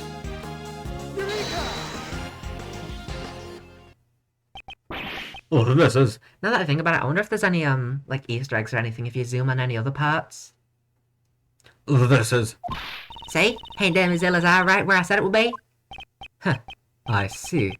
I've finally grasped. The true form of the giant monster that was being controlled by the mastermind. Good. Good, good. Oh, giant monster!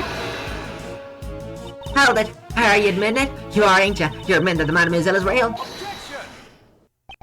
No, this is not Mozilla. This is the eye of a different monster. Please have a look at this.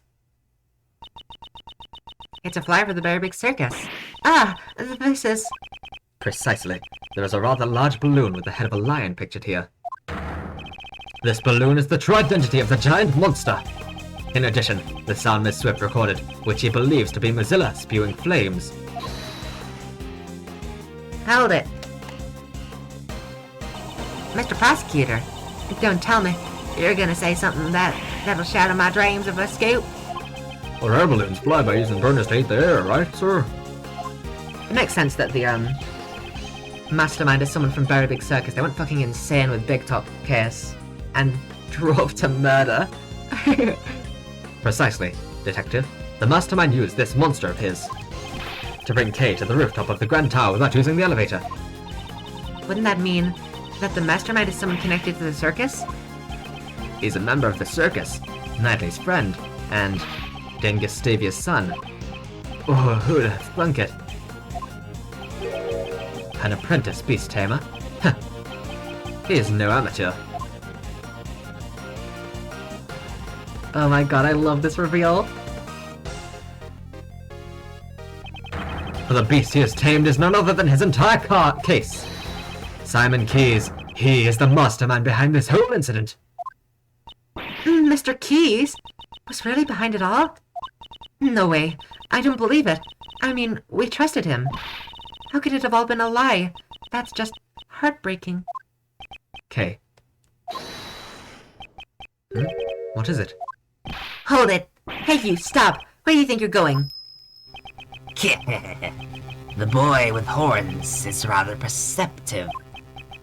The good prosecutor has done a remarkable job. Now that I have heard that, I have no further business here. What? Wait, Dogen! Get him, Anubis! Oh my god, that was... The spray just slid. Get him, Anubis! Get him, boy! Yeah. Damn it, where'd he vanish to? Dogen even said.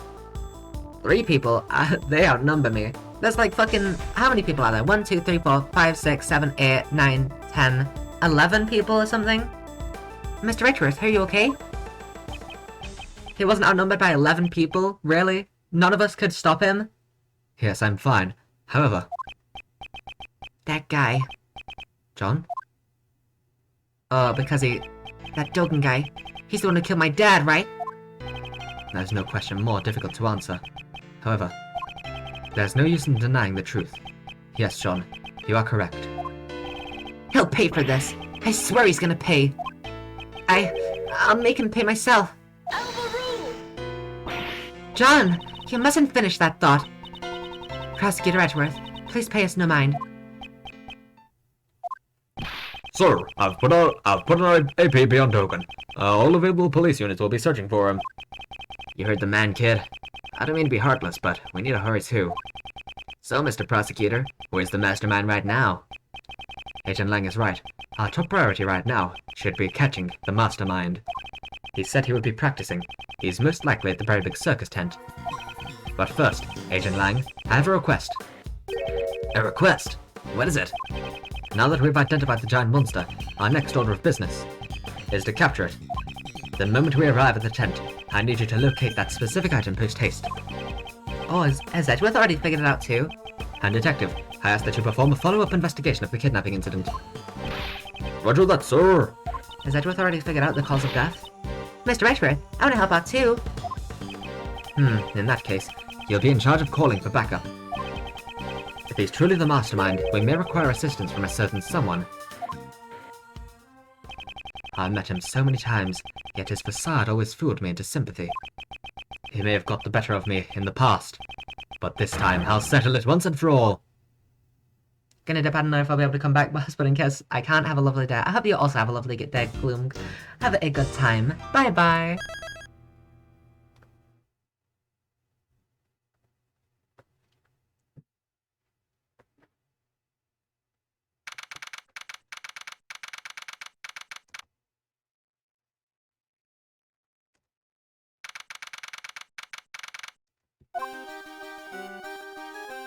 Oh, look at them. They're getting ready for a show. Ah, Mr. Edgeworth. Are you guys here for the show? Mr. Keys, Miss Berry. You're a little early. I'm sorry, but we're still getting ready. But I'm so happy you came. You remembered our promise. He's so sweet and lovely. He could never do any wrong. Yes, I remembered. You asked us to come and see the show when you gave me this. I'm so happy you came. Please enjoy yourselves. I'm sure my performance will surprise you, Mr. Edgeworth. Your performance has already surprised me, Mr. Keys. But he hasn't performed yet. Regina, please have a look at this photo. Is this balloon the property of the Very Big Circus? Ah, it is. Did you see it flying around somewhere? It's highly likely that this balloon was used by the culprit in the case we are investigating. Huh? Who is in charge of the balloon? Well, that would be Simon. But are you singing? Mr. Keys, you flew this balloon in the middle of the night, did you not? I do occasionally practice alone at night. I'm not much of a pilot, though. I'm a little clumsy. So for practice, he'll do something as challenging as flying a balloon at night.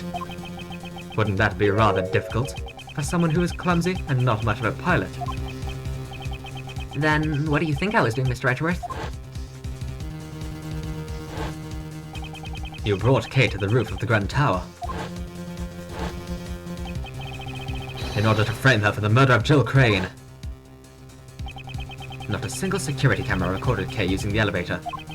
Therefore, the only way she could have gotten up there was through flight. And the only one who could have flown her up there was you, Mr. Keys. No way, Mr. Edgeworth. How can you say that? That's not all. You drugged John at the garbage pickup and kidnapped him. Wasn't that why you were late when you came to watch the trial of Patricia Rowland? No way. I have no idea what you're saying. There's no way I could do things like that. Please believe me. Mr. Edgeworth, please. I wanted to believe you. However, you have broken that trust yourself. That's horrible. Why would you say that? Didn't you once say that you would trust me? That you'd believe in me?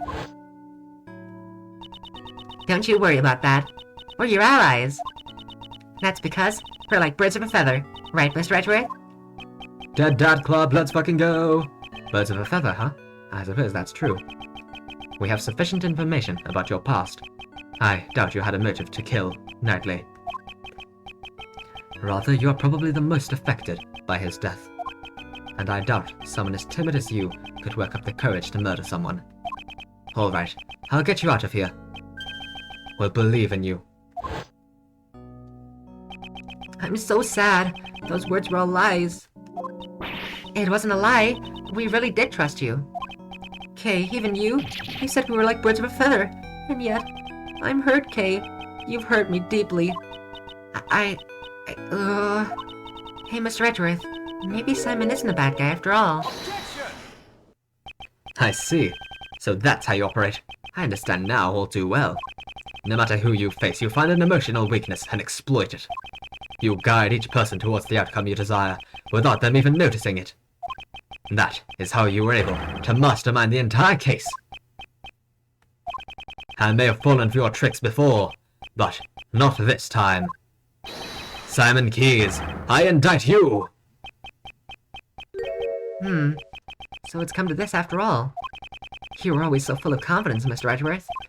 But I rather like that, because now I can rip that confidence to shreds. Oh my god. It's happening!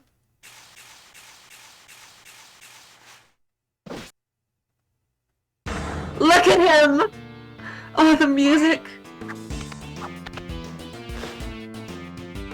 Ha!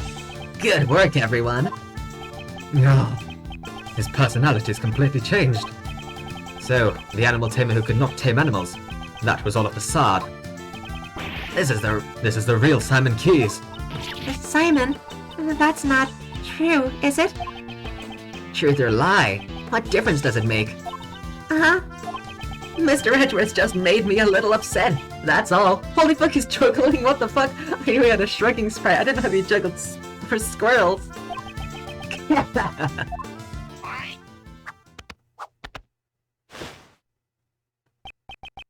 You'll take responsibility for upsetting me, right?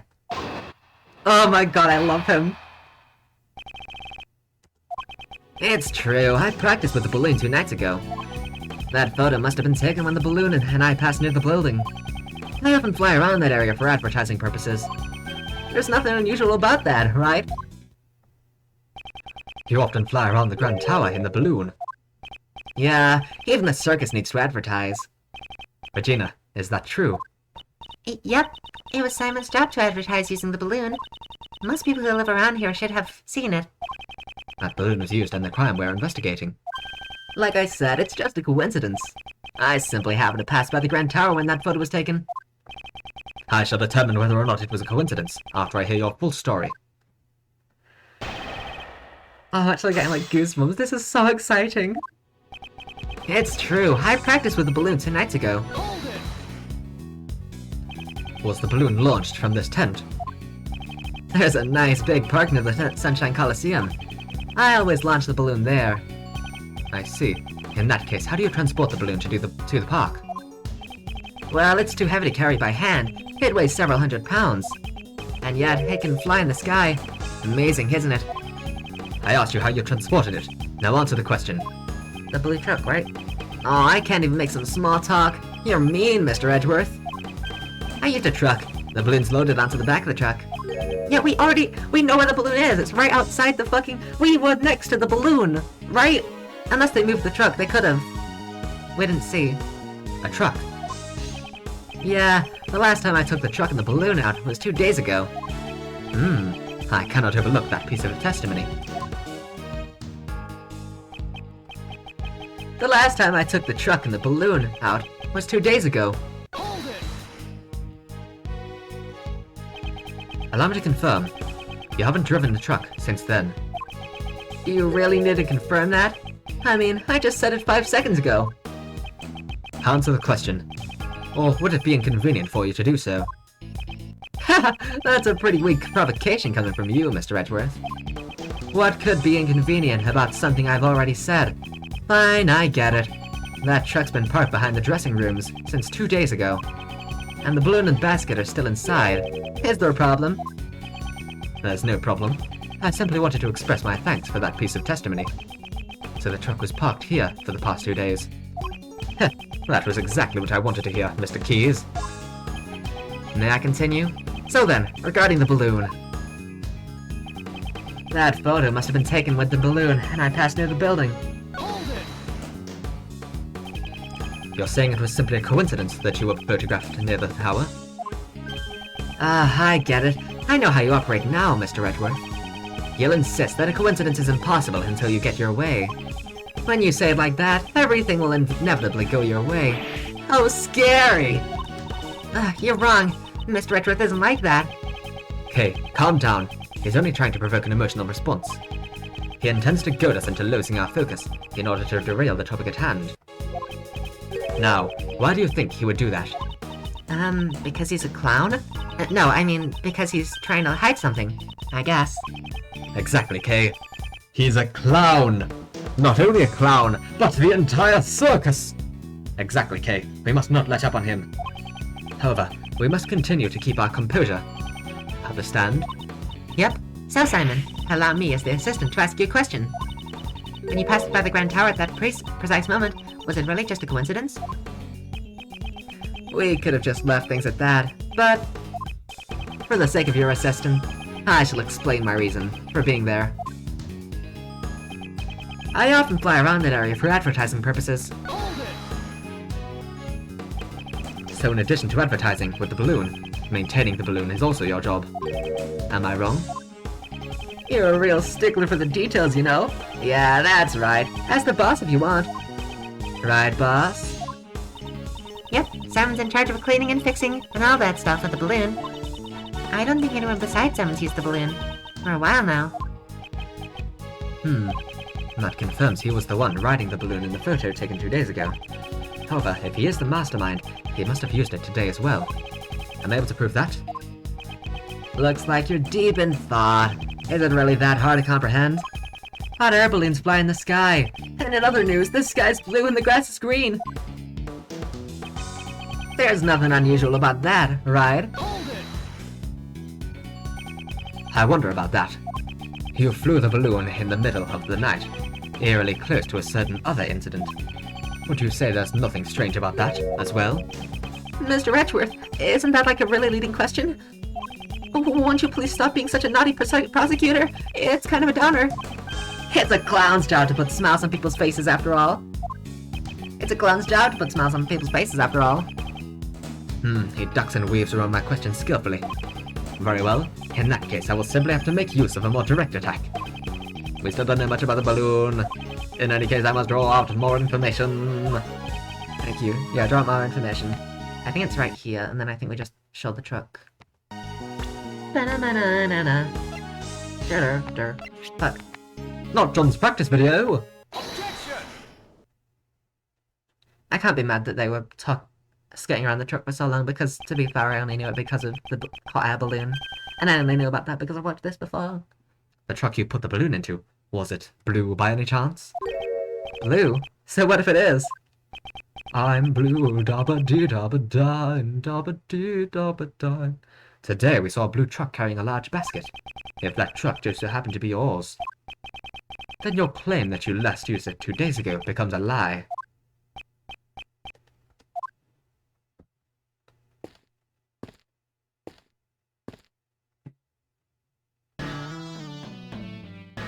We're very slow. Hi, Emma. Agent Lang! Emma! Mr. Edgeworth, I finally found you. I've been searching for you ever since the incident yesterday. I dashed right over after Kay contacted me just a little while ago. Prosecutor Edgeworth, the thing you were looking for, I found it. It was placed in a blue truck in the dressing room parking lot.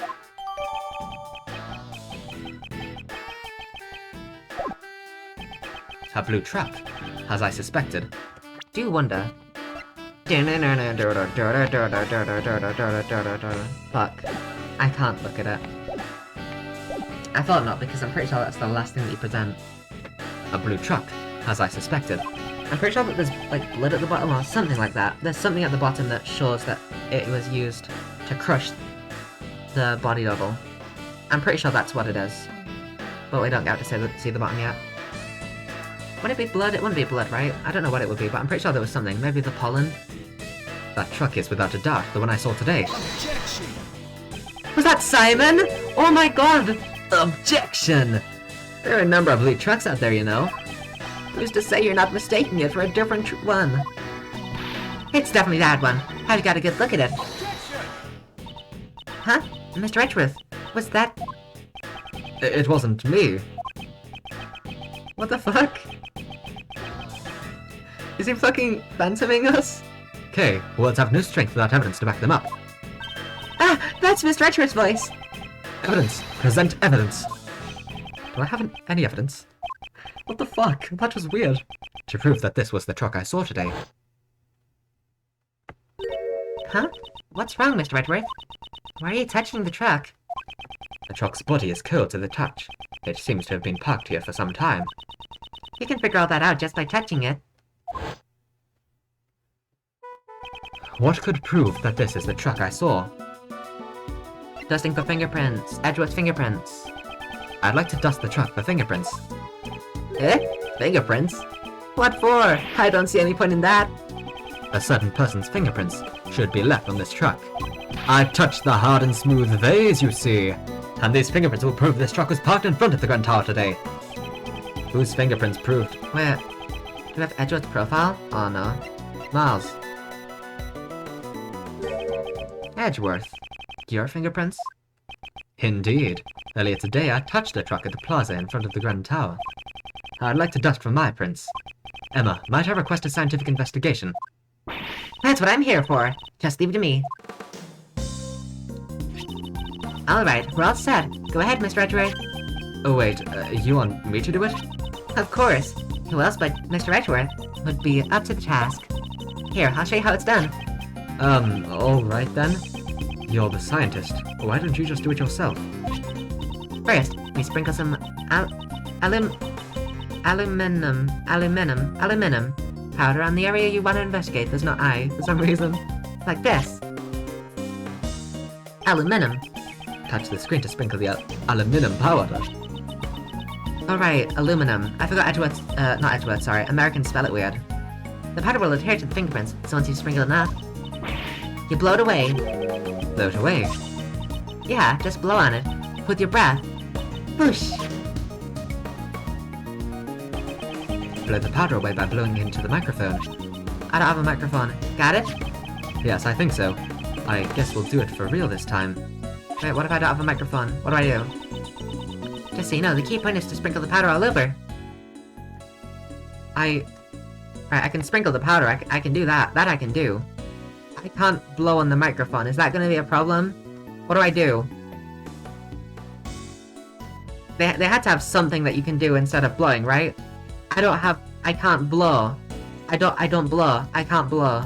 X, S, W, Q, A, Z, arrow keys, tab, anything.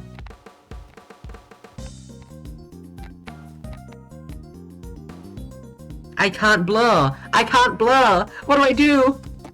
Uh-oh. What do I do? Oh no. I could find Astro's VOD and see what they did. Oh golly. I can't. None of these buttons are doing anything. Uh-oh. Whoopsie. Sorry, my bad. Let me just save here. Enter. Backspace. Hashtag. What the fuck? What am I doing? Sorry. Pressing random buttons makes random stuff happen. Uh-oh. I could just do that to switch the screens. That would be really convenient. Nope. Oh no. Config. Oh no. What do I do? Emma, why couldn't you do this yourself? Emma! Hotkey config.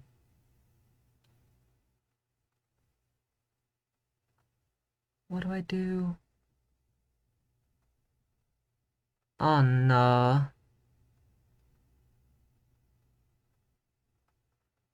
Microphone. Wait, microphone. I want to enable it. Microphone is enter? Is that good? Yes! Oh, thank God. We got one! That's a nice clean fingerprint. Let's run the prints against mine post-haste. Alright, just leave it to me. Yeah, I should have left all of this to you. There was no point in that. You do it, Emma. These are definitely your fingerprints, Mr. Edgeworth. There was no point in that, Emma! Well, it seems to me that we've just proven your statement to be a lie.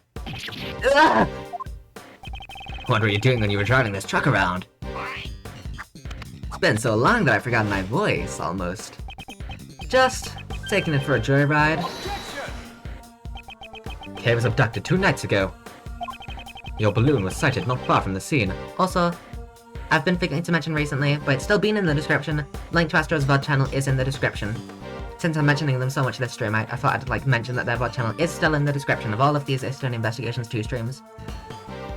Your balloon was sighted not far from the scene. Today, there was another kidnapping, in which a garbage truck was used. They had a much better playthrough, and one where they didn't spoil the culprit several times over. And once again, your truck was seen nearby. Objection!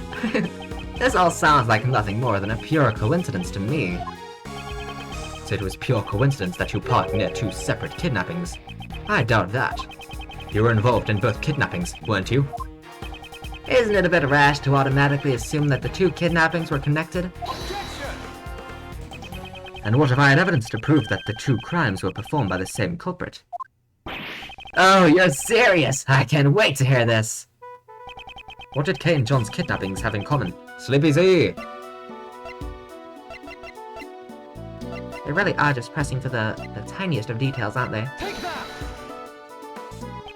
Kay was knocked out with a powerful sleeping drug, and a bottle of sleeping drugs was found lying in the place where John was confined. The contents of the bottle were a match with the drugs used on Kay. So that's all you've got, huh? And here I was, getting my hopes up. So the same sleeping drugs were used. So what? You think that connects the 2 incidents? Surely you must realize it yourself. That doesn't prove a thing. No, there must be something. Evidence that proves he is connected to those cases.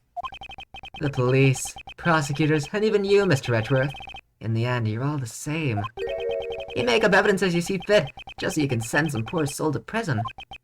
Isn't there someone like that here? A poor soul who was wrongly accused in the past. Gumshoe. You're wrong. Who would do such a thing? Then show me the evidence. If you're gonna accuse me of a crime, it's only natural. Yeah. It's no use. I can't seem to find any other threads linking him to the kidnappings. Now then, have you finally run out of ammo, Mr. Edgeworth? I still have preparations to make at the circus, so if you'll excuse me. Objection! Now, you two. No need to get so heated. And Simon, you're looking good in that clown makeup. Hey, what's your deal? Don't just butt in like that. Uncle Ray's not so good in such a stiff environment. I mean, why so serious, right? Hey, Kay, how about a little trick? At last, my moment's arrived. The great Kay Faraday presents a Simon impression. Objection! What? Why you?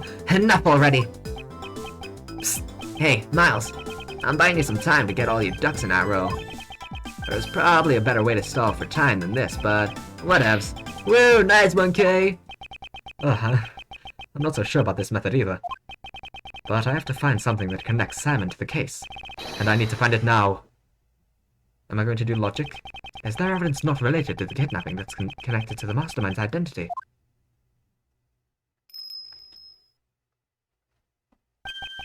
That's it! The mastermind is the same person as the young acolyte Dogen was looking for. If I can just connect the young acolyte to Simon. Which piece of evidence could be connected with the mastermind's true identity?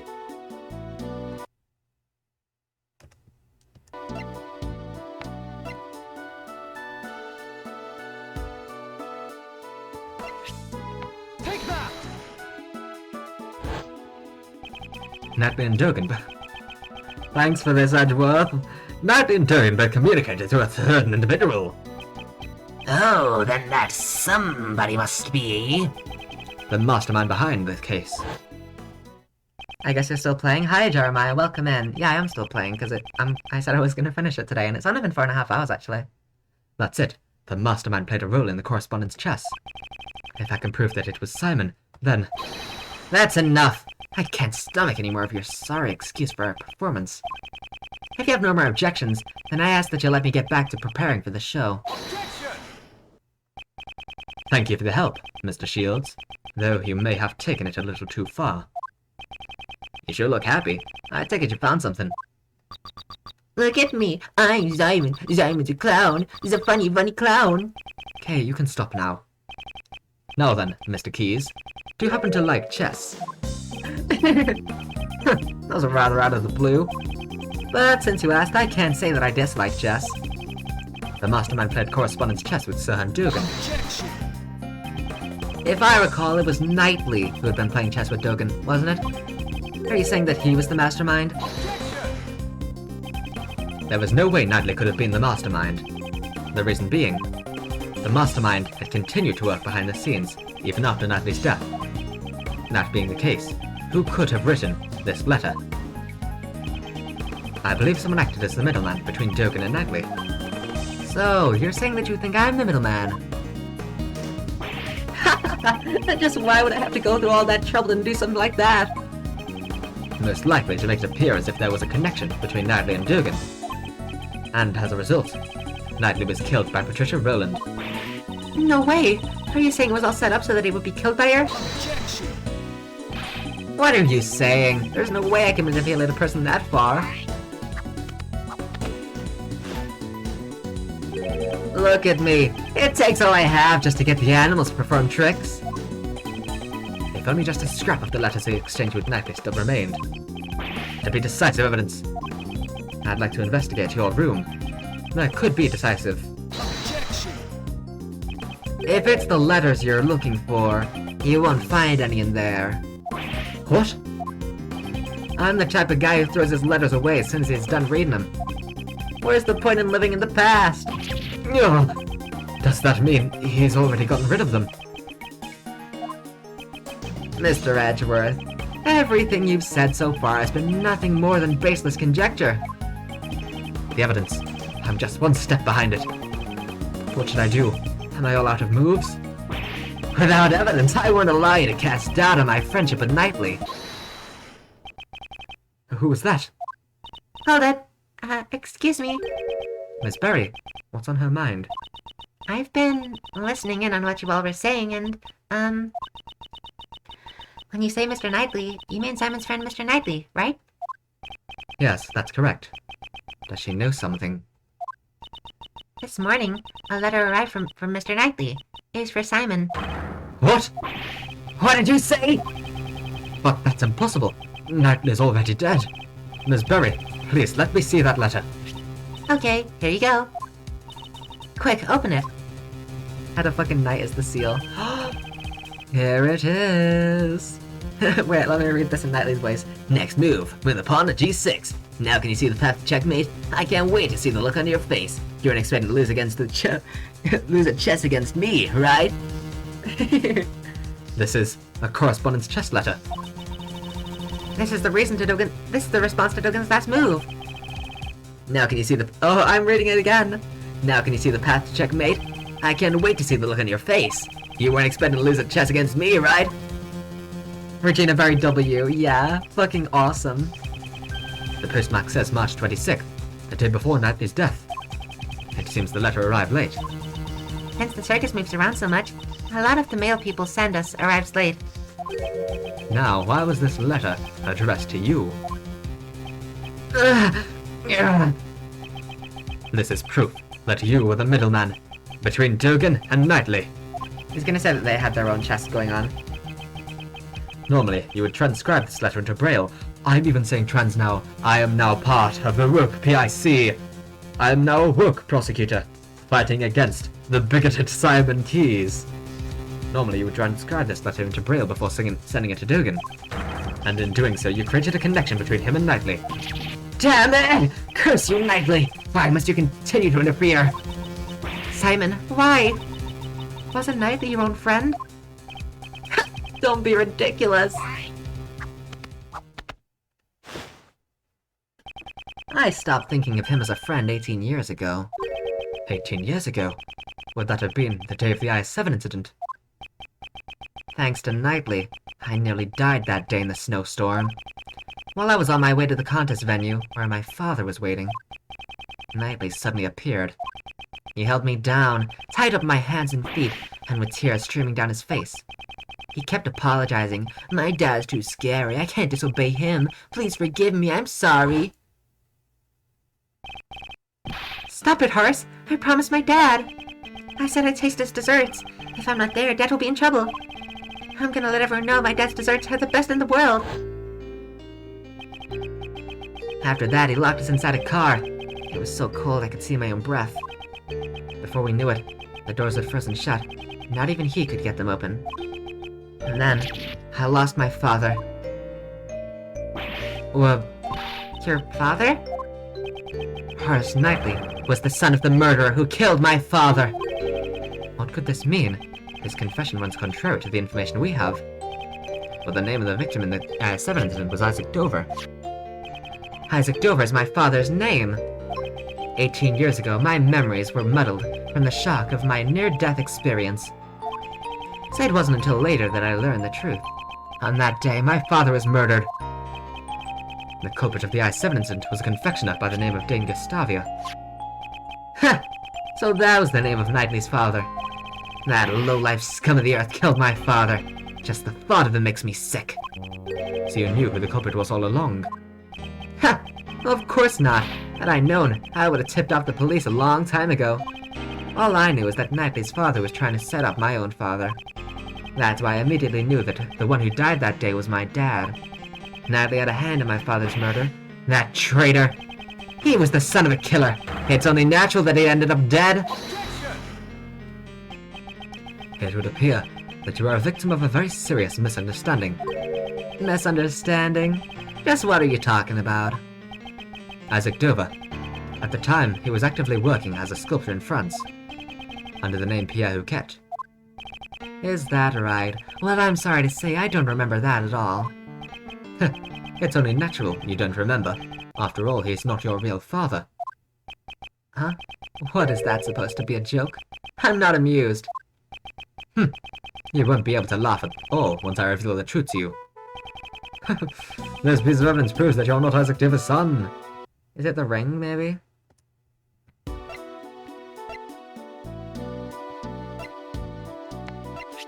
Take that! What's that? Isn't that Knightley's chessboard and his ring? I want you to take a good look at this ring's design. There are 2 letters inscribed in it. That is the seal Pierre Huquet used as his signature. 18 years ago, it was found lying near the body of Isaac Dover. Why would Knightley have my father's memento with him? The police had found Isaac Dover's son and gave it to him. Isaac Dover's real son is Horace Knightley. What? But that means I'm... In other words, you are Dane Gustavia's son. That's a lie! After all, my father is... My memories are...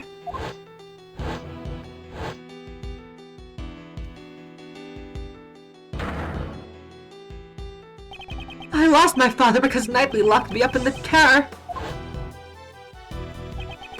That's why I thought it would be fitting if he were killed as well.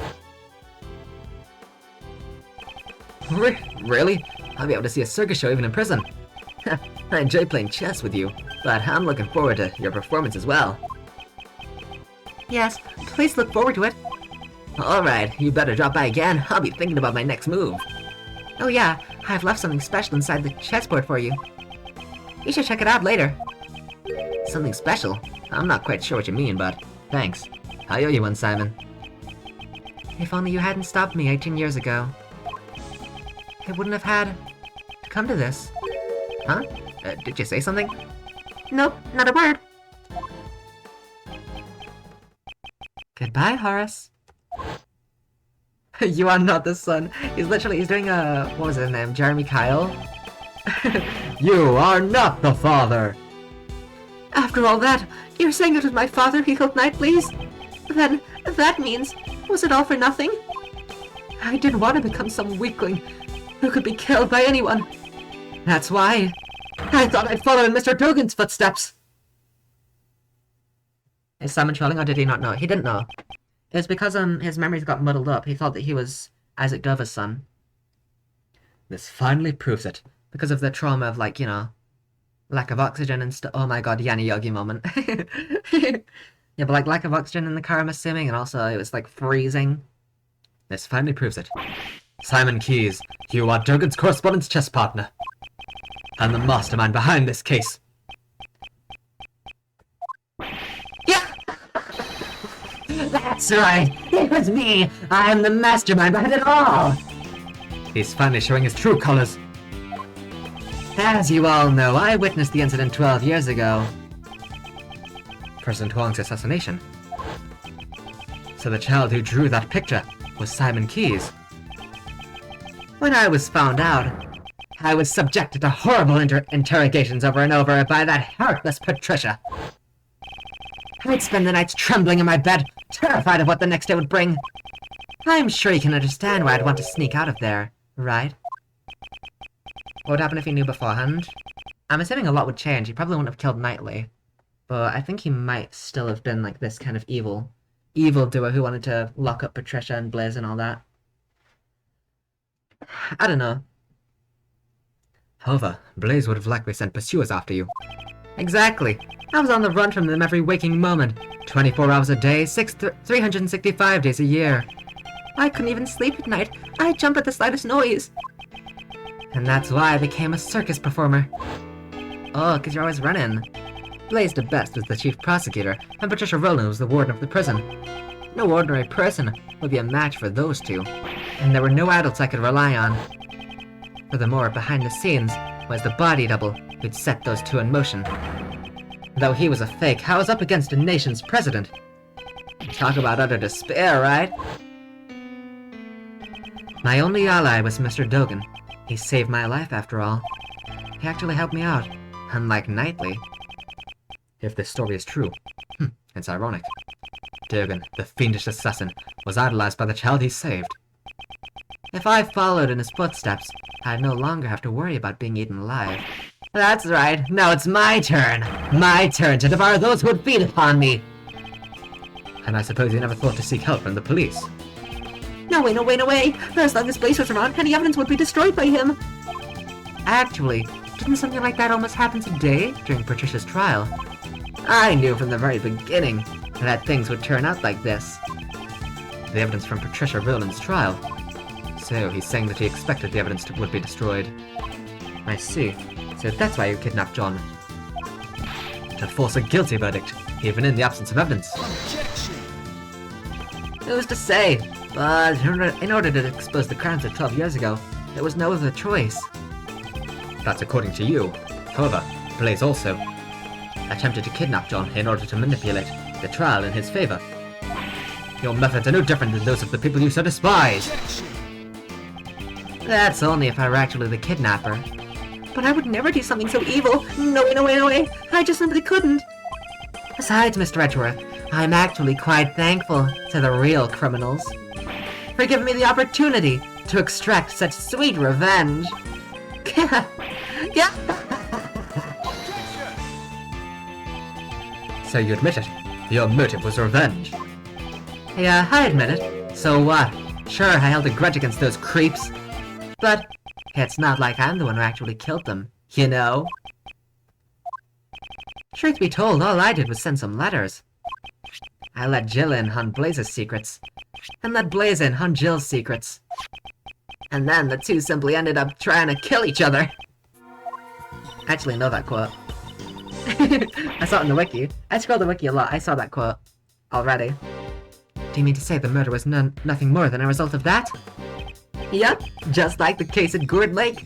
It's way easier than trying to control wild animals. All I did was come up with a fake assassination plan for Knightley. So that was also part of his plan. If that's the case then, Rook's murder was also your... Whoa, don't try to pin that on me. Knightley killed them all on his own. Well, it ended up creating the perfect opportunity for me. It's funny how things work out. How can you say such a thing? It was the same for Patricia Rowland. I made it look like there was a connection between Knightley and Dogan by using the correspondence chess match and the chisel in the chessboard. What? You mean to say that you were the one who prepared the chisel? What? Am I crazy? Edgeworth, we established this in case 2! And we established it just a few moments ago! What the fuck are you talking about, Edgeworth? You were the one who put the chisel in the chessboard! Yeah, we fucking know! That's right! I thought it would bring Dogan to mind. Quite a thoughtful little gift, wouldn't you agree? Actually, no. We didn't say that in case 2, but we did establish it just now. We didn't establish it in case 2, no. Because then we would have known that it was Simon, because he was the one who brought the gift, so we couldn't have. But we did establish it just now. Quite a thoughtful little gift, wouldn't you agree? And that was all it took to get Patricia to murder Knightley. Oh, the feeling that everyone around you is an enemy. I know it all too well. The tiniest spark can set off an explosion of fear, resulting in horrific mutual destruction. All I did was watch the comedy of errors unfold from the audience. And you were my final pawn, Mr. Edgeworth. A pawn? Me? When you solved their cases, you brought both Blaze and Patricia to their ruin. And the weapon that delivered the computer grabs your own logic. I didn't solve those cases for your sake. Oh, I know. You never really cared about saving me. You just wanted to pretend to be a defense attorney, didn't you? What did you? All I had to do was go, no way, no way, no way, and I got scared. And you totally believed me. You were giving it your all just trying to save me. Oh, so even your arrest was just a ploy to make me use my logic. To be fair, getting arrested wasn't part of the plan. And also, nobody else in this universe has logic. I didn't even know what was going on, so luckily I had to use you. When people began to suspect that the chisel I sent was the murder weapon. Honestly, I broke out in a cold sweat. I thought for sure it would be a curtains for me. But then a turnabout of miraculous proportions. The genius prosecutor himself had come to my rescue. Well, doesn't it feel nice to be thanked by me, the one that you saved? You should be grateful. I gave you this chance to play the Ace Attorney. We were playing Ace Attorney this whole time? You're wrong. He wasn't pretending to be a defense attorney. Mr. Richards is always serious about saving people. Even the times when he saved me in the past. Okay. Yeah, is that so? Are you sure he's not just trying to emulate his own father, the one he admires so much? Like the way that you're emulating this game, playing Ace Attorney. Absolutely not. That's not true at all. Now, Kay. The person he's talking about now isn't Miles, but rather Simon himself. Clearly is not able to trust others. The desire to save someone other than himself is something he cannot even comprehend. Say what you want, but make sure you think about it long and hard. Sure, all my targets for revenge got what they deserved in the end. However... Oh no! He's gonna logic my bitch! I'm the bitch fuck now! Think about it. Can any one of my actions really be considered a crime? Well, the kidnapping that you confessed you can. I instigated murder. There's not a single word about that in the letter, is there? If I'd said the word kill, even once, I guess it could be considered instigation. Well, maybe I did say it, but there's no way for you to prove it. What are you saying? You kidnapped me. I'm sorry, but that hasn't been proven yet, has it? The only thing I admitted to was sending the letters. That's... Besides, those letters contain no threats of coercions. I simply conveyed information that each recipient would find beneficial. Ah, you crafty little... Can we do something about it? What was it he said? Integrating murder? Instigating murder is when a person directs someone else to commit murder. The person who directed the murder can be charged as if he committed the crime himself.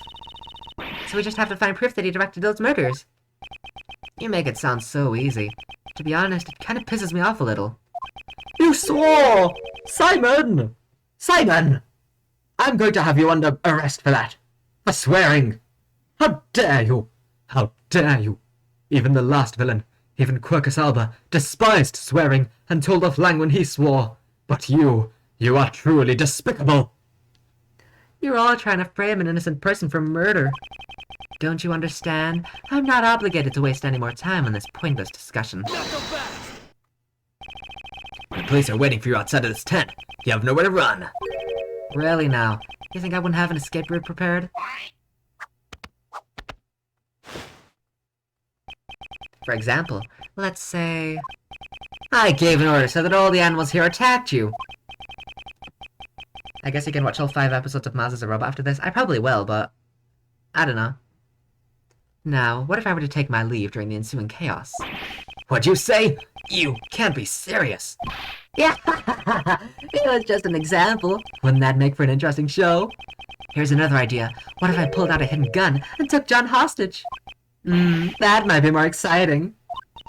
I will never allow you to do such a thing. I can't tell whether or not Simon's being serious. He's going to Callisto you us. However, when it comes to him, we should consider anything a possibility. If you continue to bore me with your drivel, I'll end the show right here. I'd like you to keep that in mind before you make any baseless objections. No, I cannot make any careless remarks. So I'm guessing I can't press anything? Isn't there some way I can charge him with his crimes? Well, I'm still gonna.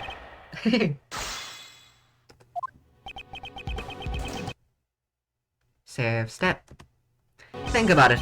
Can any one of my actions really be considered a crime? You incited others to commit murder, and they did so.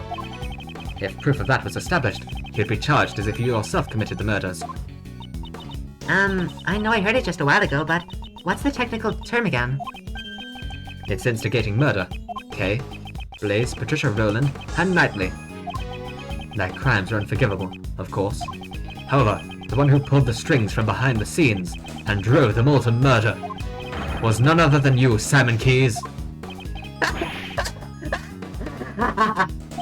Mr. Edgeworth, you really do speak your mind freely. But you know... Oh no, I can press stuff. I instigated murder. There's not a single word about that in the letter, is there? It's just that if I present evidence that isn't right, it'll take off more.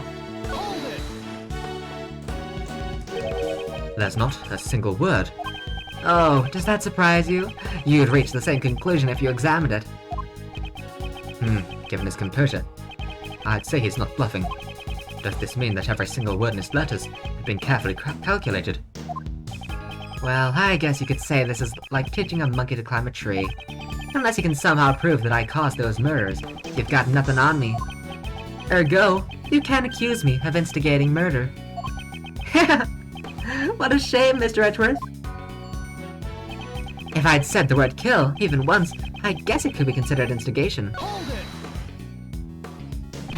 I know you instigated the murders. Perhaps I should let you in on this, Mr. Edgeworth.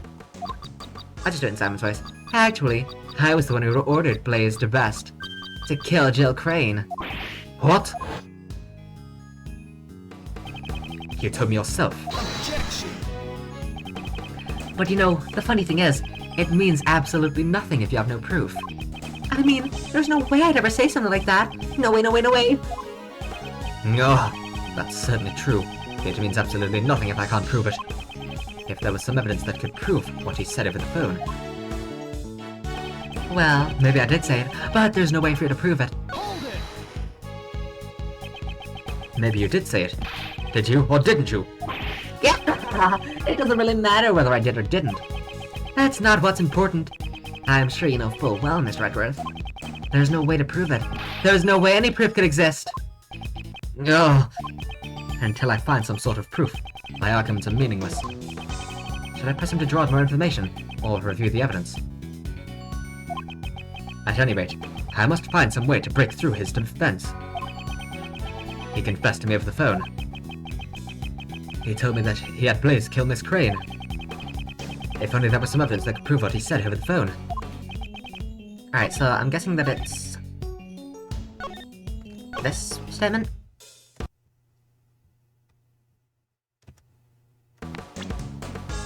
You know, kidnapping, drugging people, me killing the body double counts since he's dead, yeah.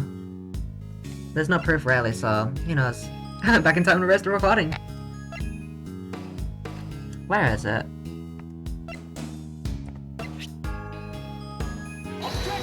No, I didn't think so. Just wanted to make sure. Oh wait, I get it, Nicole's tip. What? Never mind. I'm silly, I guess.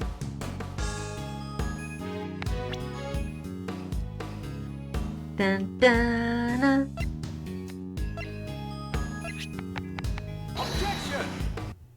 I didn't want to look at that, and then it be nothing, so...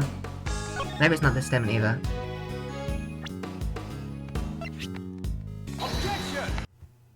Could be that statement.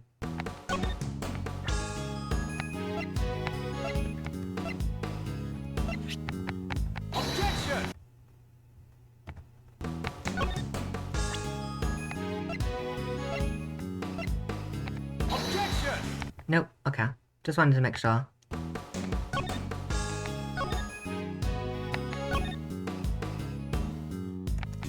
Either this or this.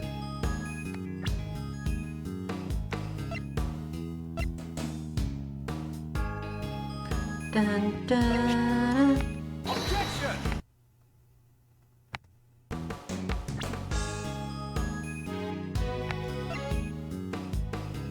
What's this? Security camera photo, that's... Oh, that one. There's Lotta's testimony. That's just the I-7 documents. This is John's practice video, yep.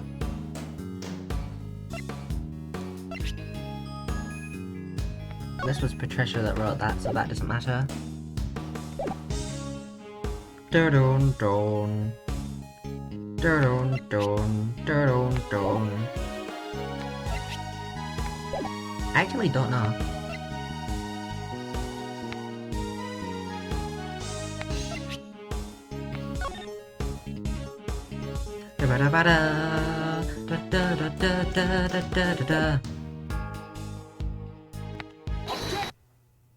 Did I press this on the last statement as well?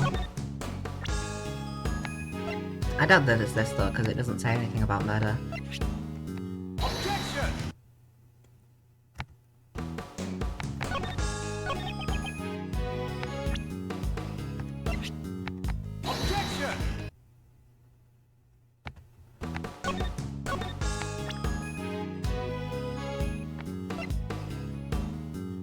Hmm.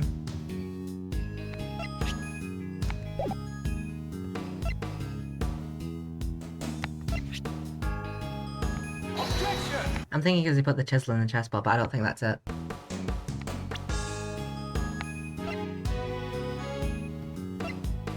Objection! Objection!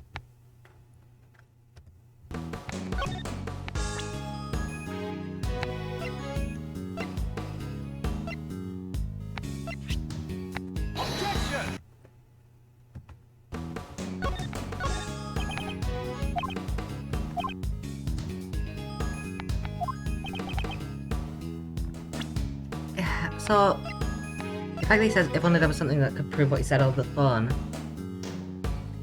So I assumed it must be Nicole's tape recorder, Objection! because she heard it. Is it the last statement? The note?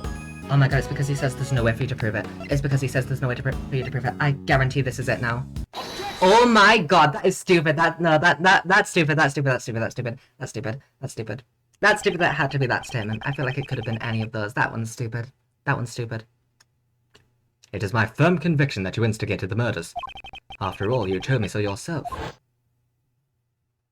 Oh my god. I'm scared. I'm not reading this. Fuck you. Fuck you. Fuck you. Fuck you. Fuck you. Fuck you. I just read this. I just read this. I just read this. I just read this. Did I say that? I really don't remember. You may think you can deceive us as much as you want. But unfortunately for you, Unfortunately.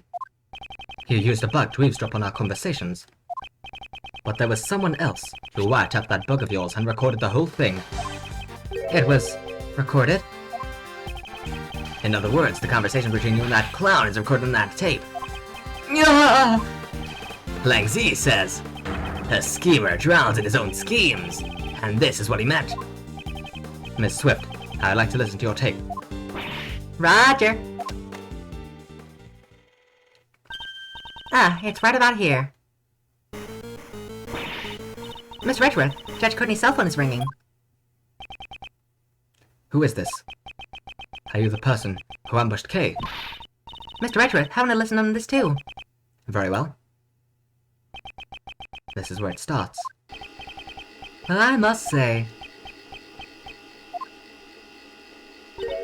Huh? That's odd.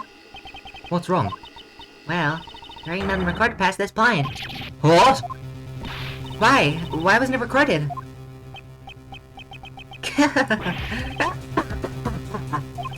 Too bad, so sad. Did you really think I'd leave behind any incriminating evidence?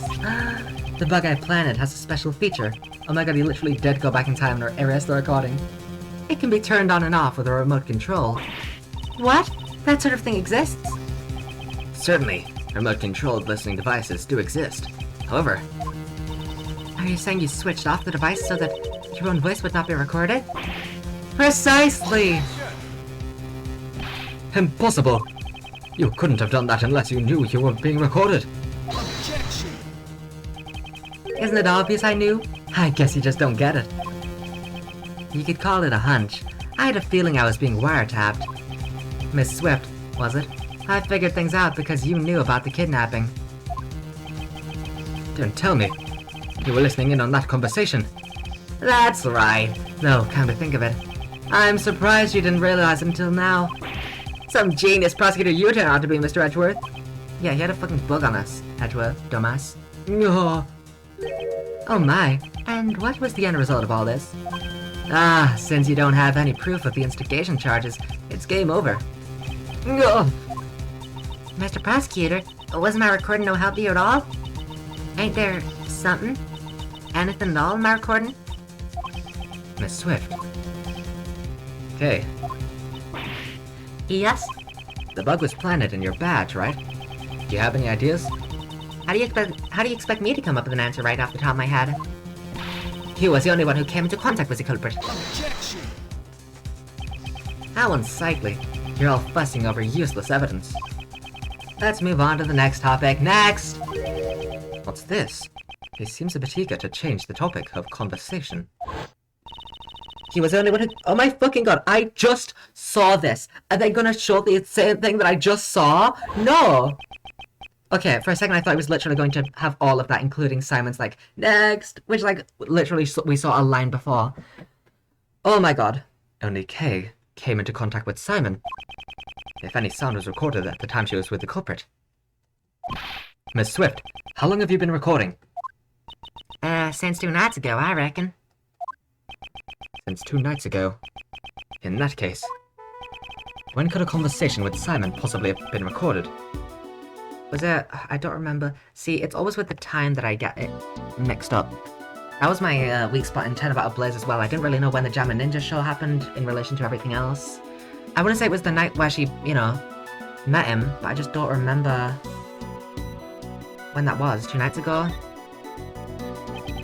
2 nights ago, Simon brought Kay to the roof. Yeah, that was that. If we listen to the recording from that time frame, Miss Swift, please let us listen to the recording from 2 nights ago. Huh? Okie dokie.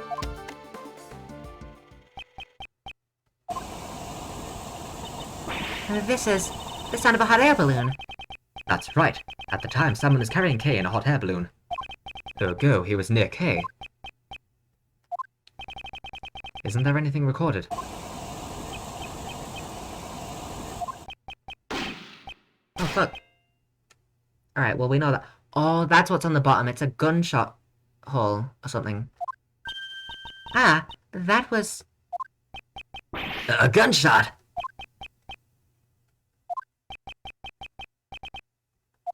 Huh. It seems you were quick to deactivate the bug. However, you were a little too late. You can't run anymore. That gunshot ties you to the case. Huh? What are you saying? There's no gun involved in this case, is there? No, there should be someone connected to the case who fired a gun. Let's track with the evidence that points to that person. Which piece of evidence connects the gunshot to the case? Take that!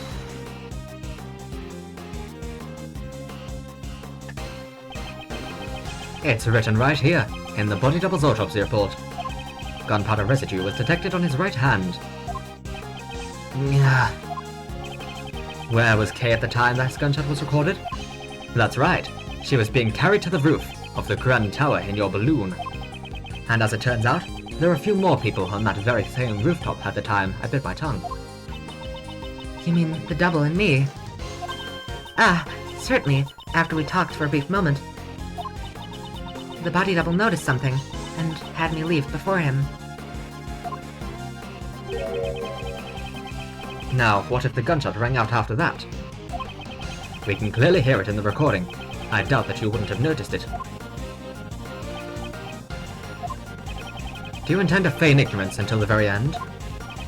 That's nothing more than mere conjecture. What we heard on the recording was not just a gunshot. If you listen closely, you can hear the bullet hitting something. If the body double was aiming at Simon, then the bullet may have struck which piece of evidence? Now we can check. There we go. You killed him by Goomba stomping and he dead. The body double likely fired the gun at the balloon. If we assume that the bullet hit something, it would have been the balloon's basket. Let's examine it immediately. Blammo. This hole. It's a bullet hole. A bullet hole was found in the basket. You won't be able to talk your way out of this one. Gah! How do you intend to explain the gunshot and bullet hole? So, you figured it out. You're good. I guess it's impossible to hide anything from you. Spit it out already. Okay, no need to be impatient.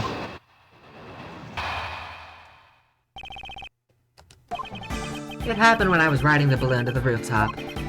I saw the body double and you, Miss Courtney, on the roof. Talk about a surprise! Only the double noticed me. He had told Miss Courtney to leave ahead of him.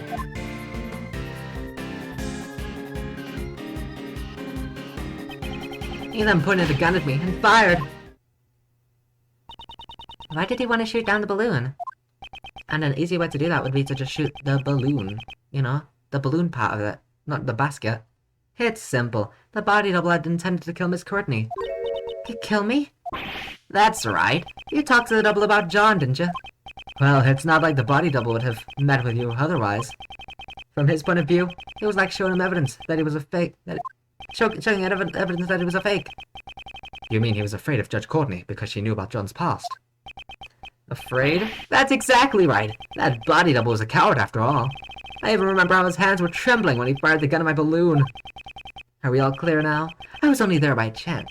Just a friendly witness who was passing by.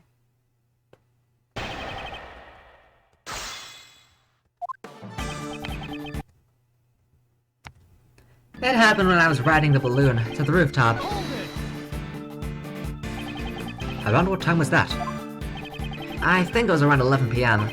It should coincide with the time Miss Courtney and company were on the roof, right? Yes, it was indeed around that time. And there doesn't seem to be any contradictions. However, the time frame is important. And it was at that moment I saw the body double and you, Miss Courtney, on the roof. Talk about a surprise. Are you saying this rooftop rendezvous was beyond your expectations? There's no way I could have known about that beforehand. Well, once the dust settled, I could guess what would have happened, though. The double had intended to kill Miss Courtney.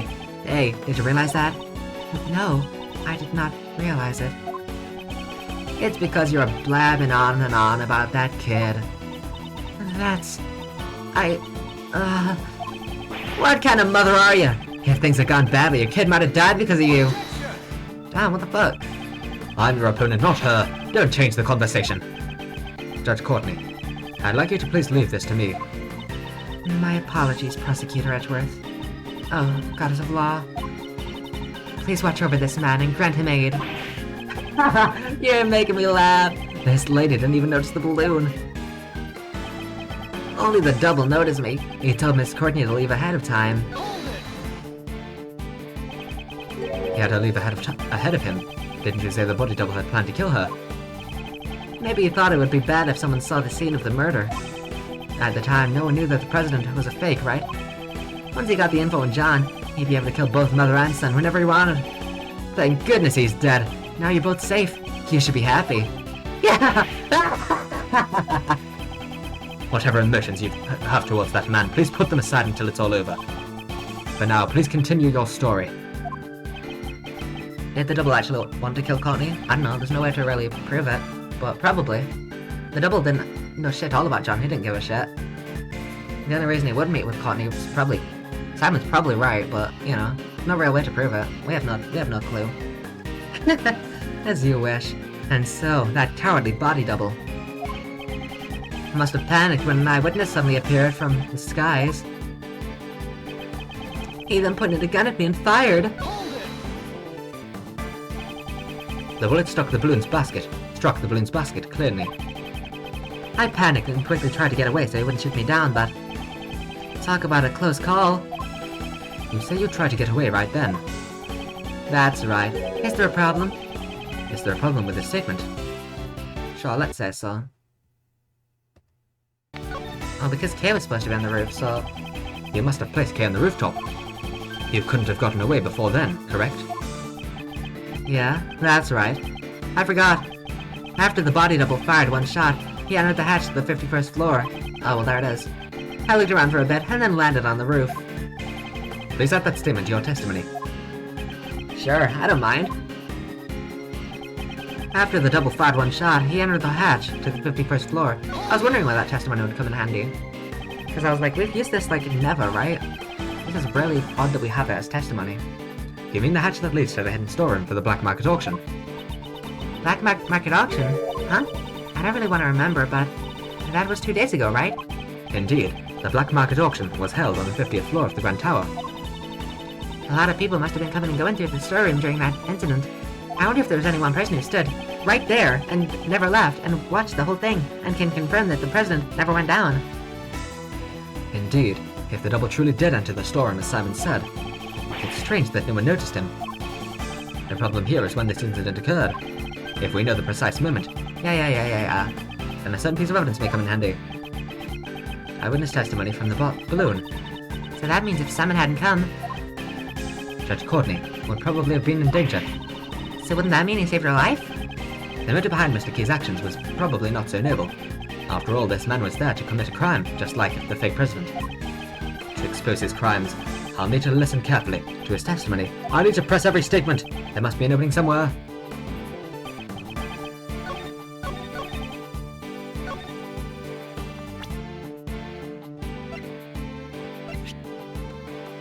President never passed through.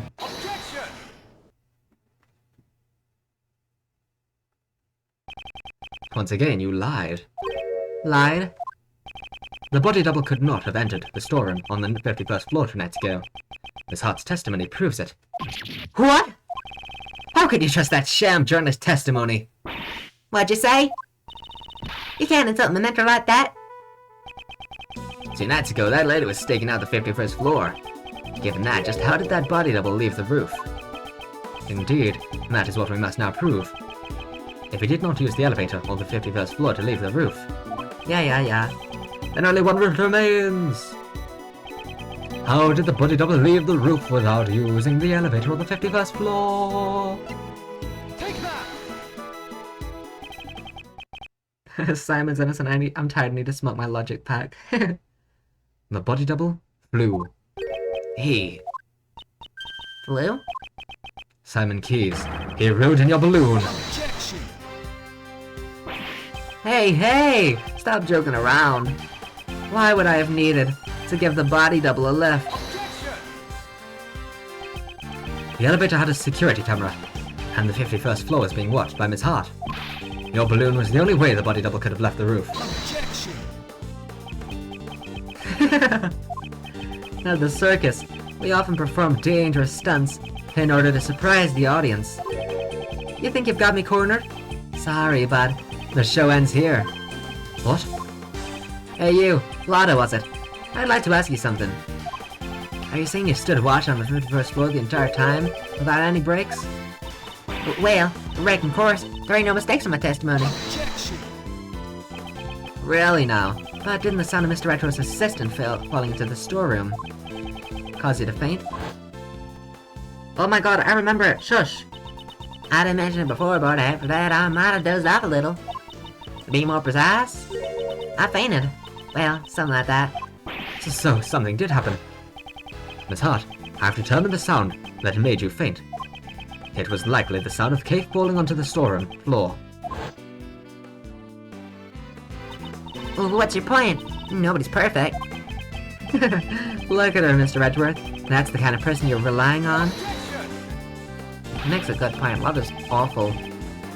Kay fell into the storeroom after the body double had left the roof. Objection! In that case, I have a theory on how things happened. After that cowardly body double fired a shot at me, he went and hid in the shadows until Kay fell into the storeroom. What? So what if he was hiding? Good grief. Oh, sorry, that was Edgeworth. Good grief, you guys still haven't noticed? What if the body double stayed hidden until Lotta had fainted? And then he went down to the 51st floor. That can't be. Huh, precisely. The locked room mystery on the roof has been unlocked. Gah! Go! He even said it in my voice. Yeah! But wait, there's more! I told the hidden body double about John Marsh. That's why he attacked John the next day during practice, but got himself killed instead.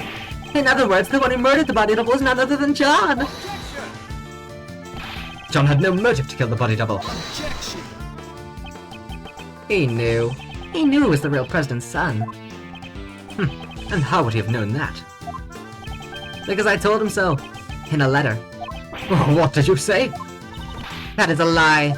Yup, it's all a lie. Huh? But then again, maybe not. Maybe I really did tell him. Right, John? It's true that I caused Muzilla's head to fall. But I didn't know about my dad until today. I'm not lying. Oh, really? I wonder about that. I found out about the head falling thanks to the bug. Now, if you were the one who caused it to fall, and the body double was crushed to death... that settles it. You're the culprit. You successfully carried out your revenge. Congratulations! All the pieces of the puzzle are now in place, as Mr. Edgeworth would say.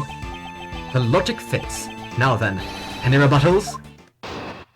Oh, I fucking love Simon. Oh my fucking god, I love this case. Manipulating humans into fighting with each other. Sounds just like me, right? I did the same thing to Knightley and Blaze.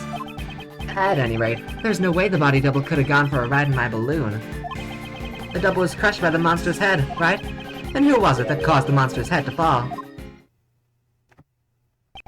Lottahart's testimony and what the papers are printed on. Yeah. Do you understand now? Who the body double's real killer is? The truth that I provided them with gave them a big motive for murder. Get it? Those two try to kill each other because of the truth you're so fond of. Impossible! Hey, you detectives over there, hurry up and arrest this murderer. What's wrong? Why aren't you moving? Damn! I thought so. Just admit it. In the end, aren't you all the same as Blaze and the body double? You ignore the prime suspect and come after me without any evidence. How easily it can be distorted to best suit your needs. This law you all believe in. That is by no means true. Objection. If you're not gonna arrest anyone, maybe I should have a talk with the policeman outside. If I tell them that John Marsh is the killer, they'll be forced to take action. Simon Keyes, your testimony isn't over yet.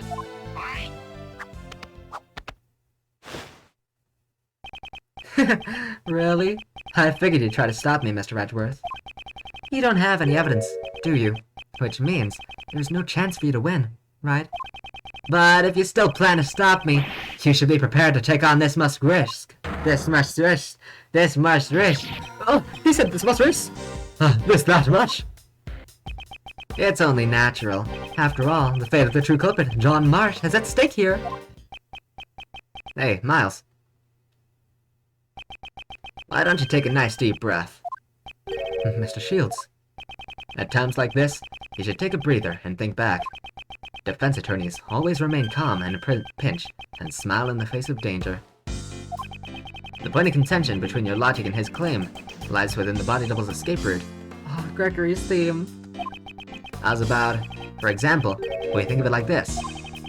What's important isn't whether or not the body double got on the balloon, but rather, if we were to assume he did, what circumstances would have allowed for that? Turn my thinking around! Shut up. Well, all I'm doing is a cheap imitation of your old man. Did it help? Circumstances that would have allowed the body double to get on the balloon. That's right. The body double not only had a large build, but he also had a gun. And in spite of that, no traces of sleeping drugs were found in his system. Which means... it can't be! Mr. Edgeworth, Are you ready yet? Hope you haven't forgotten about this. Oh, this is bad. I must break his testimony somehow. Alright, I don't think that it's gonna penalize me for pressing, but I'll save just in case. I need to forge evidence.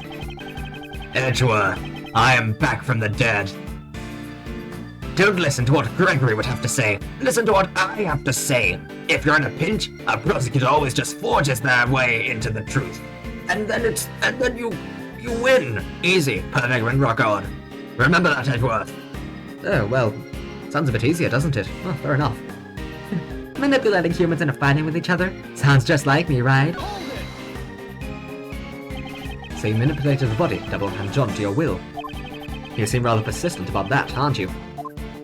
Very much so. I'm an animal tamer after all. And isn't the greatest animal in the world, Nan? I just tell people the truth in order to help them get revenge. They should all be thanking me. Mr. Edgeworth, I'm kind of scared. Steel yourself, Kay, just like the steel samurai would. One who sows seeds of revenge as a jest.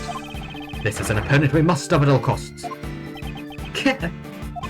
The sins of the past are scary. So scary. You'll never see your retribution coming. I did the same thing to Nightly and Blaze. Fuck. I'm a little bitch. A dumbass, maybe. So you still intend to insist that you were not directly involved, to the very end? Right. I never dirtied my own hands. I just like to watch.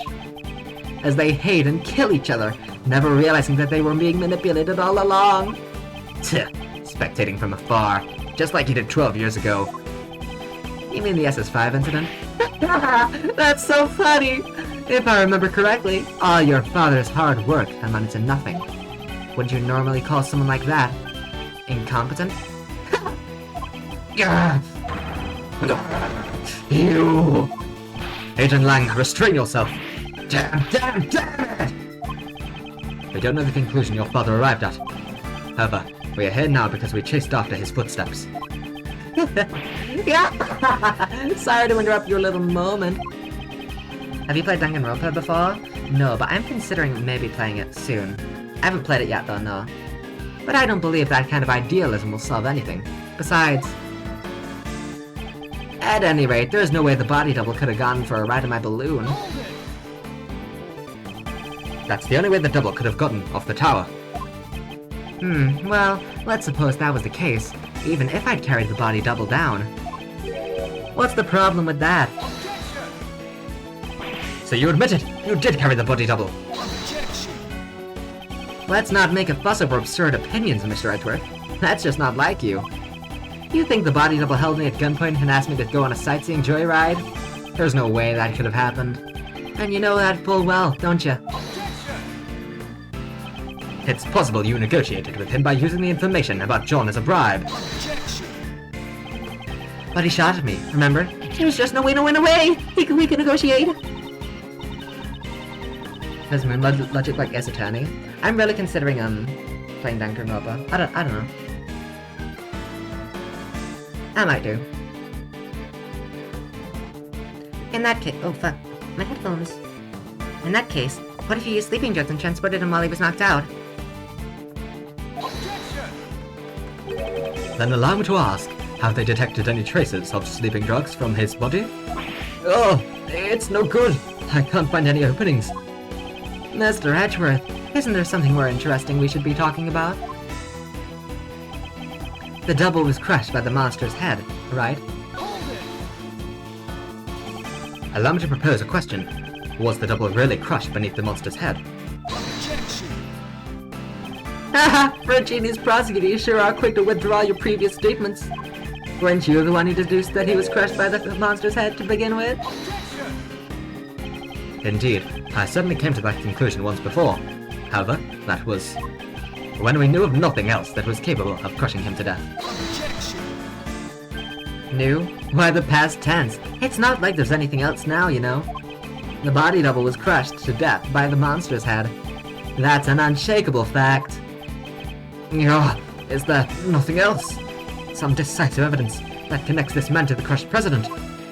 How unsightly, Mr. Edgeworth. Why don't you stop this useless struggle? Besides, don't you already know who the culprit is? Remember? And who was it that caused the monster's head to fall? Certainly. The one who caused the monster's head to fall was John. However, Even John himself admits to that. Well then, doesn't that settle everything? Good job, guys. Case closed. The one who killed the double was John Marsh, and since the police just happened to be here, no, not yet. There's still room for further investigation. don't force yourself. Well then, tell me, what else is there to investigate? And if you can, I want that kid arrested as soon as possible. You aren't gonna overlook a crime, are you? Am I wrong? Mr. Edgeworth, what do we do? Is there really no hope left? Think. If Mr. Keyes killed the double, then the murder could only have occurred when the two met face to face. What he had with him at the time must be the real murder weapon. Darn it, does he intend to play innocent until the very end? The body double's cause of death was rather unique.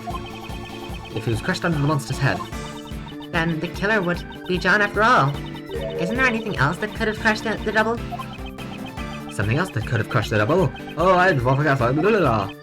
Alright, so... Double was crushed by the monster's head, Right? I think so, yeah. Well, there's something else that could have crushed it. The monster's head. Objection!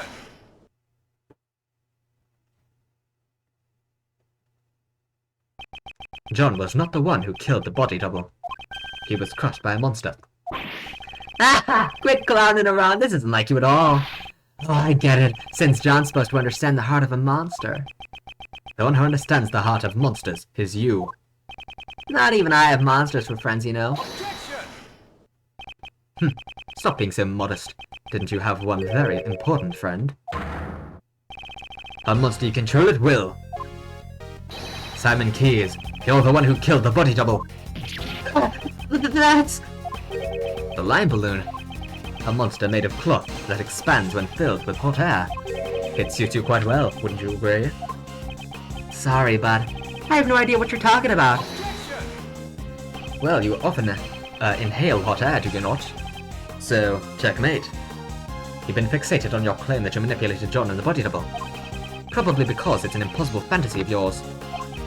After all, even an animal tamer cannot tame the dead. The body double had already been murdered while he was on the roof. And the murder weapon was the balloon you were in. But the autopsy report says he was killed. Not then, so... Uh-oh. The murder weapon was the balloon you were in. Yeah. I see. Although it floats in the air, that balloon still weighs several hundred pounds. When the double threatened you on the rooftop, you immediately came up with a plan to defend yourself. And that plan was to crush him with your balloon. Whether the body double wanted to get on, or that he was carrying a gun, none of that matters. Because what you carried in your balloon was the body double's corpse. Objection! Hold on a second, Mr. Edgeworth. You're saying the double was killed on the rooftop 2 nights ago. Well, that simply doesn't match up with the time of death. What? What did you say? That's not like you at all, Mr. Edgeworth. Take a good look at the autopsy report. The time of death was around 11 p.m. last night! No! Last night? That's right. The very night that Muzilla's head fell. Well, Johnny boy, come on! How about telling us the truth? You killed your father, right? I know the feeling. You hated him, didn't you? Your father who left you all alone forever. You're wrong. I had no idea that guy was my dad. Not this again. Didn't I personally tell you myself? Oh, was my logic wrong? Mr. Edgeworth, allow me to thank you once again for chasing down Blaze and Patricia and bringing them both to ruin. My revenge was a success, all thanks to your logic. If only the time of death matched up, then my logic would fit. Perhaps he did something to throw off the time of death. Froze it in a thing. Oh, the fucking, obviously, the place where he was keeping John. I forgot what it was, but it was freezing.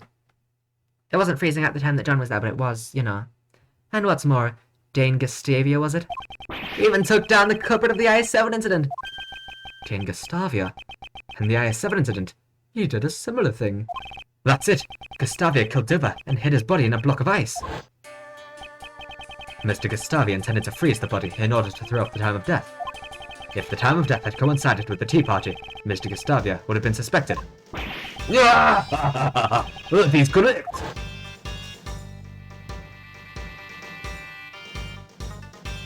Yeah!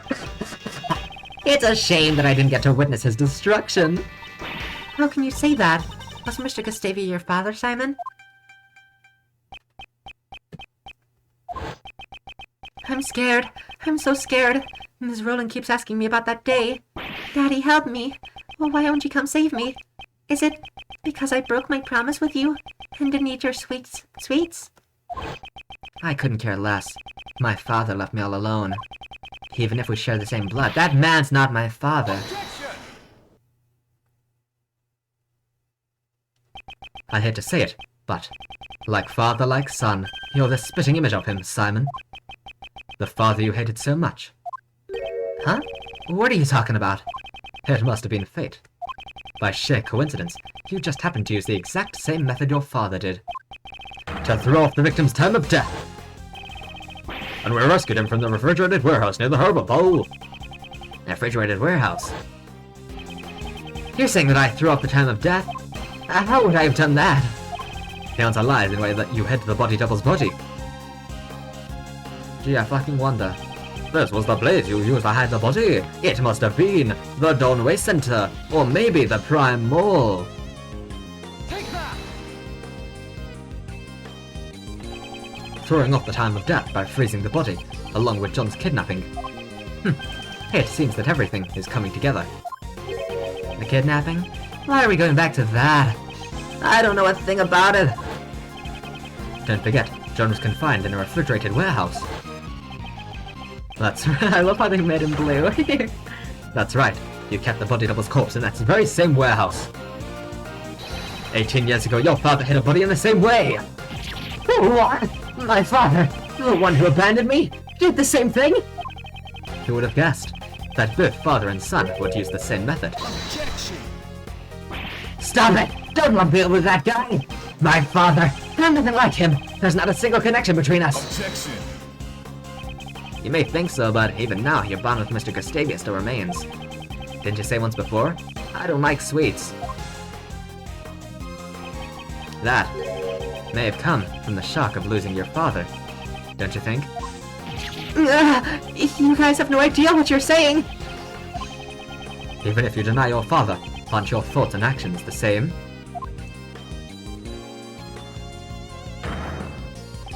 Particularly, your belief of sacrificing others to protect yourself. And finally, your crimes were brought to light, just as his were.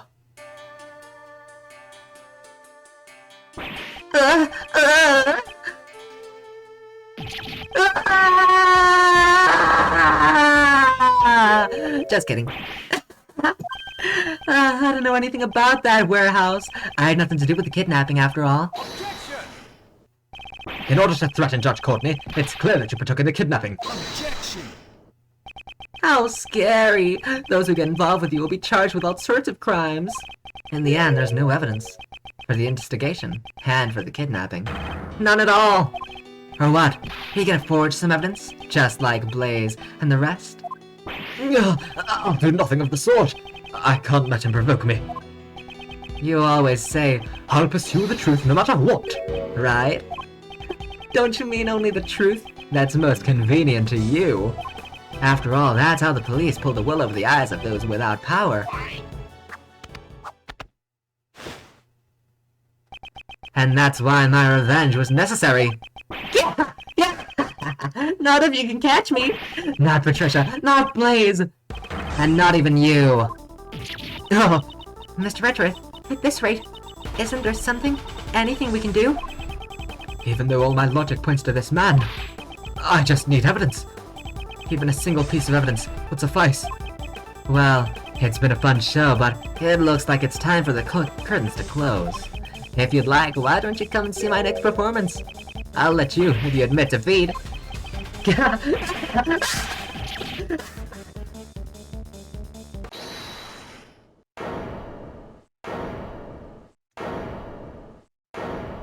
Raymond? Who was that? Hold it, Bo! Oh my god, it's me, the gumshoe! I said the fucking line! I said the line! Sorry to keep you waiting, Mr. Whitworth. Gummy, where'd you go? I didn't even realize it was gone. I was just doing the job that I'm able to do, Bo. Detective Gumshoe, your report, please. I did a quick investigation, sir. About the warehouse John was at. That refrigerated warehouse is currently being rented by the Very Big Circus, just as Mr. Whitworth said. So it's Bonnie here. Our trump card. Well done, Detective Gumshoe. Now then, Mr. Keys. There must be some mistake. Maybe it has something to do with the circus. I see. Indeed, we're not well informed with the affairs of the circus. In that case, why don't we get your boss's opinion on this? Regina!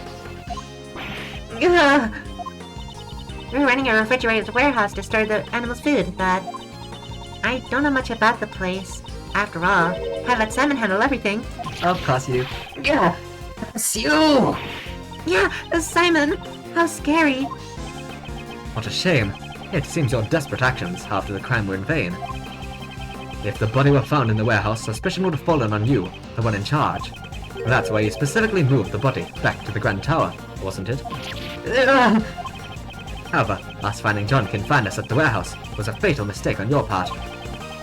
Our resident great thief and detective are both rather exemplary. What's wrong? I can even tell through your face paint that you're looking pale. It's not over yet, Mr. Edgeworth. Your logic's missing the most important piece of evidence. Oh? Please do tell. Isn't it obvious? Evidence that I killed the body double with the balloon. You can't present it, can you? After all, there's no way such evidence could possibly exist. The evidence. It exists. What did you say? If Mr. Keys murdered the victim, traces of the murder should still remain here.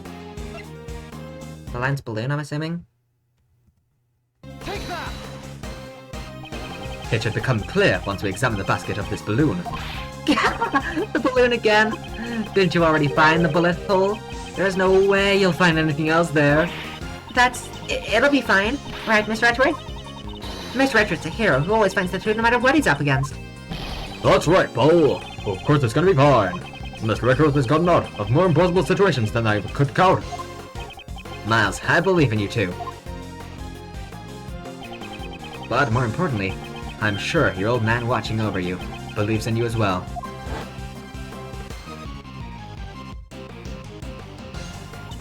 Miles Edgeworth, calm down and think. You're just one step away from the perfect proof. The body double was killed by this balloon. The proof lies in the traces left on the basket. Simon Keys, it's time for you to atone for your crimes. I'll see it with my own eyes. The moment this past case is settled once and for all. Please, Prosecutor Edgeworth, deliver the final blow to this unforgivable person. This is the final piece of evidence that proves your crimes. What traces were left on the balloon that crushed the victim?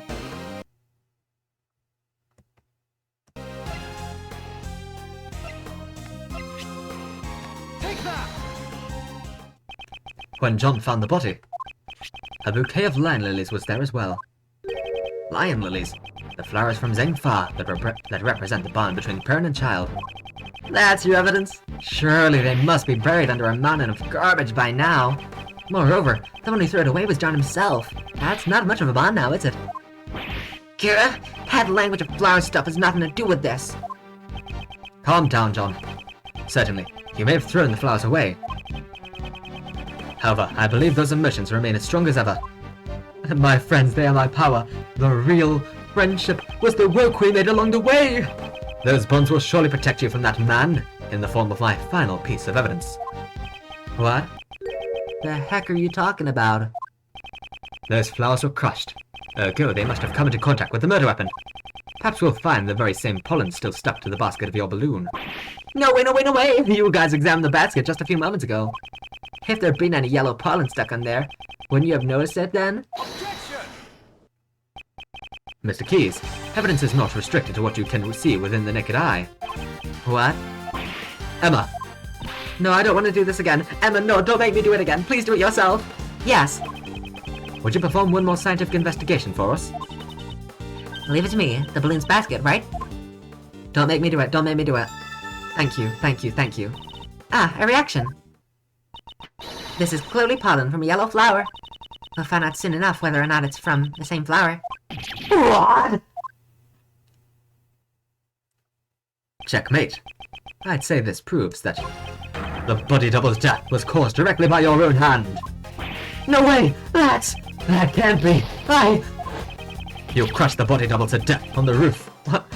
Oh, sorry. I thought that you said, like, you killed the body double to death. You killed him to death. You crushed the body double to death. You crushed the body double to death on the roof of the tower. Then you retrieved the body and hid it in the warehouse. Why did he have to go to the trouble of retrieving the body? 2 nights ago he knew that a separate incident would occur at the tower. Ah, Miss Cranes. Precisely. Leaving the body there would have disrupted his plans. I see, but even so, he couldn't leave the body in the circus warehouse either. Exactly. So the next day, when he was bringing the body back to the tower once again, he saw the small fire John started, which caused the Musella's head to fall. Was that when the idea came to you? Your plan to pin the crime on John. You made it look like the murder weapon was the fallen head. Such foul, cowardly behavior. For that reason, you carried the double's body in the balloon and lowered it into the film lot. At that time, the figure of the body double was being lowered but down by a rope. That's what it is? Our fucking rope? That's stupid. Was captured in John's video recording. You're damn! It was all... You saw through it all? Damn it! Damn you! You manipulated animals, you manipulated people, and you manipulated cases. Almost as if you're a king. However, it's now all come to an end. Simon, the animals have gotten angry. Even Money and Estique. You never thought of them as your friends at all. How sad. Damn it! Don't you look at me with those eyes! It's about time you went back to being a mere clown. A fitting end to your pitiful jester's act. So stay away! Get away from me! Stop it! Please stop it! Daddy, help me. I'm scared. I'm so scared. I don't know anything. I didn't do anything bad. They were the bad ones, weren't they? Horace, why? Why'd you stop me? If you hadn't done that,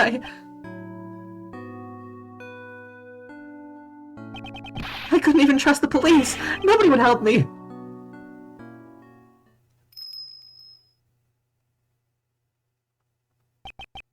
But that man, back then he saved me. The only one who helped me was Dogan. So I used everyone else. What's wrong with that?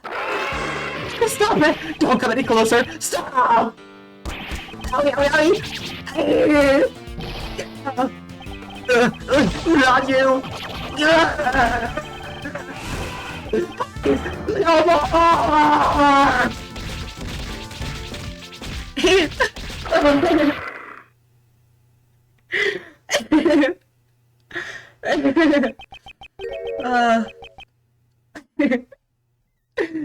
Oh my god. That is the best breakdown in possibly the entire series. Oh, I fucking love that one.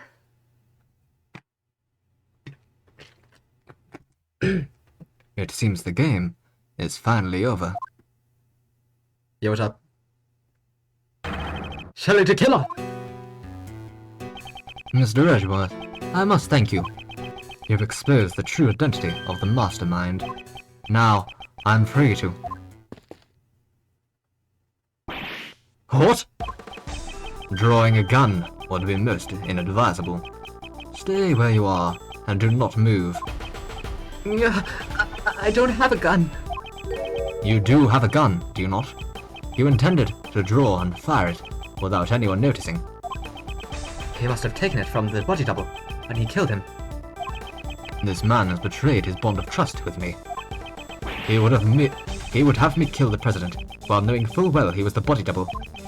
Lying about a target is an extremely dangerous thing to do to an assassin. Not having all the cards on the table can seriously jeopardize an assassination. However, what is even more unforgivable is your deception and your attempt to manipulate me. The time has come for you to for your retribution. Stop!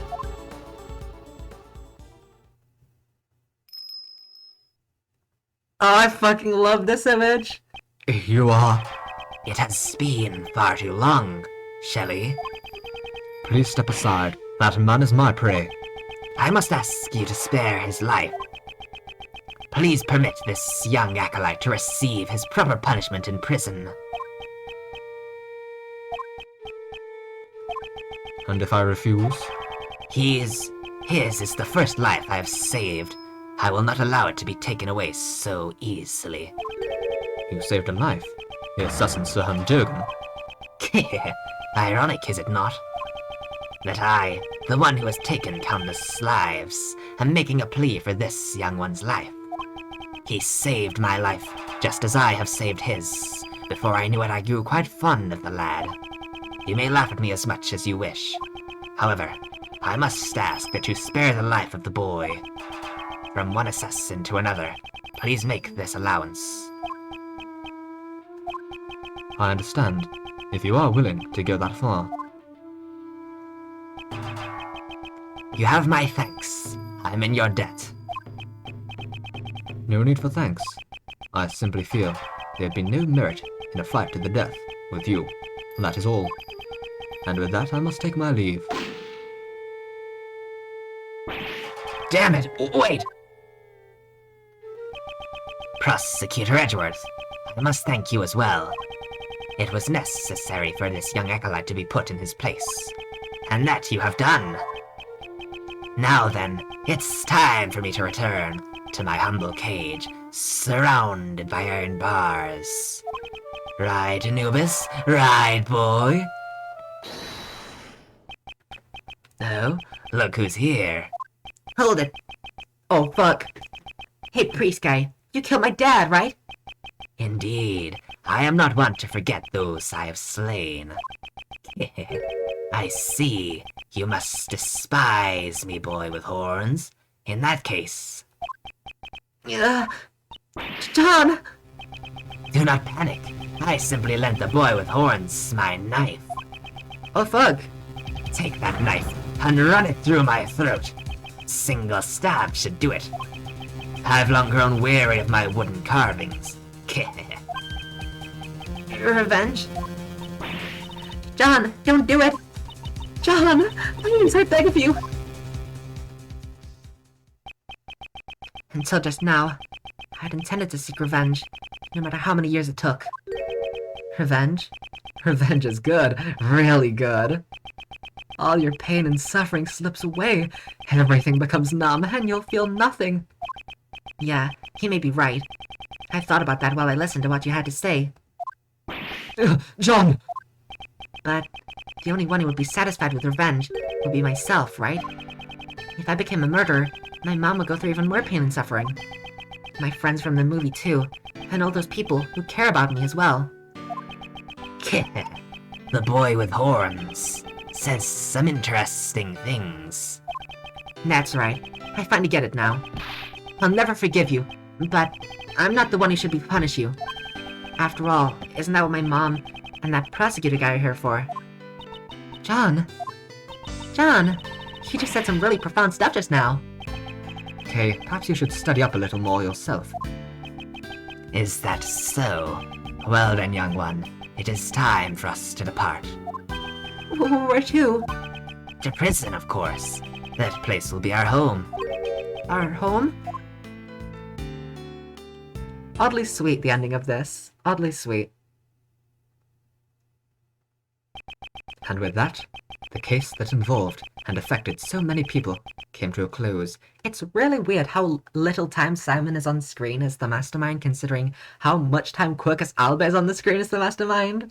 Like, oh my god. That didn't take like 3 or 4 hours to do. That's crazy. And with that, the case that involved and affected so many people came to a close. However, there was still one last thing I had to do.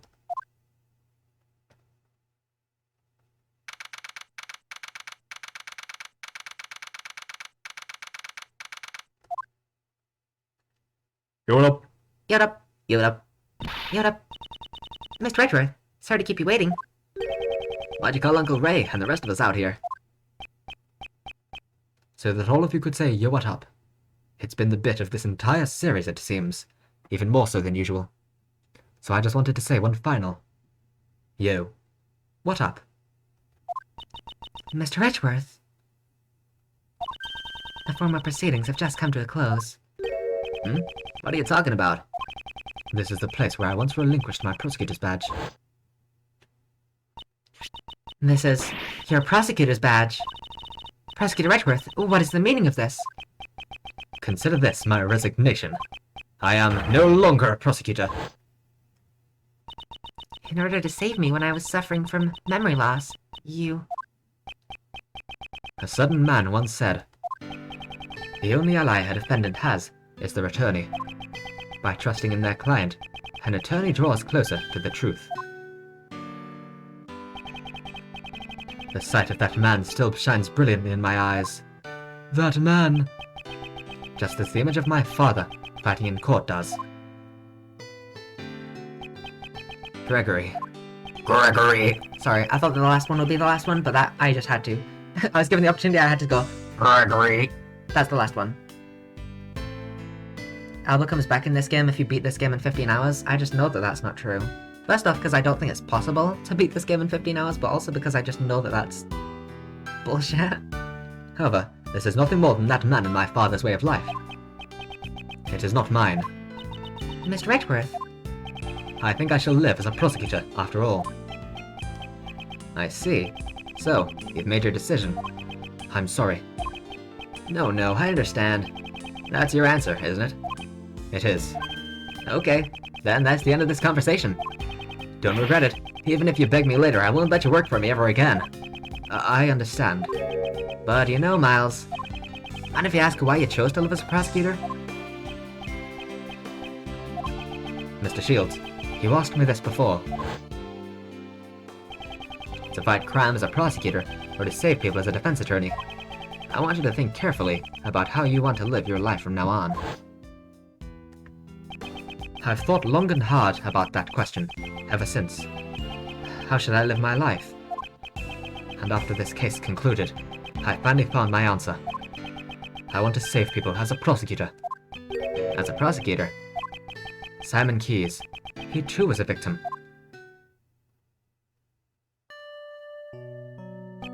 He lost a parent in a past murder, and with it, the ability to believe in anything else. I too know that feeling. The feeling of losing what's important to you, and being unable to believe in anything. I doubted everything during my lonely battles in those days. All that I can hope to do is to get every defendant declared guilty.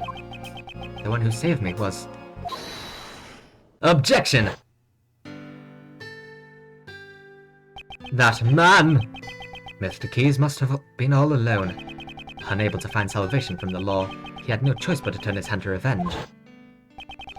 And I suppose you never thought to seek help from the police? no way. As long as Blaze was around, any evidence would be destroyed by him. Actually, didn't something like that almost happen today during Patricia's trial? I want to save those like Simon Keyes. So, how'd you save him? I'm sure this tragedy could have been avoided if only he could have relied on the courts. But instead, he was cornered by Blaze the Best, who used the power of law for evil. The form of the law that can change depending on who wields it. It can be at once a shield to protect and a blade to harm. That too is a contradiction of the law. A contradiction, huh? I know, he said it. He said contradiction of the law. I remember it. That's true. It sure is a contradiction in the law. I thought it was going to be all subtle. No, a flashback. This game can't be subtle. The way the law is right now, it isn't always completely right. And even though I'm bashing on this game so much, I love it so fucking much. Investigations 1 and 2, I love them so fucking much. They're both amazing games. The only way to right those contradictions is by joining in the court system. The one who could have saved Simon Keyes was not an attorney, but rather a watchman of the law, a prosecutor. I shall face the contradictions in the law as a prosecutor. I see. That's just like you. But you know, it'll be tough. It won't be just a walk in the park. You'll be going up against the law itself. You do realize that, right? I do. However, someone must. Yep. Uncle Ray believes in you, too. The law evolves and grows, just like all of us do. I'm sure you can pull it off. After all, you're Gregory's son. Your old man would never give up, no matter what. His eyes always saw only what laid straight ahead. Miles, when you chose to live as a prosecutor, your eyes looked just like your father's. It looked like you've grown up a bit. I really wish your old man could see you now. Thank you very much, Mr. Shields. So then, Prosecutor Edgeworth, allow me to formally return this to you. Please do. I, Justine Courtney, as a member of the PIC, do hereby return to Miles Edgeworth the rights and privileges of a prosecutor in the name of the Goddess of Law. Proof of my profession. And with that, Prosecutor Edgeworth is revived! That's great, sir! So then, Prosecutor Edgeworth, it's time for Uncle Ray to make his exit. I have to report to your old man all about the traitor in the Edgeworth family. Thank you for everything. Truly. The next time we meet, just might be in the courtroom. I hope you'll be ready. Uncle Ray might not look it, but he's an ace attorney after all. Haha, I get it. I'll look forward to seeing the attorney my father trained in action. Take care.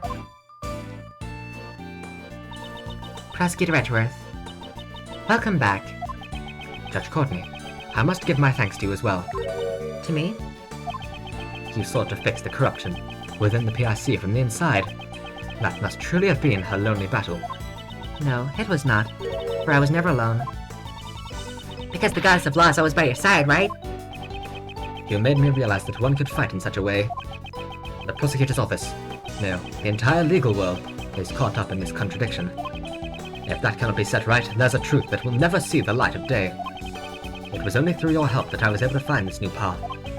One that fights against the contradictions in the law. I too find that promising, as one in the service of the Goddess of Law. You shall certainly succeed in helping the law grow. Let us meet again in the courtroom. Yes. I must apologize for my shameful actions during the trial 2 days ago. Next time I shall fulfill my duties as a judge perfectly. Your Honor, I do not intend to speak regarding your ideals. Prosecutor Edgeworth. However, the greatest judge I know is one overflowing with humanity. Even during a trial, that judge experiences happiness, anger, sadness, and joy. But nevertheless, always hands down the correct verdict in the end. It's difficult to say, but sometimes I feel that perfection is not always correct. So a judge too has the right to behave in such a manner. Thank you very much, Prosecutor Edgeworth. When I pursued and fought against Blaze the Best, the Goddess of Law was not the only one by my side. Ah, it's John! When I have this cut out with me, I feel a strange sense of courage well up from it within. No matter how painful things became, no matter how strong the foe, when I remember that I am not alone, I am able to keep moving forward. Wrongs must be put to right, for John's sake as well. John too lost his father in a past crime. That is more important to me than even the words of the Goddess of Law. Though I'm sure the goddess would be angered by those words. Your bond with your son is the secret to your strength, I imagine. I don't have to be perfect. I just want to grow little by little. Both as a judge and as a mother. That is how I feel. It seems there's much each of us has yet to learn. Agreed. We're still but children before the world. Let us grow in our respective paths until we meet again. I shall look forward to that reunion. May the blessings of the Goddess of Law be upon you as you follow your new path. Yo, what up? I mean, yo, what? Bye. Yo, what down? Though I once lost my position as prosecutor, I have now reclaimed it, so that I may tread a new path as a prosecutor. I shall surely reach the truth waiting at the end of this path, no matter how difficult the path may be. If any seek to stop me on my path, they shall receive no mercy. No matter who they may be, I will shout just one word: OBJECTION! Oh my god, what a fantastic game. We gotta have one more. You what's up? Just for old time's sake. Oh my god. Chief, what sort of scoop are you aiming for next? Hey, ain't you a journalist? There ain't nothing more important than information. You may be my apprentice, but you're still my business rival. I ain't gonna tell you everything. That's my manner, alright. I reckon you're even more prepared than me. I understand. I get my information using my own 2 feet. Yeah, that's the spirit. By the way, which arm you asking? What sort of scoop you aiming for next? Huh? Chief? Ain't no need to be stingy. I'm your mentor after all. That's just heinous. Take a sip every flashback. I finally found my prosecutor's path. Oh my god.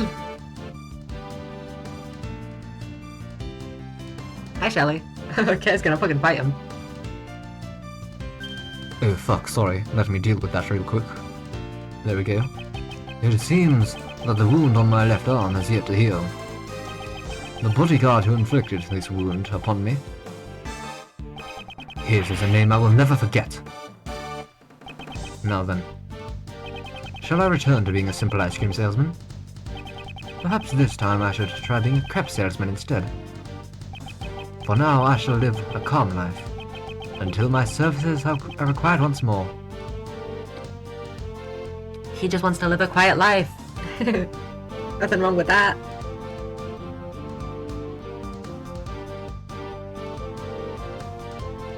I don't remember my voice. I might have been knocked out once by that prosecutor named Edgeworth. But I'll keep on trying to escape. I won't let him dampen my fighting spirit. Ain't that right, Rocky? The gong that'll sound off my next escape will ring out soon enough. Till then, let's keep working out. Oh my god, this game was fucking amazing. I loved it so much. Oh Jesus, oh fuck, oh shit, oh golly, oh gumdrops. Are you inquiring into my studies to become a pet groomer? I'm working as hard as ever. I spend every day covered in mud. Perhaps this suits my true nature far better than the life of a newspaper salesman. Once I leave the prison, I hope to earn an honest wage as a pet trimmer. Huh? My sentence has been extended? Because I was Warden Roland's accomplice. Oh! He did it again! Why do you think I've been given a rat's ass about these stupid animals' well-being? The hell with the pet trimmer's license. Damn it! He threw it again! Oh my god. Breakdown in the actual credits. That's fantastic.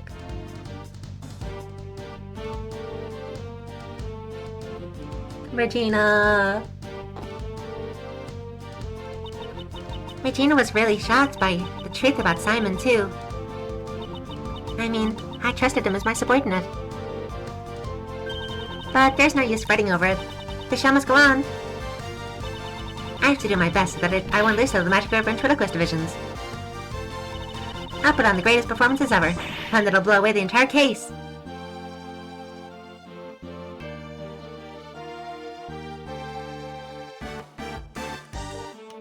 Oh my god, I fucking love this game. This is phenomenal.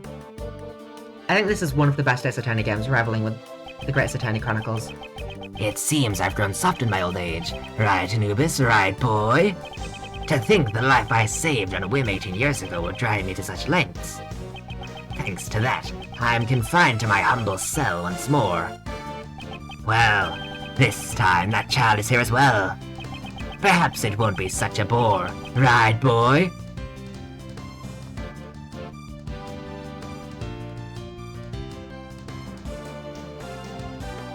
Here they are. Today's dessert is chocolate cake. A gently melting moment of allure. I will wait for you forever, Kate. I shall come here every day, just as you and Raymond did for me. Monsieur Shields, Prosecutor Edgeworth, I am truly grateful to them. I cannot believe I am able to eat your desserts. Once more, Monsieur Master. Oh, I've been allowed to distribute my treats in both the detention center and the prison. For the past 18 years, I've brought joy to one and all with my delicious sweets. You're the mayor of Jello Apocalypse. Yeah, I think my opinion on Jello Apocalypse, because I haven't seen anything except the Investigations 1 playthrough. I think that they're funny and they're all very talented voice actors, but I don't agree with all of their opinions on the game. Yes, see? Thanks for everything, boys. Of course. I owe Greg you my thanks too. After all, I get to stuff myself with Jeffy's delicious desserts, once again. Oi, next time, maybe I'll use one of Jeffy's sweets to create a new drug. The tuck-in diet. You'll tuck in your stomach while you tuck into desserts. It'll be delicious, hence slimming, and also good for your health. Jello Apocalypse really doesn't like the investigation games. Yeah, I can tell. Which I kind of get, but I really, really love them. Fucking amazing games. Man, I'm glad I got to meet and sketch so many beauties. But Mandy caught a glimpse of my beauties sketch. She had a misunderstanding. You clobbered me in the face with my sketchbook. Yeah, you were dating her and you were talking about, so in exchange for my sketch of beauties, I had one beauty walk out on me. Maybe it's time for me to start getting more serious about my life. Maybe it is. Do I take the path of an artist, or do I follow the path of my heart? Oh, and by heart, I mean the heart of my new lady. Like, bro, you were dating her and then you were like, oh my god, I'm so in love with everyone else. Like, yeah, no wonder. Yoda Bad. Mr. Bad, thanks for all your help today. I'll testify about the I-7 incident as much as you need me to. Prosecutor Edgeworth. Seems pretty active, too. He chose not to take the same path as Gregory, but rather to live on as a prosecutor. Well, I am kinda sad that I won't get to work with him, but I'll continue to watch over him. It looks like you've grown up quite a bit yourself. I'm so happy. Mr. Bad actually praised me. If you ever need a hand from the attorney Raymond Shields, give me a call, anytime, any place.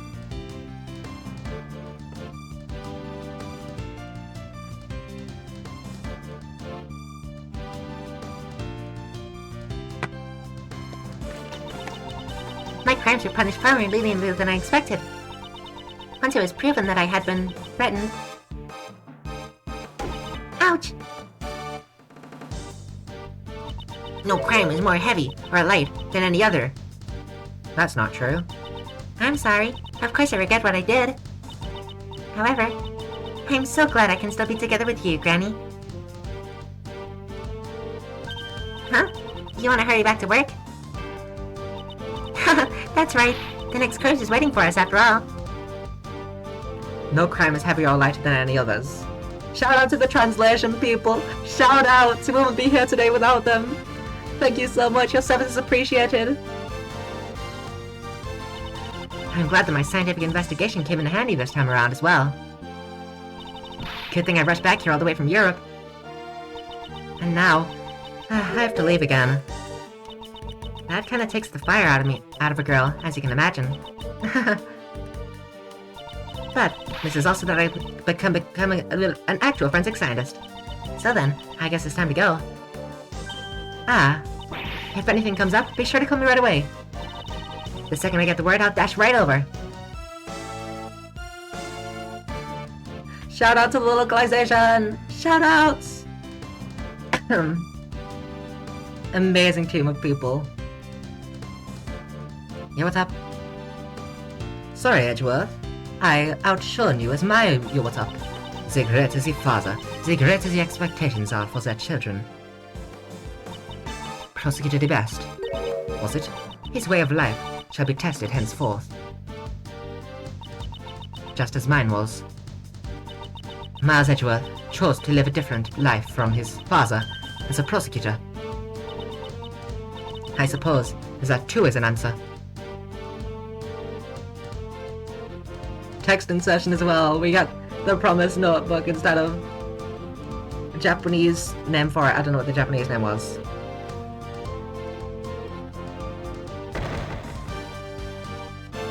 Give it up. I could never have imagined the truth that my old man was hiding. Unlike me, who only thought about the Lang clan. My old man was trying to protect an entire nation. Well, he kind of fucked up, didn't he? But I swear to you all that I will carry on his will. Even if the president was a fake, and the real one was murdered. I swear that I, together with my men, shall revive Zhengfa. Someday I'll surely show you all the Zhengfa brimming with life. I'm tired. See ya. Bye, Jeremiah. Have a good time. And shout out to the voice actors as well. Voice editing and insertion. Yo, what up? Am I here? What the fuck? Oh no, it's me. I've asked everyone to stop calling me the best. Character development. I was crying again. I don't like it. It makes me feel like I'm just borrowing Pop's power. I shall study even harder than before and triumph over Pops. Good on you, Sebby. I'll become strong enough so that I won't lose even to Mr. Edgeworth. Now then, let's start by thinking of my new nickname. The Sebby. Got him.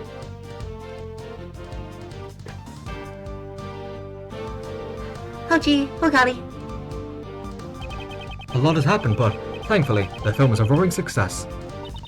The gossip articles about the murder made our movie the talk of the country. A monstrous man appears from the mighty Mozilla. This is the true face of the monster who murdered the president of Zhengfa. Huh? Isn't that you in the photo, Mr. Powers? How could something like this happen? No, it's fine, isn't it? It's thanks to those articles that our film is a big hit. Much obliged. What the fuck?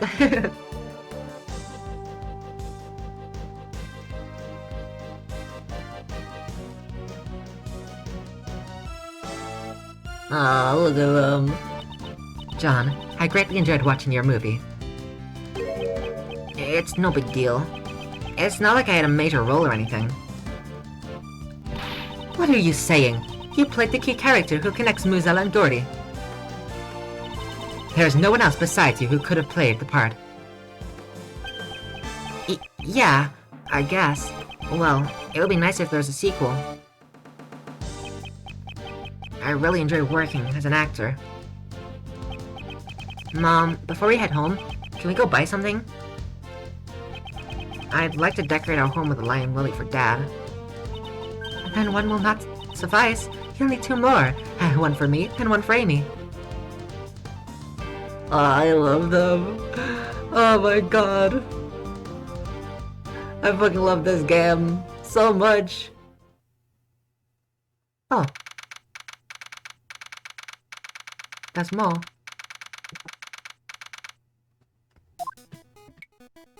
Whoa, we were really busy with all those cases, weren't we, sir? Indeed, we were. Why did all these incidents happen in such a quick succession? I feel like things are always busy whenever I'm around. Wait, Kay, wouldn't that mean you're a magnet for crimes? Hey, Gummy, that was rude. I do get the impression that he's not entirely wrong. So then, Kay, do you intend to resume your training to become a great thief? I don't know. Oh, there's something on your mind, Paul. How should I put it? Until now, I've always been chasing after my father, so that I could become a great thief, just like him. Like the previous Yatagrasu, I suppose. But watching you, Mr. Edgeworth, made me think... maybe instead of chasing after my father, I should find my own path. I mean, you didn't become a defense attorney, either. Chasing after a parent's shadow isn't the only path in life for a child, after all. I'm gonna aim to be a hero in my own way. That sounds good. But of course, that doesn't mean I'm gonna throw away the name of the great thief Yatagrasu. No matter what sort of hero you become, Kay will always still be Kay. Thanks, Gummy. And Gummy will always be Gummy. Of course, Bull. I plan to keep putting forward on my plan for another detective after all. Miss Redworth, I look forward to continuing to work with you, sir. Yes, I'll be counting on you, Detective Gumshoe. Detective, you've saved me many times during these past cases. You have my gratitude. I suggest you look forward to your next salary assessment. Uh-huh. What? It does not mean what I think it means. What's wrong? I'm saying that your salary ought to be raised. Oh, really, sir? I can't believe it.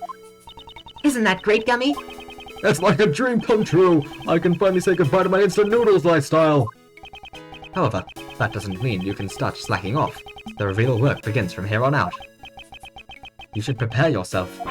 Yes, sir, roger that. I'll devote my body and soul to following after you, Mr. Redworth. The path Mr. Shields and Judge Courtney taught me is to take a stand against the contradictions in the law and become woke. I've finally accepted my sexuality, for I am extremely gay. And to reach the truth at the end of that road.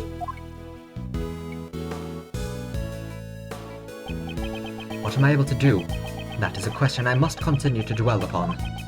Certainly, this path will not be easy. However, Prosecutor Edgeworth, when I pursued and fought against Blaise de Bast, the goddess of law was not the only one by my side. Ah, it's John. When I have this cut out with me, I feel a strange sense of courage well up from within. When I remember that I'm not alone, I'm able to keep moving forward. your bond with your son is the secret to your strength, I imagine. Bonds, huh? Ah, I completely forgot. That was sudden. What's wrong? I was searching for members for the new Yadigrasu team, Now that you mention it, I do remember you saying something to that effect. but in the end, I wasn't even able to find a single person. What? Not Emma and Regina? Can you imagine it? A team combining their powers in order to steal the truth. I wanted to create an invincible team like that, but What are you saying, Bull? Don't you already have a team? Together, the three of us can solve any case that comes our way. yeah, you're right. A prosecutor, a detective, and a great thief. We're the invincible trio of heroes that steals, captures, and pursues the truth. Hearing all that kind of makes me feel sorry for the truth. As long as the three of us are together, there is nothing to fear. Isn't that right, Mr. Redworth? Yes, you're correct. Even until his last moments, my father ran along his own path. I too shall advance along mine, accompanied by my somewhat boisterous comrades. As long as they are by my side, I can walk forward without hesitation. On this new path as a prosecutor. Prosecutors and attorneys. The path I walk is not my father's. However, I am certain that the two paths are not separate. Though we may walk in opposite directions, our destination is the same. Why, you may ask? Because both paths lead to the one and only truth. Oh, look at them! Oh my god! Edgeworth looks fucking stupid in that picture, I'm sorry. Look at his dumbest face. Yeah. That was fucking amazing. The end. Oh, I loved that game so much. Yeah, sure, let's save, I guess. Yeah. Saving, do not turn power off. This is very important. Ah, there we go. Let me save state as well, just in case. Yes, there we go. Oh my god, that was amazing. I loved that game so much. I really, really enjoyed it. Oh my god, what a charming game. I absolutely adore it. Big shout outs to all of the people who localized that, translated everything about it. Amazing group of people. I would not be here streaming this right now without them. But yeah, that is going to do for today. There's the start of the music. That's going to do for today. I had a really, really good time. I enjoyed that so much. And while I wouldn't say that I disliked Alba's testimonies, it is nice that it felt like a while, but it still didn't feel like, 4 hours. This Simon one. I really enjoyed that. And I really love doing Simon's voice, as you could probably tell. I was having a lot of fun with it. But yeah, that's gonna do it for today. I think that the next time that I'll be able to stream is the last day of the month, which is the 30th. I don't know if I'll be able to stream much anymore at all after that. That might be the last stream that I ever do. I'm not entirely sure. It might be the last stream, or it might just be nothing, and I'm way overreacting. I have no idea. I've been talking about this a while. The 30th might be the final day that I ever stream. I don't know. Or it might not be. But either way, this game was a lot of fun. I'm really, really glad that I got to finish the investigation games before the time was up. For when I am possibly not able to stream anymore. Just a possibility. I might still be able to stream, and I really hope I can, but I'm really, really glad that I got the investigation games done. It was so worth it to sort of rush these, almost. Not rush them. Like, I took my time with them, but do it all in a row, with no breaks in between other than that one spooky stream where we died. But yeah, I feel like this wraps things up really neatly, and hopefully we'll be playing the Apollo Justice trilogy soon. If I can still stream, hopefully. So yeah, that is going to do for today. I had a really, really fun time with that game. And Investigations 1. I've adored both of these games so much. This series is amazing. Much better than the trilogy, for the record. The Investigation duology, much better than the trilogy. I'm just gonna say that. That is my opinion. They are so much better than the trilogy. Oh my god, the trilogy was annoying. Not that the trilogy was a bad 3 games, but this was definitely better. But I hope that everyone enjoyed this. It's been 6 hours and 23 minutes now, and I hope that everyone has a wonderful time. Bye bye bye!